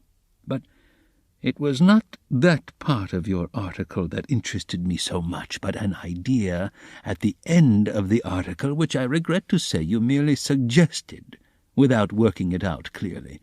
There is, if you recollect, a suggestion that there are certain persons who can, that is, not precisely are able to, but have a perfect right to commit breaches of morality and crimes, and that the law is not for them." Raskolnikov smiled at the exaggerated and intentional distortion of his idea. "What? What do you mean, a right to crime, but not because of the influence of environment?" Razumikhin inquired with some alarm even. "No, not exactly because of it," answered Porphyry. In his article, all men are divided into ordinary and extraordinary. Ordinary men have to live in submission, have no right to transgress the law because, don't you see, they are ordinary. But extraordinary men have a right to commit any crime and to transgress the law in any way, just because they are extraordinary. That was your idea, if I am not mistaken. What do you mean, that can't be right? Razumikhin muttered in bewilderment. Raskolnikov smiled again. He saw the point at once, and knew where they wanted to drive him. He decided to take up the challenge. That wasn't quite my contention, he began simply and modestly. Yet I admit that you have stated it almost correctly, perhaps, if you like, perfectly so. It almost gave him pleasure to admit this. The only difference is that I don't contend that extraordinary people are always bound to commit breaches of morals, as you call it. In fact, I doubt whether such an argument could be published. I simply hinted that an extraordinary man has the right, that is, not an official right, but an inner right to decide in his own conscience, to overstep certain obstacles, and only in case it is essential for the practical fulfillment of his idea, sometimes, perhaps, of benefit to the whole of humanity. You say that my article isn't definite. I am ready to make it as clear as I can. Perhaps I am right in thinking you want me to. Very well. I maintain that if the discoveries of Kepler and Newton could not have been made known except by sacrificing the lives of 1, 12, 100 or more men, Newton would have had the right, would indeed have been in duty bound, to eliminate the 12 or the 100 men for the sake of making his discoveries known to the whole of humanity. But it does not follow from that Newton had a right to murder people right and left and to steal every day in the market. Then, I remember, I maintain in my article that all, legislators and leaders of men such as Lycurgus, Solon, Mahomet, Napoleon, and so on, were all, without exception, criminals. From the very fact that, making a new law, they transgressed the ancient one, handed down from their ancestors and held sacred by the people. And they didn't stop short at bloodshed either, if that bloodshed, often of innocent persons fighting bravely in defense of ancient law, were of use to their cause. It's remarkable, in fact, that the majority, indeed, of these benefactors and leaders of humanity were guilty of terrible carnage.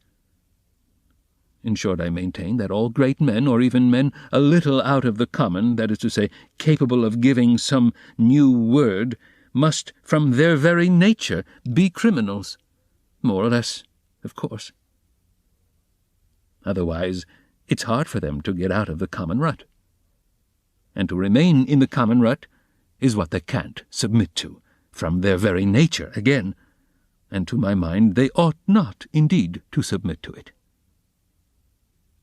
You see that there is nothing particularly new in all that.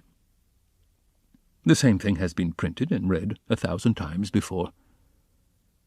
As for my division of people into ordinary and extraordinary, I acknowledge that it's somewhat arbitrary, but I don't insist upon exact numbers. I only believe in my leading idea that men are, in general, divided by a law of nature into 2 categories: inferior, ordinary, that is, so to say, material that serves only to reproduce its kind, and men who have the gift or the talent to utter a new word. There are, of course, innumerable subdivisions, but the distinguishing features of both categories are fairly well marked. The first category, generally speaking, are men conservative in temperament and law-abiding. They live under control, and love to be controlled. To my thinking, it is their duty to be controlled, because that's their vocation, and there is nothing humiliating in it for them. The second category, all transgress the law. They are destroyers, or disposed to destruction according to their capacities. The crimes of these men are, of course, relative and varied. For the most part, they seek in very varied ways the destruction of the present for the sake of the better. But if such a one is forced, for the sake of his idea, to step over a corpse, or wade through blood, he can, I maintain, find within himself, in his conscience, a sanction for wading through blood. That depends on the idea and its dimensions. Note that. It's only in that sense I speak of their right to crime in my article. You remember it began with the legal question. There's no need for much anxiety, however. The masses will scarcely ever admit this right. They punish them or hang them, more or less, and in doing so fulfill quite justly their conservative vocation. But the same masses set these criminals on a pedestal in the next generation, and worship them, more or less.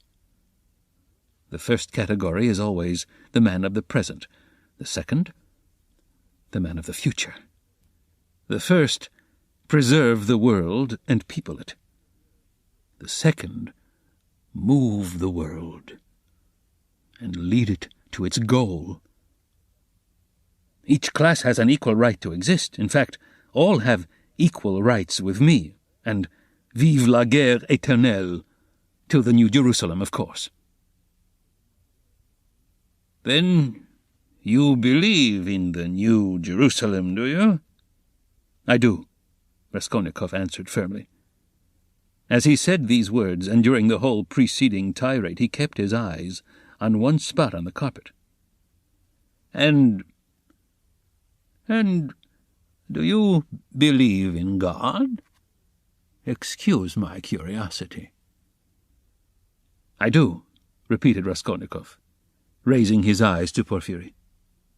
And do you believe in Lazarus rising from the dead? I do. Why do you ask all this? You believe it literally? Literally. You don't say so. I asked from curiosity. Excuse me. But let us go back to the question. They are not always executed. Some, on the contrary, triumph in their lifetime. Oh, yes. Some attain their ends in this life, and then they begin executing other people, if it's necessary. Indeed, for the most part, they do. Your remark is very witty. Thank you. But tell me this. How do you distinguish those extraordinary people from the ordinary ones? Are there signs at their birth? I feel there ought to be more exactitude, more external definition. Excuse the natural anxiety of a practical, law-abiding citizen, but couldn't they adopt a special uniform, for instance? Couldn't they wear something? Be branded in some way? For you know, if confusion arises, and a member of one category imagines that he belongs to the other, begins to eliminate obstacles, as you so happily expressed it, then... Oh, that very often happens. That remark is wittier than the other. Thank you. No reason to. But take note that the mistake can only arise in the first category, that is, among the ordinary people, as I perhaps unfortunately called them. In spite of their predisposition to obedience, very many of them, through a playfulness of nature, sometimes vouchsafed even to the cow, like to imagine themselves advanced people, destroyers, and to push themselves into the new movement, and this quite sincerely. Meanwhile, the really new people are very often unobserved by them, or even despised as reactionaries of grovelling tendencies. But I don't think there is any considerable danger here, and you really need not be uneasy, for they never go very far. Of course, they might have a thrashing sometimes for letting their fancy run away with them, and to teach them their place, but no more. In fact, even this isn't necessary, as they castigate themselves, for they are very conscientious. Some perform this service for one another, and others chastise themselves with their own hands. They will impose various public acts of penitence upon themselves, with a beautiful and edifying effect. In fact, you've nothing to be uneasy about. It's a law of nature. Well, you have certainly set my mind more at rest on that score. But there's another thing worries me. Tell me, please, are there many people who have the right to kill others? These extraordinary people? I am ready to bow down to them, of course, but you must admit it's alarming if there are a great many of them. Oh, you needn't worry about that either, Raskolnikov went on in the same tone. People with new ideas, people with the faintest capacity for saying something new, are extremely few in number. Extraordinarily so, in fact. One thing only is clear, that the appearance of all these grades and subdivisions of men must follow with unfailing regularity some law of nature. That law, of course, is unknown at present, but I am convinced that it exists, and one day may become known. The vast mass of mankind is mere material, and only exists in order by some great effort, by some mysterious process, by means of some crossing of races and stocks, to bring into the world at last perhaps one man out of 1,000, with a spark of independence. 1 in 10,000, perhaps, I speak roughly, approximately, is born with some independence, and with still greater independence 1 in 100,000. The man of genius is one of millions, and the great geniuses, the crown of humanity, appear on earth perhaps 1 in many thousand millions. In fact, I have not peeped into the retort in which all this takes place. But there certainly is and must be a definite law. It cannot be a matter of chance. Why, are you both joking? Razumikhin cried at last. There you sit making fun of one another. Are you serious, Rodya? Raskolnikov raised his pale and almost mournful face and made no reply. And the unconcealed, persistent, nervous and discourteous sarcasm of Porfiry seemed strange to Razumikhin, beside that quiet and mournful face.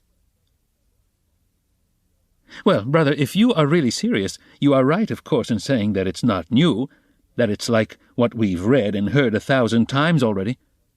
But what is really original in all this, and is exclusively your own to my horror, is that you sanction bloodshed in the name of conscience, and, excuse my saying so, with such fanaticism. That, I take it, is the point of your article. But that sanction of bloodshed by conscience is, to my mind, more terrible than the official, legal sanction of bloodshed. You are quite right. It is more terrible, Porfiry agreed. Yes, You must have exaggerated. There's some mistake. I shall read it. You can't think that. I shall read it. All that is not in the article. There's only a hint of it, said Raskolnikov. Yes, Porfiry couldn't sit still. Your attitude to crime is pretty clear to me now, but excuse me for my impertinence. I am really ashamed to be worrying you like this. You see, you've removed my anxiety as to the two grades getting mixed, but there are various practical possibilities that make me uneasy. What if some man, or youth, imagines that he is a Lycurgus or Mahomet? A future one, of course. And suppose he begins to remove all obstacles. He has some great enterprise before him and needs money for it, and tries to get it. Do you see? Zamyatov gave a sudden guffaw in his corner. Raskolnikov did not even raise his eyes to him. I must admit, he went on calmly, that such cases certainly must arise. The vain and foolish are particularly apt to fall into that snare. Young people, especially. Yes, you see. Well, then? What, then? Raskolnikov smiled in reply. That's not my fault. So it is, and so it always will be. He said just now, he nodded at Razumikhin, that I sanction bloodshed. Society is too well protected by prisons, banishment, criminal investigators, penal servitude. There's no need to be uneasy. You have but to catch the thief. And what if we do catch him? Then he gets what he deserves. You are certainly logical. But what of his conscience? Why do you care about that? Simply from humanity. If he has a conscience, he will suffer for his mistake. That will be his punishment, as well as the prison. But the real geniuses, asked Razumikhin, frowning, those who have the right to murder, oughtn't they to suffer at all, even for the blood they've shed? Why the word ought? It's not a matter of permission or prohibition. He will suffer if he is sorry for his victim. Pain and suffering are always inevitable for a large intelligence and a deep heart. The really great men must, I think, have great sadness on earth. He added dreamily, not in the tone of the conversation. He raised his eyes, looked earnestly at them all, smiled, and took his cap. He was too quiet by comparison with his manner at his entrance, and he felt this. Everyone got up. "Well, you may abuse me, be angry with me if you like," Porfiry Petrovitch began again, "but I can't resist. Allow me one little question. I know I am troubling you. There is just one little notion I want to express, simply that I may not forget it." "Very good. Tell me your little notion." Raskolnikov stood, waiting, pale and grave before him. "Well, you see, I really don't know how to express it properly. It's a playful, psychological idea. When you were writing your article, surely you couldn't have helped fancying yourself just a little an extraordinary man, uttering a new word in your sense. That's so, isn't it?" Quite possibly, Raskolnikov answered contemptuously. Razumikhin made a movement. And if so, could you bring yourself, in case of worldly difficulties and hardship or for some service to humanity, to overstep obstacles? For instance, to rob and murder?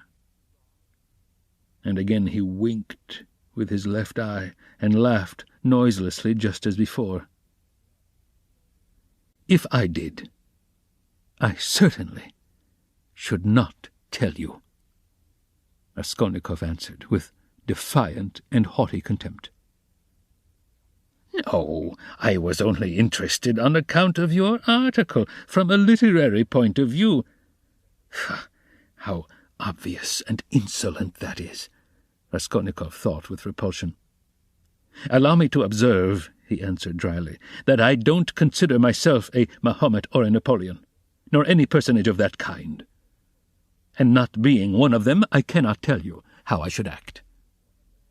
Oh, come, don't we all think ourselves Napoleons now in Russia? Porfiri Petrovitch said with alarming familiarity. Something peculiar betrayed itself in the very intonation of his voice. Perhaps it was one of these future Napoleons who killed Alyona Ivanovna last week, Samyetov blurted out from the corner. Raskolnikov did not speak, but looked firmly and intently at Porfiri. Razumikhin was scowling gloomily. He seemed before this to be noticing something. He looked angrily around. There was a minute of gloomy silence. Raskolnikov turned to go.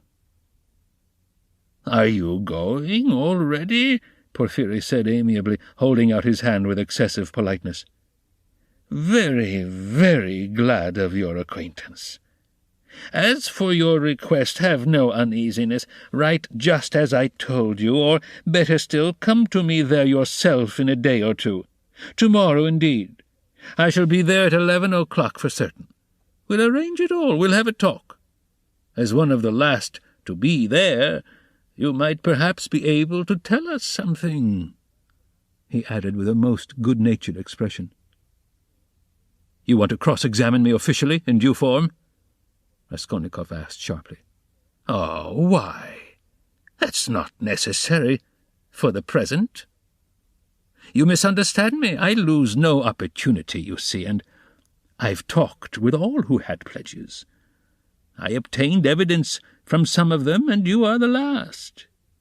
Yes, by the way," he cried, seemingly suddenly delighted, "I just remember. What was I thinking of?" He turned to Razumikhin. "You were talking my ears off about that Nikolai. Of course, I know very well," he turned to Raskolnikov, "that the fellow is innocent. But what is one to do? We had to trouble Dmitri too. This is the point. This is all. When you went up the stairs, it was past 7, wasn't it?" "Yes," answered Raskolnikov, with an unpleasant sensation at the very moment he spoke that he need not have said it.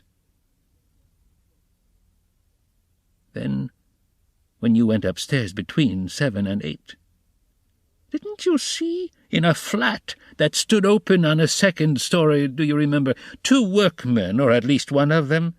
They were painting there. Didn't you notice them? It's very, very important for them." "Painters?" "No, I didn't see them," Raskolnikov answered slowly, as though ransacking his memory, while at the same instant he was racking every nerve, almost swooning with anxiety, to conjecture as quickly as possible where the trap lay and not to overlook anything. "No, I didn't see them. And I don't think I noticed a flat like that open. But on the 4th story," he had mastered the trap now and was triumphant, "I remember now that someone was moving out of the flat opposite Alyona Ivanovna's. I remember. I remember it clearly. Some porters were carrying out a sofa, and they squeezed me against the wall. But painters— No, I don't remember that there were any painters. And I don't think that there was a flat open anywhere. No, there wasn't." "What do you mean?" Razumikhin shouted suddenly, as though he had reflected and realized. "Why, it was on the day of the murder the painters were at work. And he was there 3 days before. What are you asking?" "Phew, I have muddled it." Porphyry slapped himself on the forehead. "Deuce take it! This business is turning my brain." He addressed Raskolnikov somewhat apologetically. "It would be such a great thing for us to find out whether anyone had seen them between 7 and 8 at the flat, so I fancied you could perhaps have told us something." "I quite muddled it." "Then you should be more careful," Razumikhin observed grimly. The last words were uttered in the passage. Porfiri Petrovitch saw them to the door with excessive politeness. They went out into the street, gloomy and sullen, and for some steps they did not say a word. Raskolnikov drew a deep breath.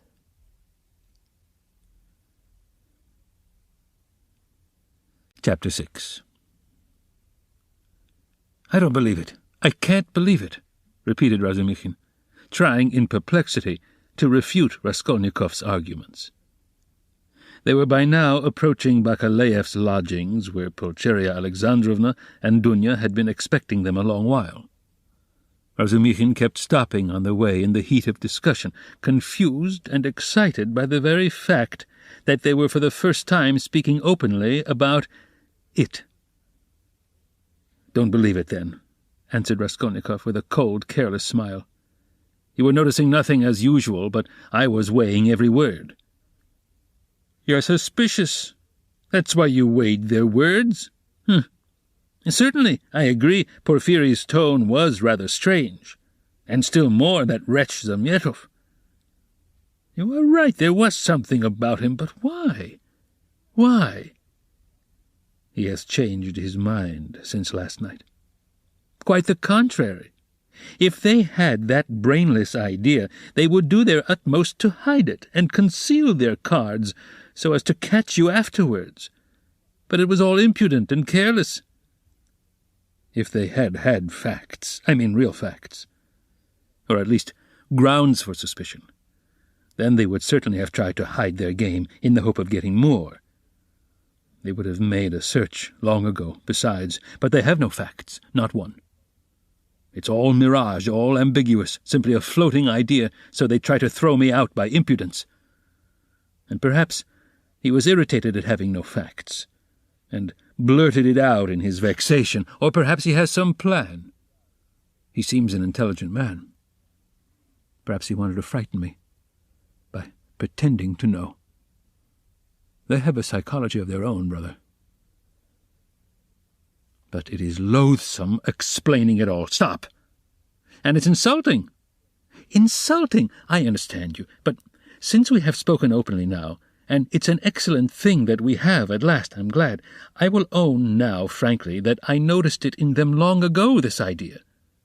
Of course, the merest hint only, an insinuation, but why an insinuation even? How dare they? What foundation have they? If only you knew how furious I have been. Think only, simply because a poor student, unhinged by poverty and hypochondria, on the eve of a severe, delirious illness, note that, suspicious, vain, proud, who has not seen a soul to speak to for 6 months, in rags and in boots without soles, has to face some wretched policemen and put up with their insolence. And the unexpected debt thrust under his nose, the IOU presented by Tchebarov, the new paint, 30 degrees Réaumur, and a stifling atmosphere, a crowd of people, the talk about the murder of a person where he had been just before, and all that on an empty stomach. He might well have a fainting fit. And that That is what they found it all on. Damn them.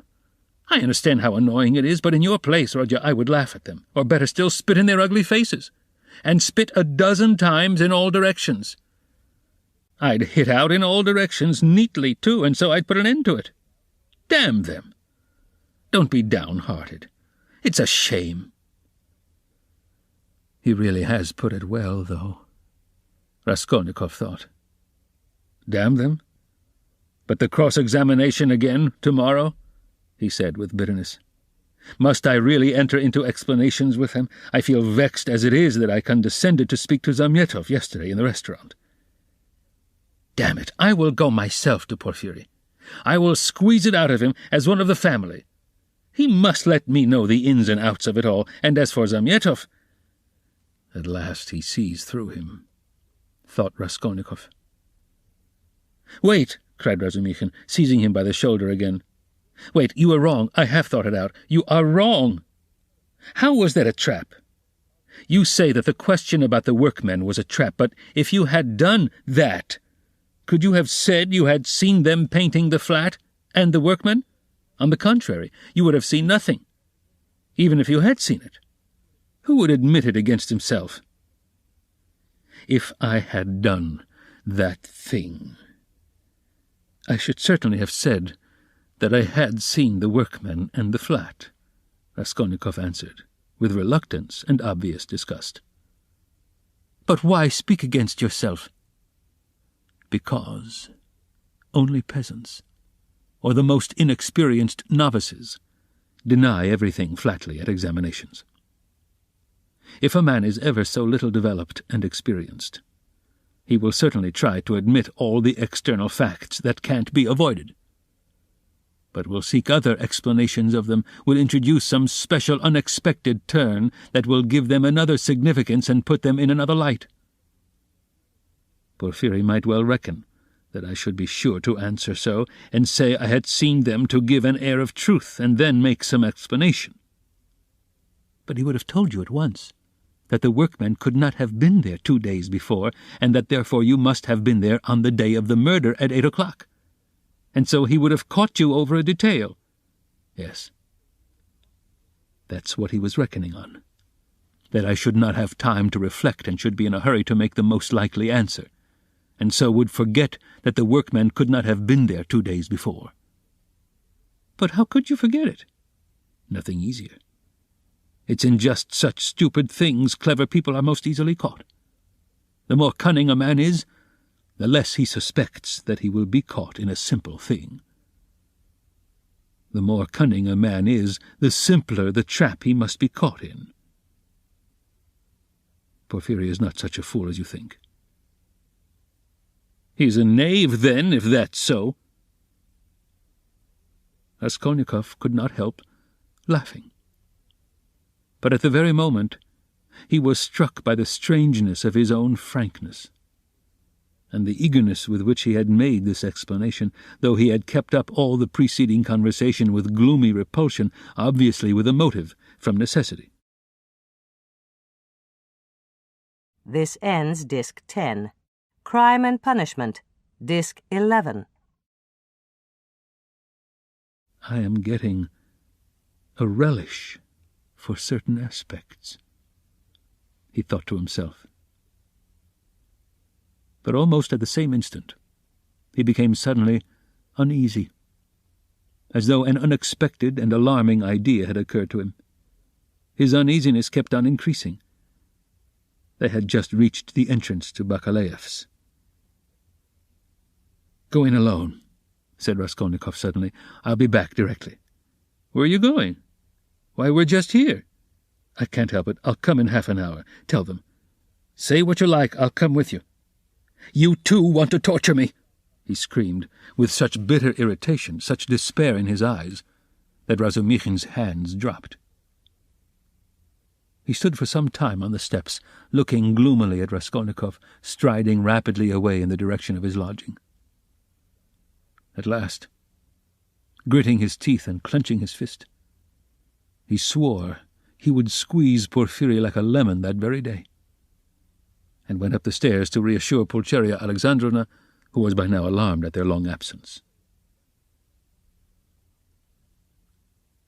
When Raskolnikov got home, his hair was soaked with sweat, and he was breathing heavily.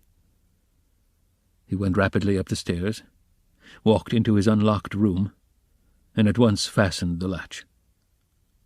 Then, in senseless terror, he rushed to the corner, to that hole under the paper where he had put the thing, put his hand in, and for some minutes felt carefully in the hole, in every crack and fold of the paper.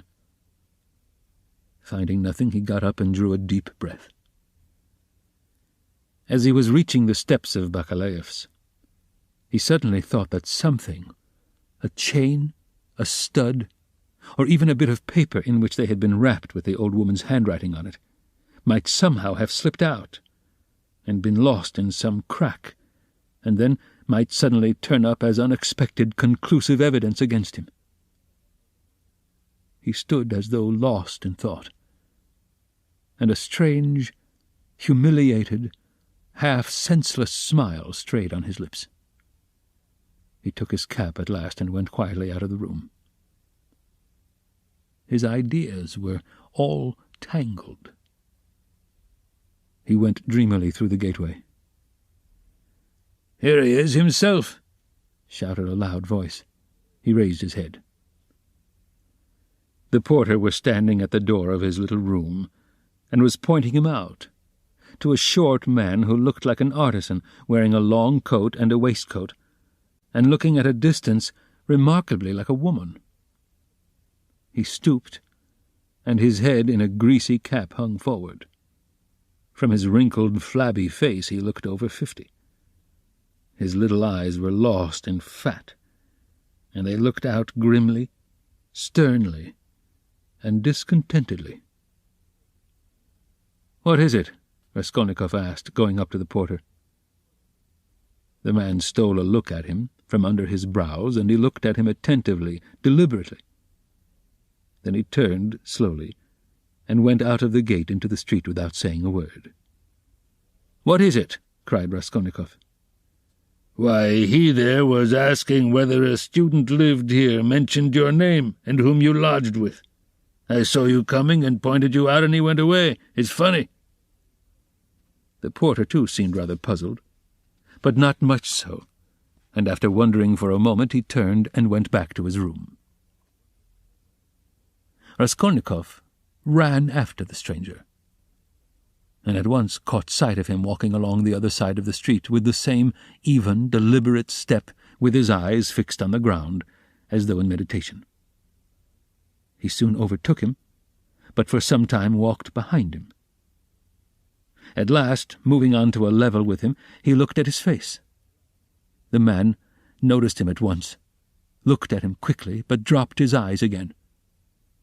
And so they walked for a minute side by side without uttering a word. "You were inquiring for me of the porter?"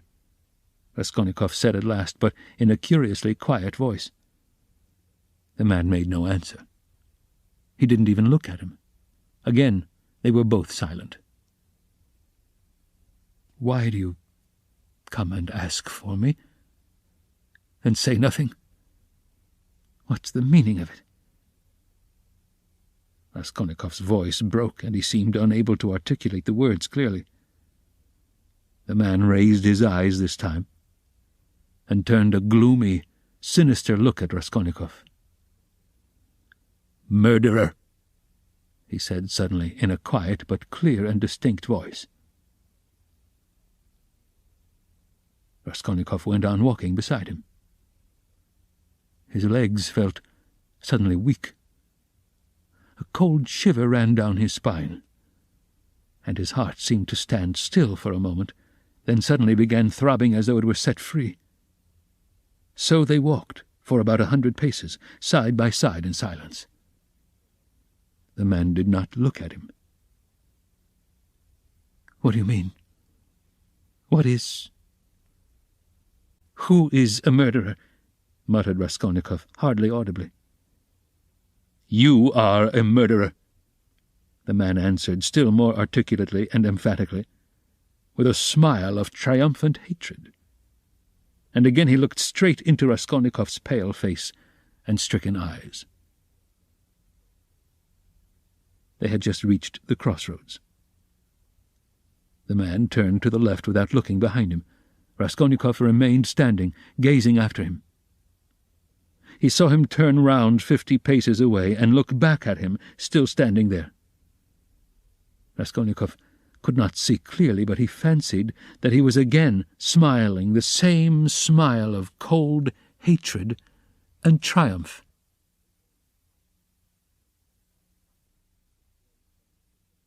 With slow, faltering steps, with shaking knees, Raskolnikov made his way back to his little garret, feeling chilled all over. He took off his cap and put it on the table, and for 10 minutes he stood, without moving. Then he sank, exhausted, on the sofa, and with a weak moan of pain, he stretched himself on it. So he lay for half an hour. He thought of nothing. Some thoughts or fragments of thoughts, some images without order or coherence floated before his mind. Faces of people he had seen in his childhood or met somewhere once, whom he would never have recalled, the belfry of the church at V, the billiard table in a restaurant and some officers playing billiards, the smell of cigars in some underground tobacco shop, a tavern room, a back staircase quite dark, all sloppy with dirty water and strewn with eggshells, and the Sunday bells floating in from somewhere. The images followed one another, whirling like a hurricane. Some of them he liked and tried to clutch at, but they faded, and all the while there was an oppression within him. But it was not overwhelming. Sometimes it was even pleasant. The slight shivering still persisted, but that too was an almost pleasant sensation. He heard the hurried footsteps of Razumikhin. He closed his eyes and pretended to be asleep. Razumikhin opened the door and stood for some time in the doorway as though hesitating. Then he stepped softly into the room and went cautiously to the sofa. Raskolnikov heard Nastasia's whisper, "Don't disturb him. Let him sleep. He can have his dinner later." "Quite so," answered Razumikhin. Both withdrew carefully and closed the door. Another half-hour passed. Raskolnikov opened his eyes, turned on his back again, clasping his hands behind his head. Who is he? Who is that man who sprang out of the earth? Where was he? What did he see? He's seen it all, that's clear. Where was he then? And from where did he see? Why has he only now sprung out of the earth? And how could he see? Is it possible? Continued Raskolnikov, turning cold and shivering. And the jewel case Nikolai found behind the door, was that possible? A clue? You miss an infinitesimal line, and you can build it into a pyramid of evidence. A fly flew by and saw it. Is it possible? He felt with sudden loathing how weak, how physically weak he had become. I ought to have known it, he thought with a bitter smile. And how dared I, knowing myself, knowing how I should be, take up an axe and shed blood? I ought to have known beforehand. But I did know, he whispered in despair. At times he came to a standstill at some thought. No, those men are not made so. The real master, to whom all is permitted, storms Toulon, makes a massacre in Paris, forgets an army in Egypt, wastes 500,000 men in the Moscow expedition, and gets off with a jest at Vilna. and altars are set up to him after his death. And so all is permitted. No, such people, it seems, are not of flesh, but of bronze. One sudden irrelevant idea almost made him laugh. Napoleon, the pyramids, Waterloo, and a wretched, skinny old woman, a pawnbroker with a red trunk under her bed. It's a nice hash for Porfiri Petrovitch to digest. How can I digest it? It's too inartistic. Would a Napoleon creep under an old woman's bed? Ugh, how loathsome. At moments he felt he was raving. He sank into a state of feverish excitement. The old woman is of no consequence, he thought, hotly and incoherently. The old woman was a mistake, perhaps, but she's not what matters. The old woman was only an illness. I was in a hurry to overstep. I didn't kill a human being, but a principle. I killed the principle, but I didn't overstep. I stopped on this side. I was only capable of killing. And it seems I wasn't even capable of that. Principle. Why was that fool Razumikhin abusing the socialists? They are industrious commercial people. The happiness of all is their case. No. Life is only given to me once, and I shall never have it again. I don't want to wait for the happiness of all. I want to live myself, or else better not live at all. I simply couldn't pass by my mother starving, keeping my rouble in my pocket while I waited for the happiness of all. I am putting my little brick into the happiness of all, and so my heart is at peace. Why have you let me slip? I only live once. I, too, want. I am an aesthetic louse and nothing more, he added suddenly, laughing like a madman. Yes, I am certainly a louse, he went on, clutching at the idea, gloating over it, and playing with it with vindictive pleasure. In the first place, because I can reason that I am one, and secondly, because for a month past I have been troubling benevolent Providence, calling it to witness that not for my own fleshly lusts did I undertake it, but with a grand and noble object. Thirdly, because I aimed at carrying it out as justly as possible, weighing, measuring, and calculating. Of all the lice, I picked out the most useless one and proposed to take from her only as much as I needed for the first step, no more nor less. So the rest would have gone to a monastery according to her will. And what shows that I am utterly a louse, he added, grinding his teeth, is that I am perhaps viler and more loathsome than the louse I killed. And I felt beforehand that I should tell myself so after killing her.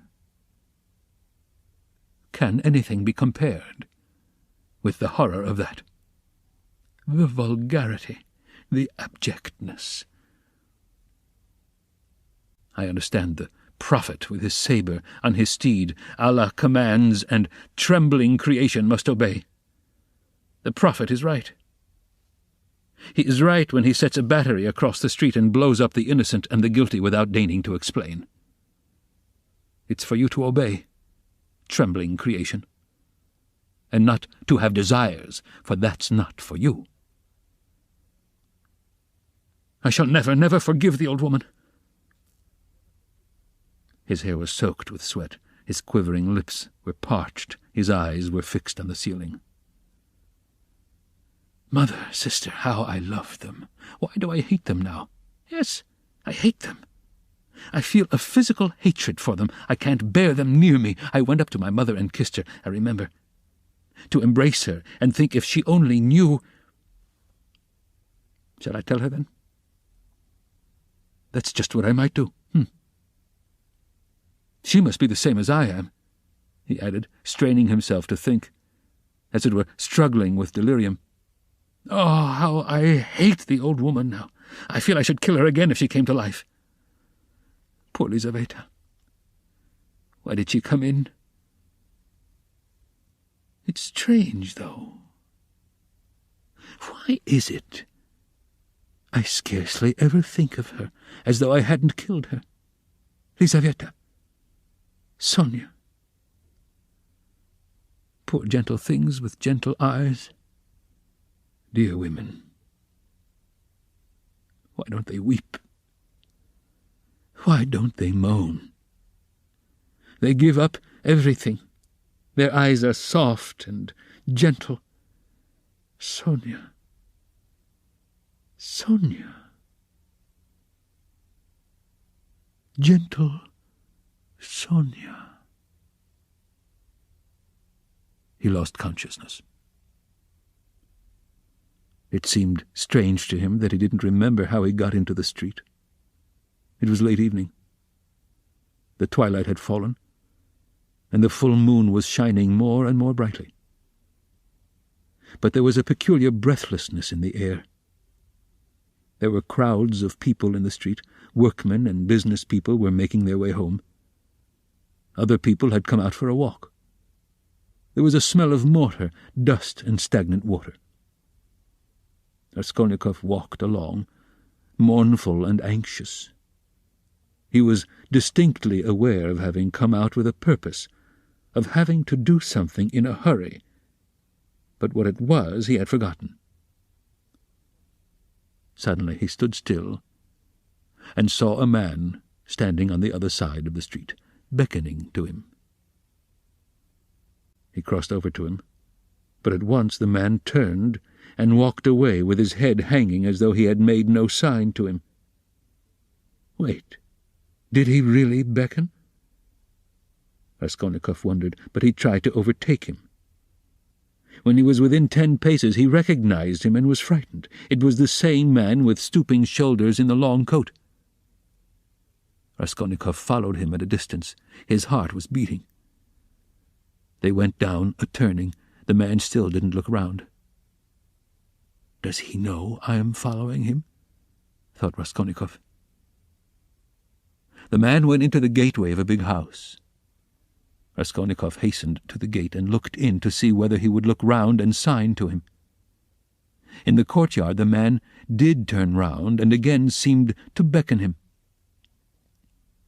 Raskolnikov at once followed him into the yard, but the man was gone. He must have gone up the first staircase. Raskolnikov rushed after him. He heard slow, measured steps 2 flights above. The staircase seemed strangely familiar. He reached the window on the first floor. The moon shone through the panes with a melancholy and mysterious light. Then he reached the second floor. Bah, this is the flat where the painters were at work. But how was it he didn't recognize it at once? The steps of the man above had died away. So he must have stopped, or hidden somewhere. He reached the 3rd story. Should he go on? There was a stillness that was dreadful. But he went on. The sound of his own footsteps scared and frightened him. How dark it was! The man must be hiding in some corner here. Ah! The flat was standing wide open. He hesitated and went in. It was very dark and empty in the passage, as though everything had been removed. He crept on tiptoe into the parlour, which was flooded with moonlight. Everything there was as before: the chairs, the looking-glass, the yellow sofa, and the pictures in the frames. A huge, round, copper-red moon looked in at the window. It's the moon that makes it so still, weaving some mystery, thought Raskolnikov. He stood and waited a long while, and the more silent the moonlight, the more violently his heart beat, till it was painful. and still the same hush. Suddenly, he heard a momentary sharp crack like the snapping of a splinter, and all was still again. A fly flew up suddenly and struck the window pane with a plaintive buzz. At that moment, he noticed in the corner, between the window and the little cupboard, something like a cloak hanging on the wall. "Why is that cloak here?" he thought. "It wasn't there before." He went up to it quietly, and felt that there was someone hiding behind it. He cautiously moved the cloak and saw, sitting on a chair in the corner, the old woman, bent double so that he couldn't see her face, but it was she. He stood over her. "She is afraid," he thought. He stealthily took the axe from the noose and struck her one blow, then another on the skull. But strange to say, she didn't stir, as though she were made of wood. He was frightened, bent down nearer and tried to look at her, but she too bent her head lower. He bent right down to the ground and peeped up into her face from below. He peeped and turned cold with horror. The old woman was sitting and laughing, shaking with noiseless laughter, doing her utmost that he shouldn't hear it. Suddenly he fancied that the door from the bedroom was opened a little, and that there was laughter and whispering within. He was overcome with frenzy, and he began hitting the old woman on the head with all his force. But at every blow of the axe, the laughter and whispering from the bedroom grew louder, and the old woman was simply shaking with mirth. He was rushing away, but the passage was full of people. The doors of the flats stood open, and on the landing, on the stairs, and everywhere below there were people, rows of heads, all looking, but huddled together in silence and expectation. Something gripped his heart. His legs were rooted to the spot. They wouldn't move. He tried to scream and woke up. He drew a deep breath. But his dream seemed strangely to persist. His door was flung open, and a man whom he had never seen stood in the doorway watching him intently. Raskolnikov had hardly opened his eyes, and he instantly closed them again. He lay on his back without stirring. "Is it still a dream?" he wondered, and again raised his eyelids, hardly perceptibly. The stranger was standing in the same place, still watching him. He stepped cautiously into the room, carefully closing the door after him, went up to the table, paused a moment, still keeping his eyes on Raskolnikov, and noiselessly seated himself on the chair by the sofa. He put his hat on the floor beside him, and leaned his hand on his cane and his chin on his hands. It was evident that he was prepared to wait indefinitely. As far as Raskolnikov could make out from his stolen glances, he was a man no longer young, stout, with a full, fair, almost whitish beard. 10 minutes passed. It was still light, but beginning to get dusk. There was complete stillness in the room. Not a sound came from the stairs. Only a big fly buzzed and fluttered against the window pane. It was unbearable at last. Raskolnikov suddenly got up and sat on the sofa. "Come, tell me what you want." "I knew you were not asleep, but only pretending," the stranger answered oddly, laughing calmly. "Allow me to introduce myself. Arkady Ivanovich Svidrigailov." Part 4. Chapter 1. Can this be still a dream? Raskolnikov thought once more. He looked carefully and suspiciously at the unexpected visitor. Svidrigailov? What nonsense! It can't be, he said at last aloud in bewilderment. His visitor did not seem at all surprised at this exclamation. I have come to you for 2 reasons. In the first place, I wanted to make your personal acquaintance, as I have already heard a great deal about you that is interesting and flattering. Secondly, I cherish the hope that you may not refuse to assist me in a matter directly concerning the welfare of your sister, Avdotya Romanovna. For without your support she might not let me come near her now, for she is prejudiced against me. But with your assistance, I reckon on— You reckon wrongly, interrupted Raskolnikov.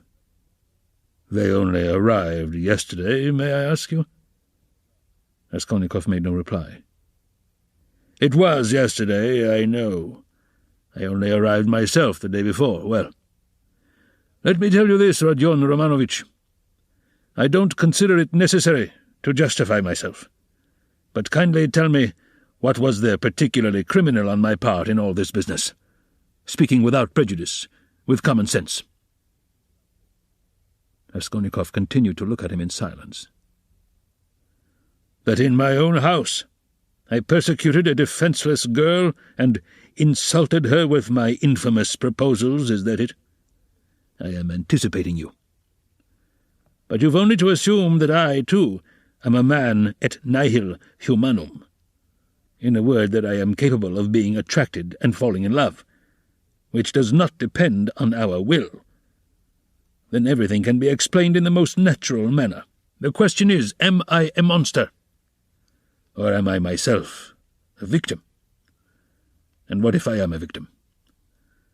In proposing to the object of my passion to elope with me to America or Switzerland, I may have cherished the deepest respect for her, and may have thought that I was promoting our mutual happiness.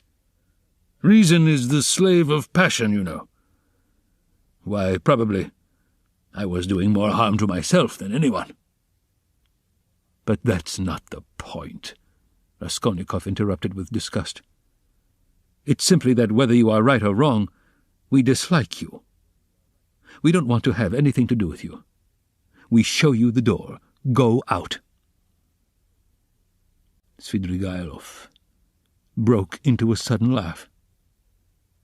But there's no getting round you, he said, laughing in the frankest way.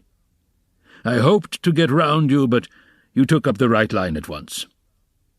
But you are trying to get round me still. What of it? What of it? Cried Svidrigailov, laughing openly. But this is what the French call bonne guerre, and the most innocent form of deception. But still you have interrupted me, one way or another. I repeat again. There would never have been any unpleasantness except for what happened in the garden. Marfa Petrovna— You have got rid of Marfa Petrovna too, so they say. Raskolnikov interrupted rudely. Oh, you've heard that too, then. You'd be sure to, though. But as for your question, I really don't know what to say, though my own conscience is quite at rest on that score. Don't suppose that I am in any apprehension about it. All was regular and in order. The medical inquiry diagnosed apoplexy due to bathing immediately after a heavy dinner and a bottle of wine. And indeed it could have proved nothing else. But I'll tell you what I have been thinking to myself of late, on my way here in the train especially. Didn't I contribute to all that calamity, morally, in a way, by irritation or something of the sort?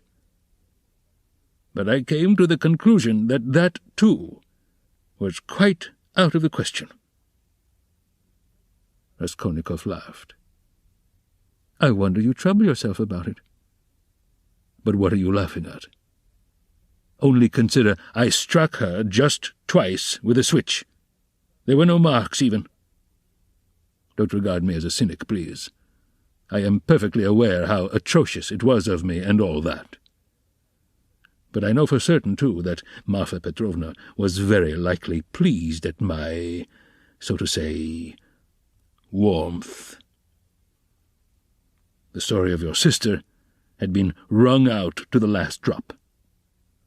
For the last 3 days Marfa Petrovna had been forced to sit at home. She had nothing to show herself with in the town. Besides, she had bored them so with that letter. You heard about her reading the letter. And all of a sudden, those 2 switches fell from heaven. Her first act was to order the carriage to be got out. Not to speak of the fact that there are cases when women are very, very glad to be insulted in spite of all their show of indignation. There are instances of it with everyone. Human beings in general, indeed, greatly love to be insulted. Have you noticed that? But it's particularly so with women. One might even say it's their only amusement. At one time Raskolnikov thought of getting up and walking out, and so finishing the interview. But some curiosity and even a sort of prudence made him linger for a moment. "You are fond of fighting?" he asked carelessly. "No, not very," Svidrigaïlov answered calmly. "And Marfa Petrovna and I scarcely ever fought. We lived very harmoniously, and she was always pleased with me. I only used the whip twice in all our 7 years, not counting a third occasion of a very ambiguous character. The first time, 2 months after our marriage, immediately after we arrived in the country, and the last time was that of which we are speaking. Did you suppose I was such a monster, such a reactionary, such a slave-driver? Ha! By the way, do you remember, Rodion Romanovich, how a few years ago, in those days of beneficent publicity, a nobleman, I've forgotten his name, was put to shame everywhere in all the papers for having thrashed a German woman in the railway train? Remember? It was in those days, that very year, I believe, the disgraceful action of the age took place. You know, the Egyptian nights, that public reading, you remember? The dark eyes, you know, the golden days of our youth. Where are they? Well, as for the gentleman who thrashed the German, I feel no sympathy with him, because, after all, what need is there for sympathy? But I must say that there are sometimes such provoking Germans that I don't believe there is a progressive who could quite answer for himself.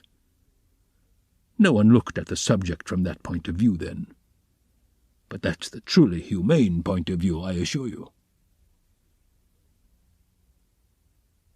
After saying this, Svidrigaïlov broke into a sudden laugh again. Raskolnikov saw clearly that this was a man with a firm purpose in his mind and able to keep it to himself. "I expect you've not talked to anyone for some days?" he asked. "Scarcely anyone. I suppose you are wondering at my being such an adaptable man." "No. I am only wondering at your being too adaptable a man." "Because I am not offended at the rudeness of your questions, is that it? But why take offence? As you asked, so I answered," he replied with a surprising expression of simplicity. "You know, there's hardly anything I take interest in," he went on, as it were dreamily. "Especially now I've nothing to do. You are quite at liberty to imagine, though, that I am making up to you with a motive, particularly as I told you I want to see your sister about something. But I'll confess frankly, I am very much bored. The last 3 days especially, so I am delighted to see you. Don't be angry, Rodion Romanovich, but you seem to be somehow awfully strange yourself. Say what you like, there's something wrong with you, and now, too. Not this very minute, I mean, but now, generally. Well, I won't Don't scowl. I am not such a bear, you know, as you think." Raskolnikov looked gloomily at him. "You are not a bear, perhaps, at all," he said. "I think, indeed, that you are a man of very good breeding, or at least know how, on occasion, to behave like one." "I am not particularly interested in anyone's opinion," Svidrigaïlov answered, dryly and even with a shade of haughtiness. "And therefore why not be vulgar at times when vulgarity is such a convenient cloak for our climate?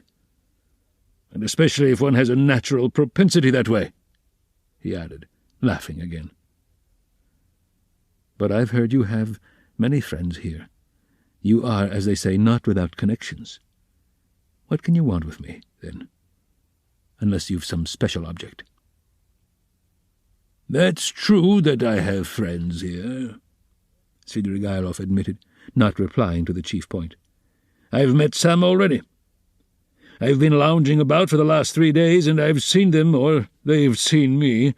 That's a matter of course. I am well dressed, and reckoned not a poor man. The emancipation of the serfs hasn't affected me.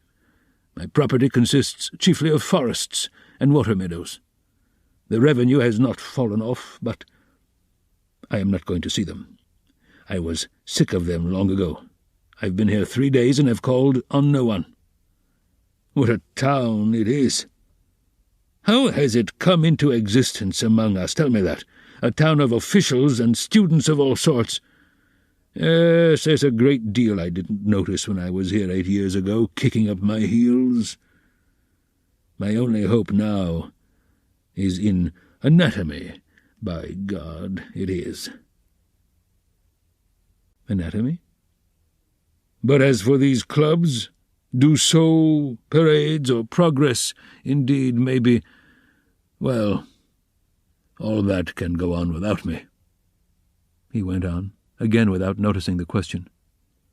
"Besides, who wants to be a card sharper?" "Why, have you been a card sharper, then?" "How could I help being? There was a regular set of us, men of the best society, 8 years ago. We had a fine time. And all men of breeding, you know, poets, men of property. And indeed, as a rule in our Russian society, the best manners are found among those who've been thrashed. Have you noticed that? I've deteriorated in the country. But I did get into prison for debt, through a low Greek who came from Nyezhin. Then Marfa Petrovna turned up. She bargained with him, and bought me off for 30,000 silver pieces. I owed 70,000. We were united in lawful wedlock, and she bore me off into the country like a treasure. You know, she was 5 years older than I. She was very fond of me. For 7 years I never left the country, and take note that all my life she held a document over me, the IOU for 30,000 rubles. So if I were to elect to be restive about anything, I should be trapped at once. And she would have done it. Women find nothing incompatible in that. If it hadn't been for that, would you have given her the slip? I don't know what to say. It was scarcely the document restrained me. I didn't want to go anywhere else. Marfa Petrovna herself invited me to go abroad, saying I was bored, but I've been abroad before, and always felt sick there. For no reason but the sunrise, the Bay of Naples, the sea. You look at them, and it makes you sad. What's most revolting is that one is really sad. No, it's better at home. Here at least one blames others for everything and excuses oneself. I should have gone, perhaps, on an expedition to the North Pole, because j'ai le vin mauvais, and hate drinking, and there's nothing left but wine. I have tried it. But I've been told Berg is going up in a great balloon next Sunday from the Yusupov garden and will take up passengers at a fee. Is it true? Why? Would you go up? No. Oh, no, muttered Svidrigaïlov, really seeming to be deep in thought. What does he mean? Is he in earnest? Raskolnikov wondered. No, the document didn't restrain me, Svidrigailov went on meditatively. It was my own doing, not leaving the country. And nearly a year ago Marfa Petrovna gave me back the document on my name day and made me a present of a considerable sum of money, too. She had a fortune, you know. You see how I trust you, Arkady Ivanovitch. That was actually her expression. You don't believe she used it? But do you know, I managed the estate quite decently. They know me in the neighborhood. I ordered books, too. Marfa Petrovna at first approved, but afterwards she was afraid of my over-studying. You seem to be missing Marfa Petrovna very much. Missing her? Perhaps. Really, perhaps I am. And, by the way, do you believe in ghosts? What ghosts? Why, ordinary ghosts. Do you believe in them? Perhaps not. Pour vous plaire. I wouldn't say no, exactly. Do you see them, then? Svidrigailov looked at him rather oddly. Marfa Petrovna is pleased to visit me, he said, twisting his mouth into a strange smile. How do you mean, she is pleased to visit you? She has been 3 times. I saw her first on the very day of the funeral, an hour after she was buried. It was the day before I left to come here. The second time was the day before yesterday at daybreak, on the journey at the station of Malaya Vishera, and the third time was 2 hours ago, in the room where I am staying. I was alone. Were you awake? Quite awake. I was wide awake every time. She comes, speaks to me for a minute, and goes out at the door, always at the door. I can almost hear her. What made me think that something of the sort must be happening to you? Raskolnikov said, suddenly. At the same moment he was surprised at having said it. He was much excited. What? Did you think so? Svidrigailov asked in astonishment. Did you, really? Didn't I say that there was something in common between us, eh? You never said so, Raskolnikov cried sharply and with heat. Didn't I? No. I thought I did. When I came in and saw you lying with your eyes shut, pretending, I said to myself at once, here's the man. What do you mean by the man? What are you talking about? Cried Raskolnikov. What do I mean? I really don't know, Svidrigailov muttered ingenuously, as though he too were puzzled.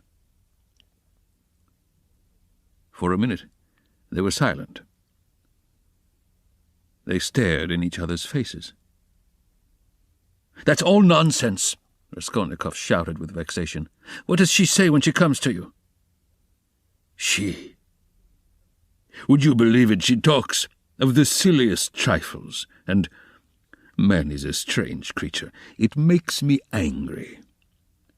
The first time she came in, I was tired, you know, the funeral service, the funeral ceremony, the lunch afterwards. At last I was left alone in my study. I lighted a cigar and began to think. She came in at the door. You've been so busy today, Arkady Ivanovitch. You have forgotten to wind the dining-room clock, she said. All those 7 years I've wound that clock every week. And if I forgot it, she would always remind me. The next day I set off on my way here. I got out at the station at daybreak. I'd been asleep, tired out, with my eyes half open. I was drinking some coffee. I looked up, and there was suddenly Marfa Petrovna, sitting beside me with a pack of cards in her hands. Shall I tell you your fortune for the journey, Arkady Ivanovitch? She was a great hand at telling fortunes.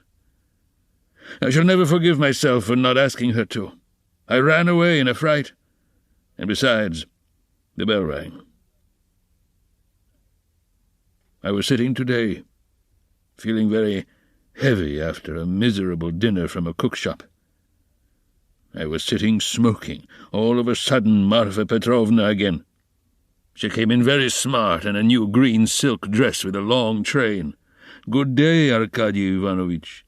How do you like my dress? Aniska can't make like this." Aniska was a dressmaker in the country, one of our former serf girls who had been trained in Moscow, a pretty wench. She stood turning round before me. I looked at the dress, and then I looked carefully, very carefully at her face. "I wonder you trouble to come to me about such trifles, Marfa Petrovna." "Good gracious, you won't let one disturb you about anything." To tease her, I said, "I want to get married, Marfa Petrovna." "That's just like you, Arkady Ivanovitch. It does you very little credit to come looking for a bride when you've hardly buried your wife. And if you could make a good choice at least, but I know it won't be for your happiness or hers, you will only be a laughing stock to all good people." And she went out, and her train seemed to rustle. Isn't it nonsense, huh? "But perhaps you are telling lies," Raskolnikov put in. "I rarely lie," answered Svidrigailov thoughtfully, apparently not noticing the rudeness of the question. "And in the past, have you ever seen ghosts before?" "Yes, I have seen them, but only once in my life 6 years ago.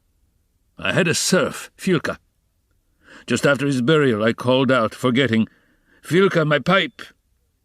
He came in and went to the cupboard where my pipes were. I sat still and thought he's doing it out of revenge because we had a violent quarrel just before his death.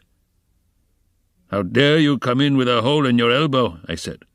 'Go away, you scamp!' He turned and went out, and never came again. I didn't tell Marfa Petrovna at the time.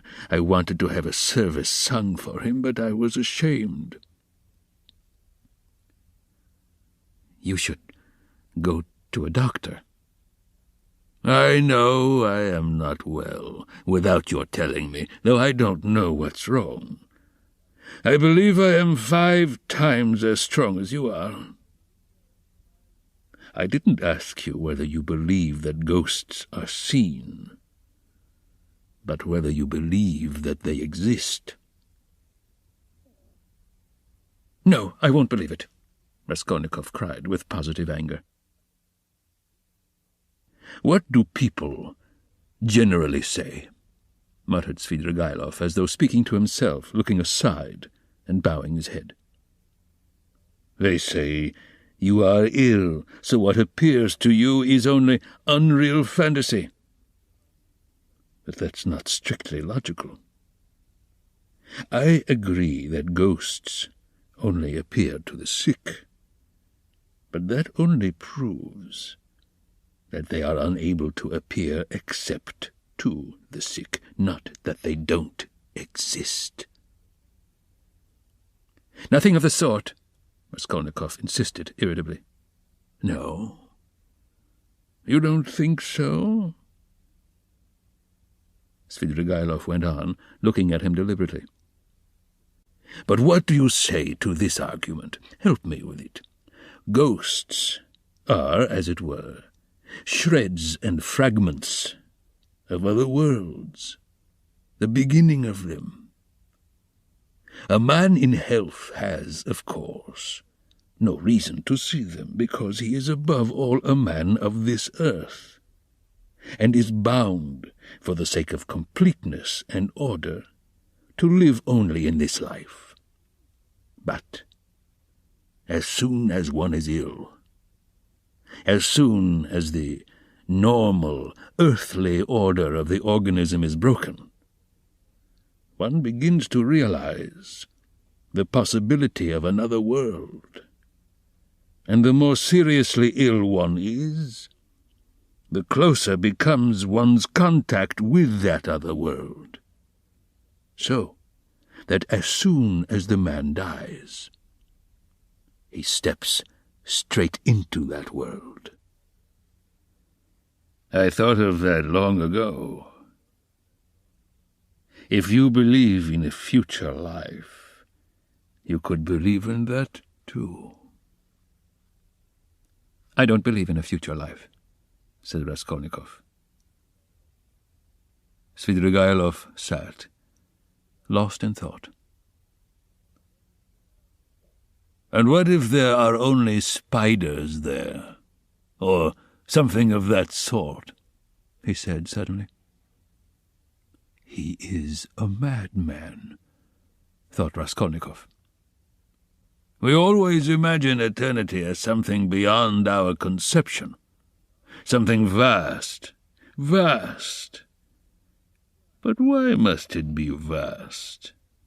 Instead of all that, what if it's one little room, like a bathhouse in the country, black and grimy, and spiders in every corner, and that's all eternity is? I sometimes imagine it like that.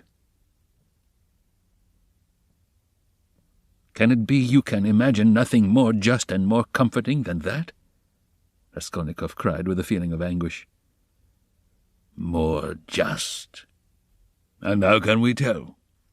Perhaps that is just. And do you know, it's what I would certainly have made it, answered Svidrigailov with a vague smile. This horrible answer sent a cold chill through Raskolnikov. Svidrigailov raised his head, looked at him, and suddenly began laughing.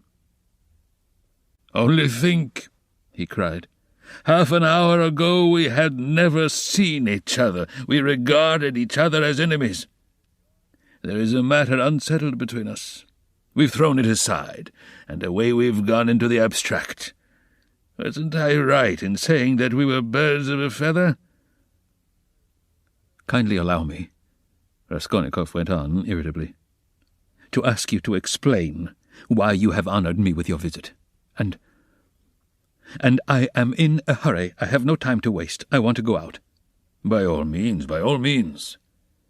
Your sister, Avdotya Romanovna, is going to be married to Mr. Luzhin, Pyotr Petrovitch." "Can you refrain from any question about my sister and from mentioning her name? I can't understand how you dare utter her name in my presence, if you really are Svidrigailov." "Why, but I've come here to speak about her. How can I avoid mentioning her?" "Very good, speak, but make haste." "I am sure that you must have formed your own opinion of this Mr. Luzhin, who is a connection of mine through my wife. If you have only seen him for half an hour, or heard any facts about him, he is no match for Avdotya Romanovna. I believe Avdotya Romanovna is sacrificing herself generously and imprudently for the sake of her family. I imagined from all I had heard of you that you would be very glad if the match could be broken off without the sacrifice of worldly advantages. Now I know you personally. I am convinced of it." "All this is very naive. Excuse me, I should have said impudent on your part," said Raskolnikov. "You mean to say that I am seeking my own ends?" "Don't be uneasy, Rodion Romanovich. If I were working for my own advantage, I would not have spoken out so directly. I am not quite a fool. I will confess something psychologically curious about that. Just now, defending my love for Avdotya Romanovna, I said I was myself the victim. Well, let me tell you, that I've no feeling of love now, not the slightest.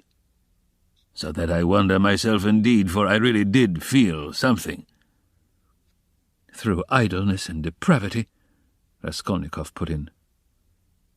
I certainly am idle and depraved. But your sister has such qualities that even I could not help being impressed by them. But that's all nonsense as I see myself now. Have you seen that long? I began to be aware of it before, but was only perfectly sure of it the day before yesterday, almost at the moment I arrived in Petersburg. I still fancied in Moscow, though, that I was coming to try to get Avdotya Romanovna's hand and to cut out Mr. Luzhin. Excuse me for interrupting you. Kindly be brief, and come to the object of your visit. I am in a hurry. I want to go out. With the greatest pleasure. On arriving here, and determining on a certain journey, I would like to make some necessary preliminary arrangements. I left my children with an aunt. They are well provided for, and they have no need of me personally. And a nice father I would make, too. I have taken nothing but what Marfa Petrovna gave me a year ago. That's enough for me. Excuse me, I am just coming to the point. Before the journey, which may come off, I want to settle Mr. Luzhin, too. It's not that I detest him so much, but it was through him I quarrelled with Marfa Petrovna when I learned that she had dished up this marriage. I want now to see Avdotya Romanovna through your mediation, and if you like, in your presence, to explain to her that in the first place she will never gain anything but harm from Mr. Luzhin.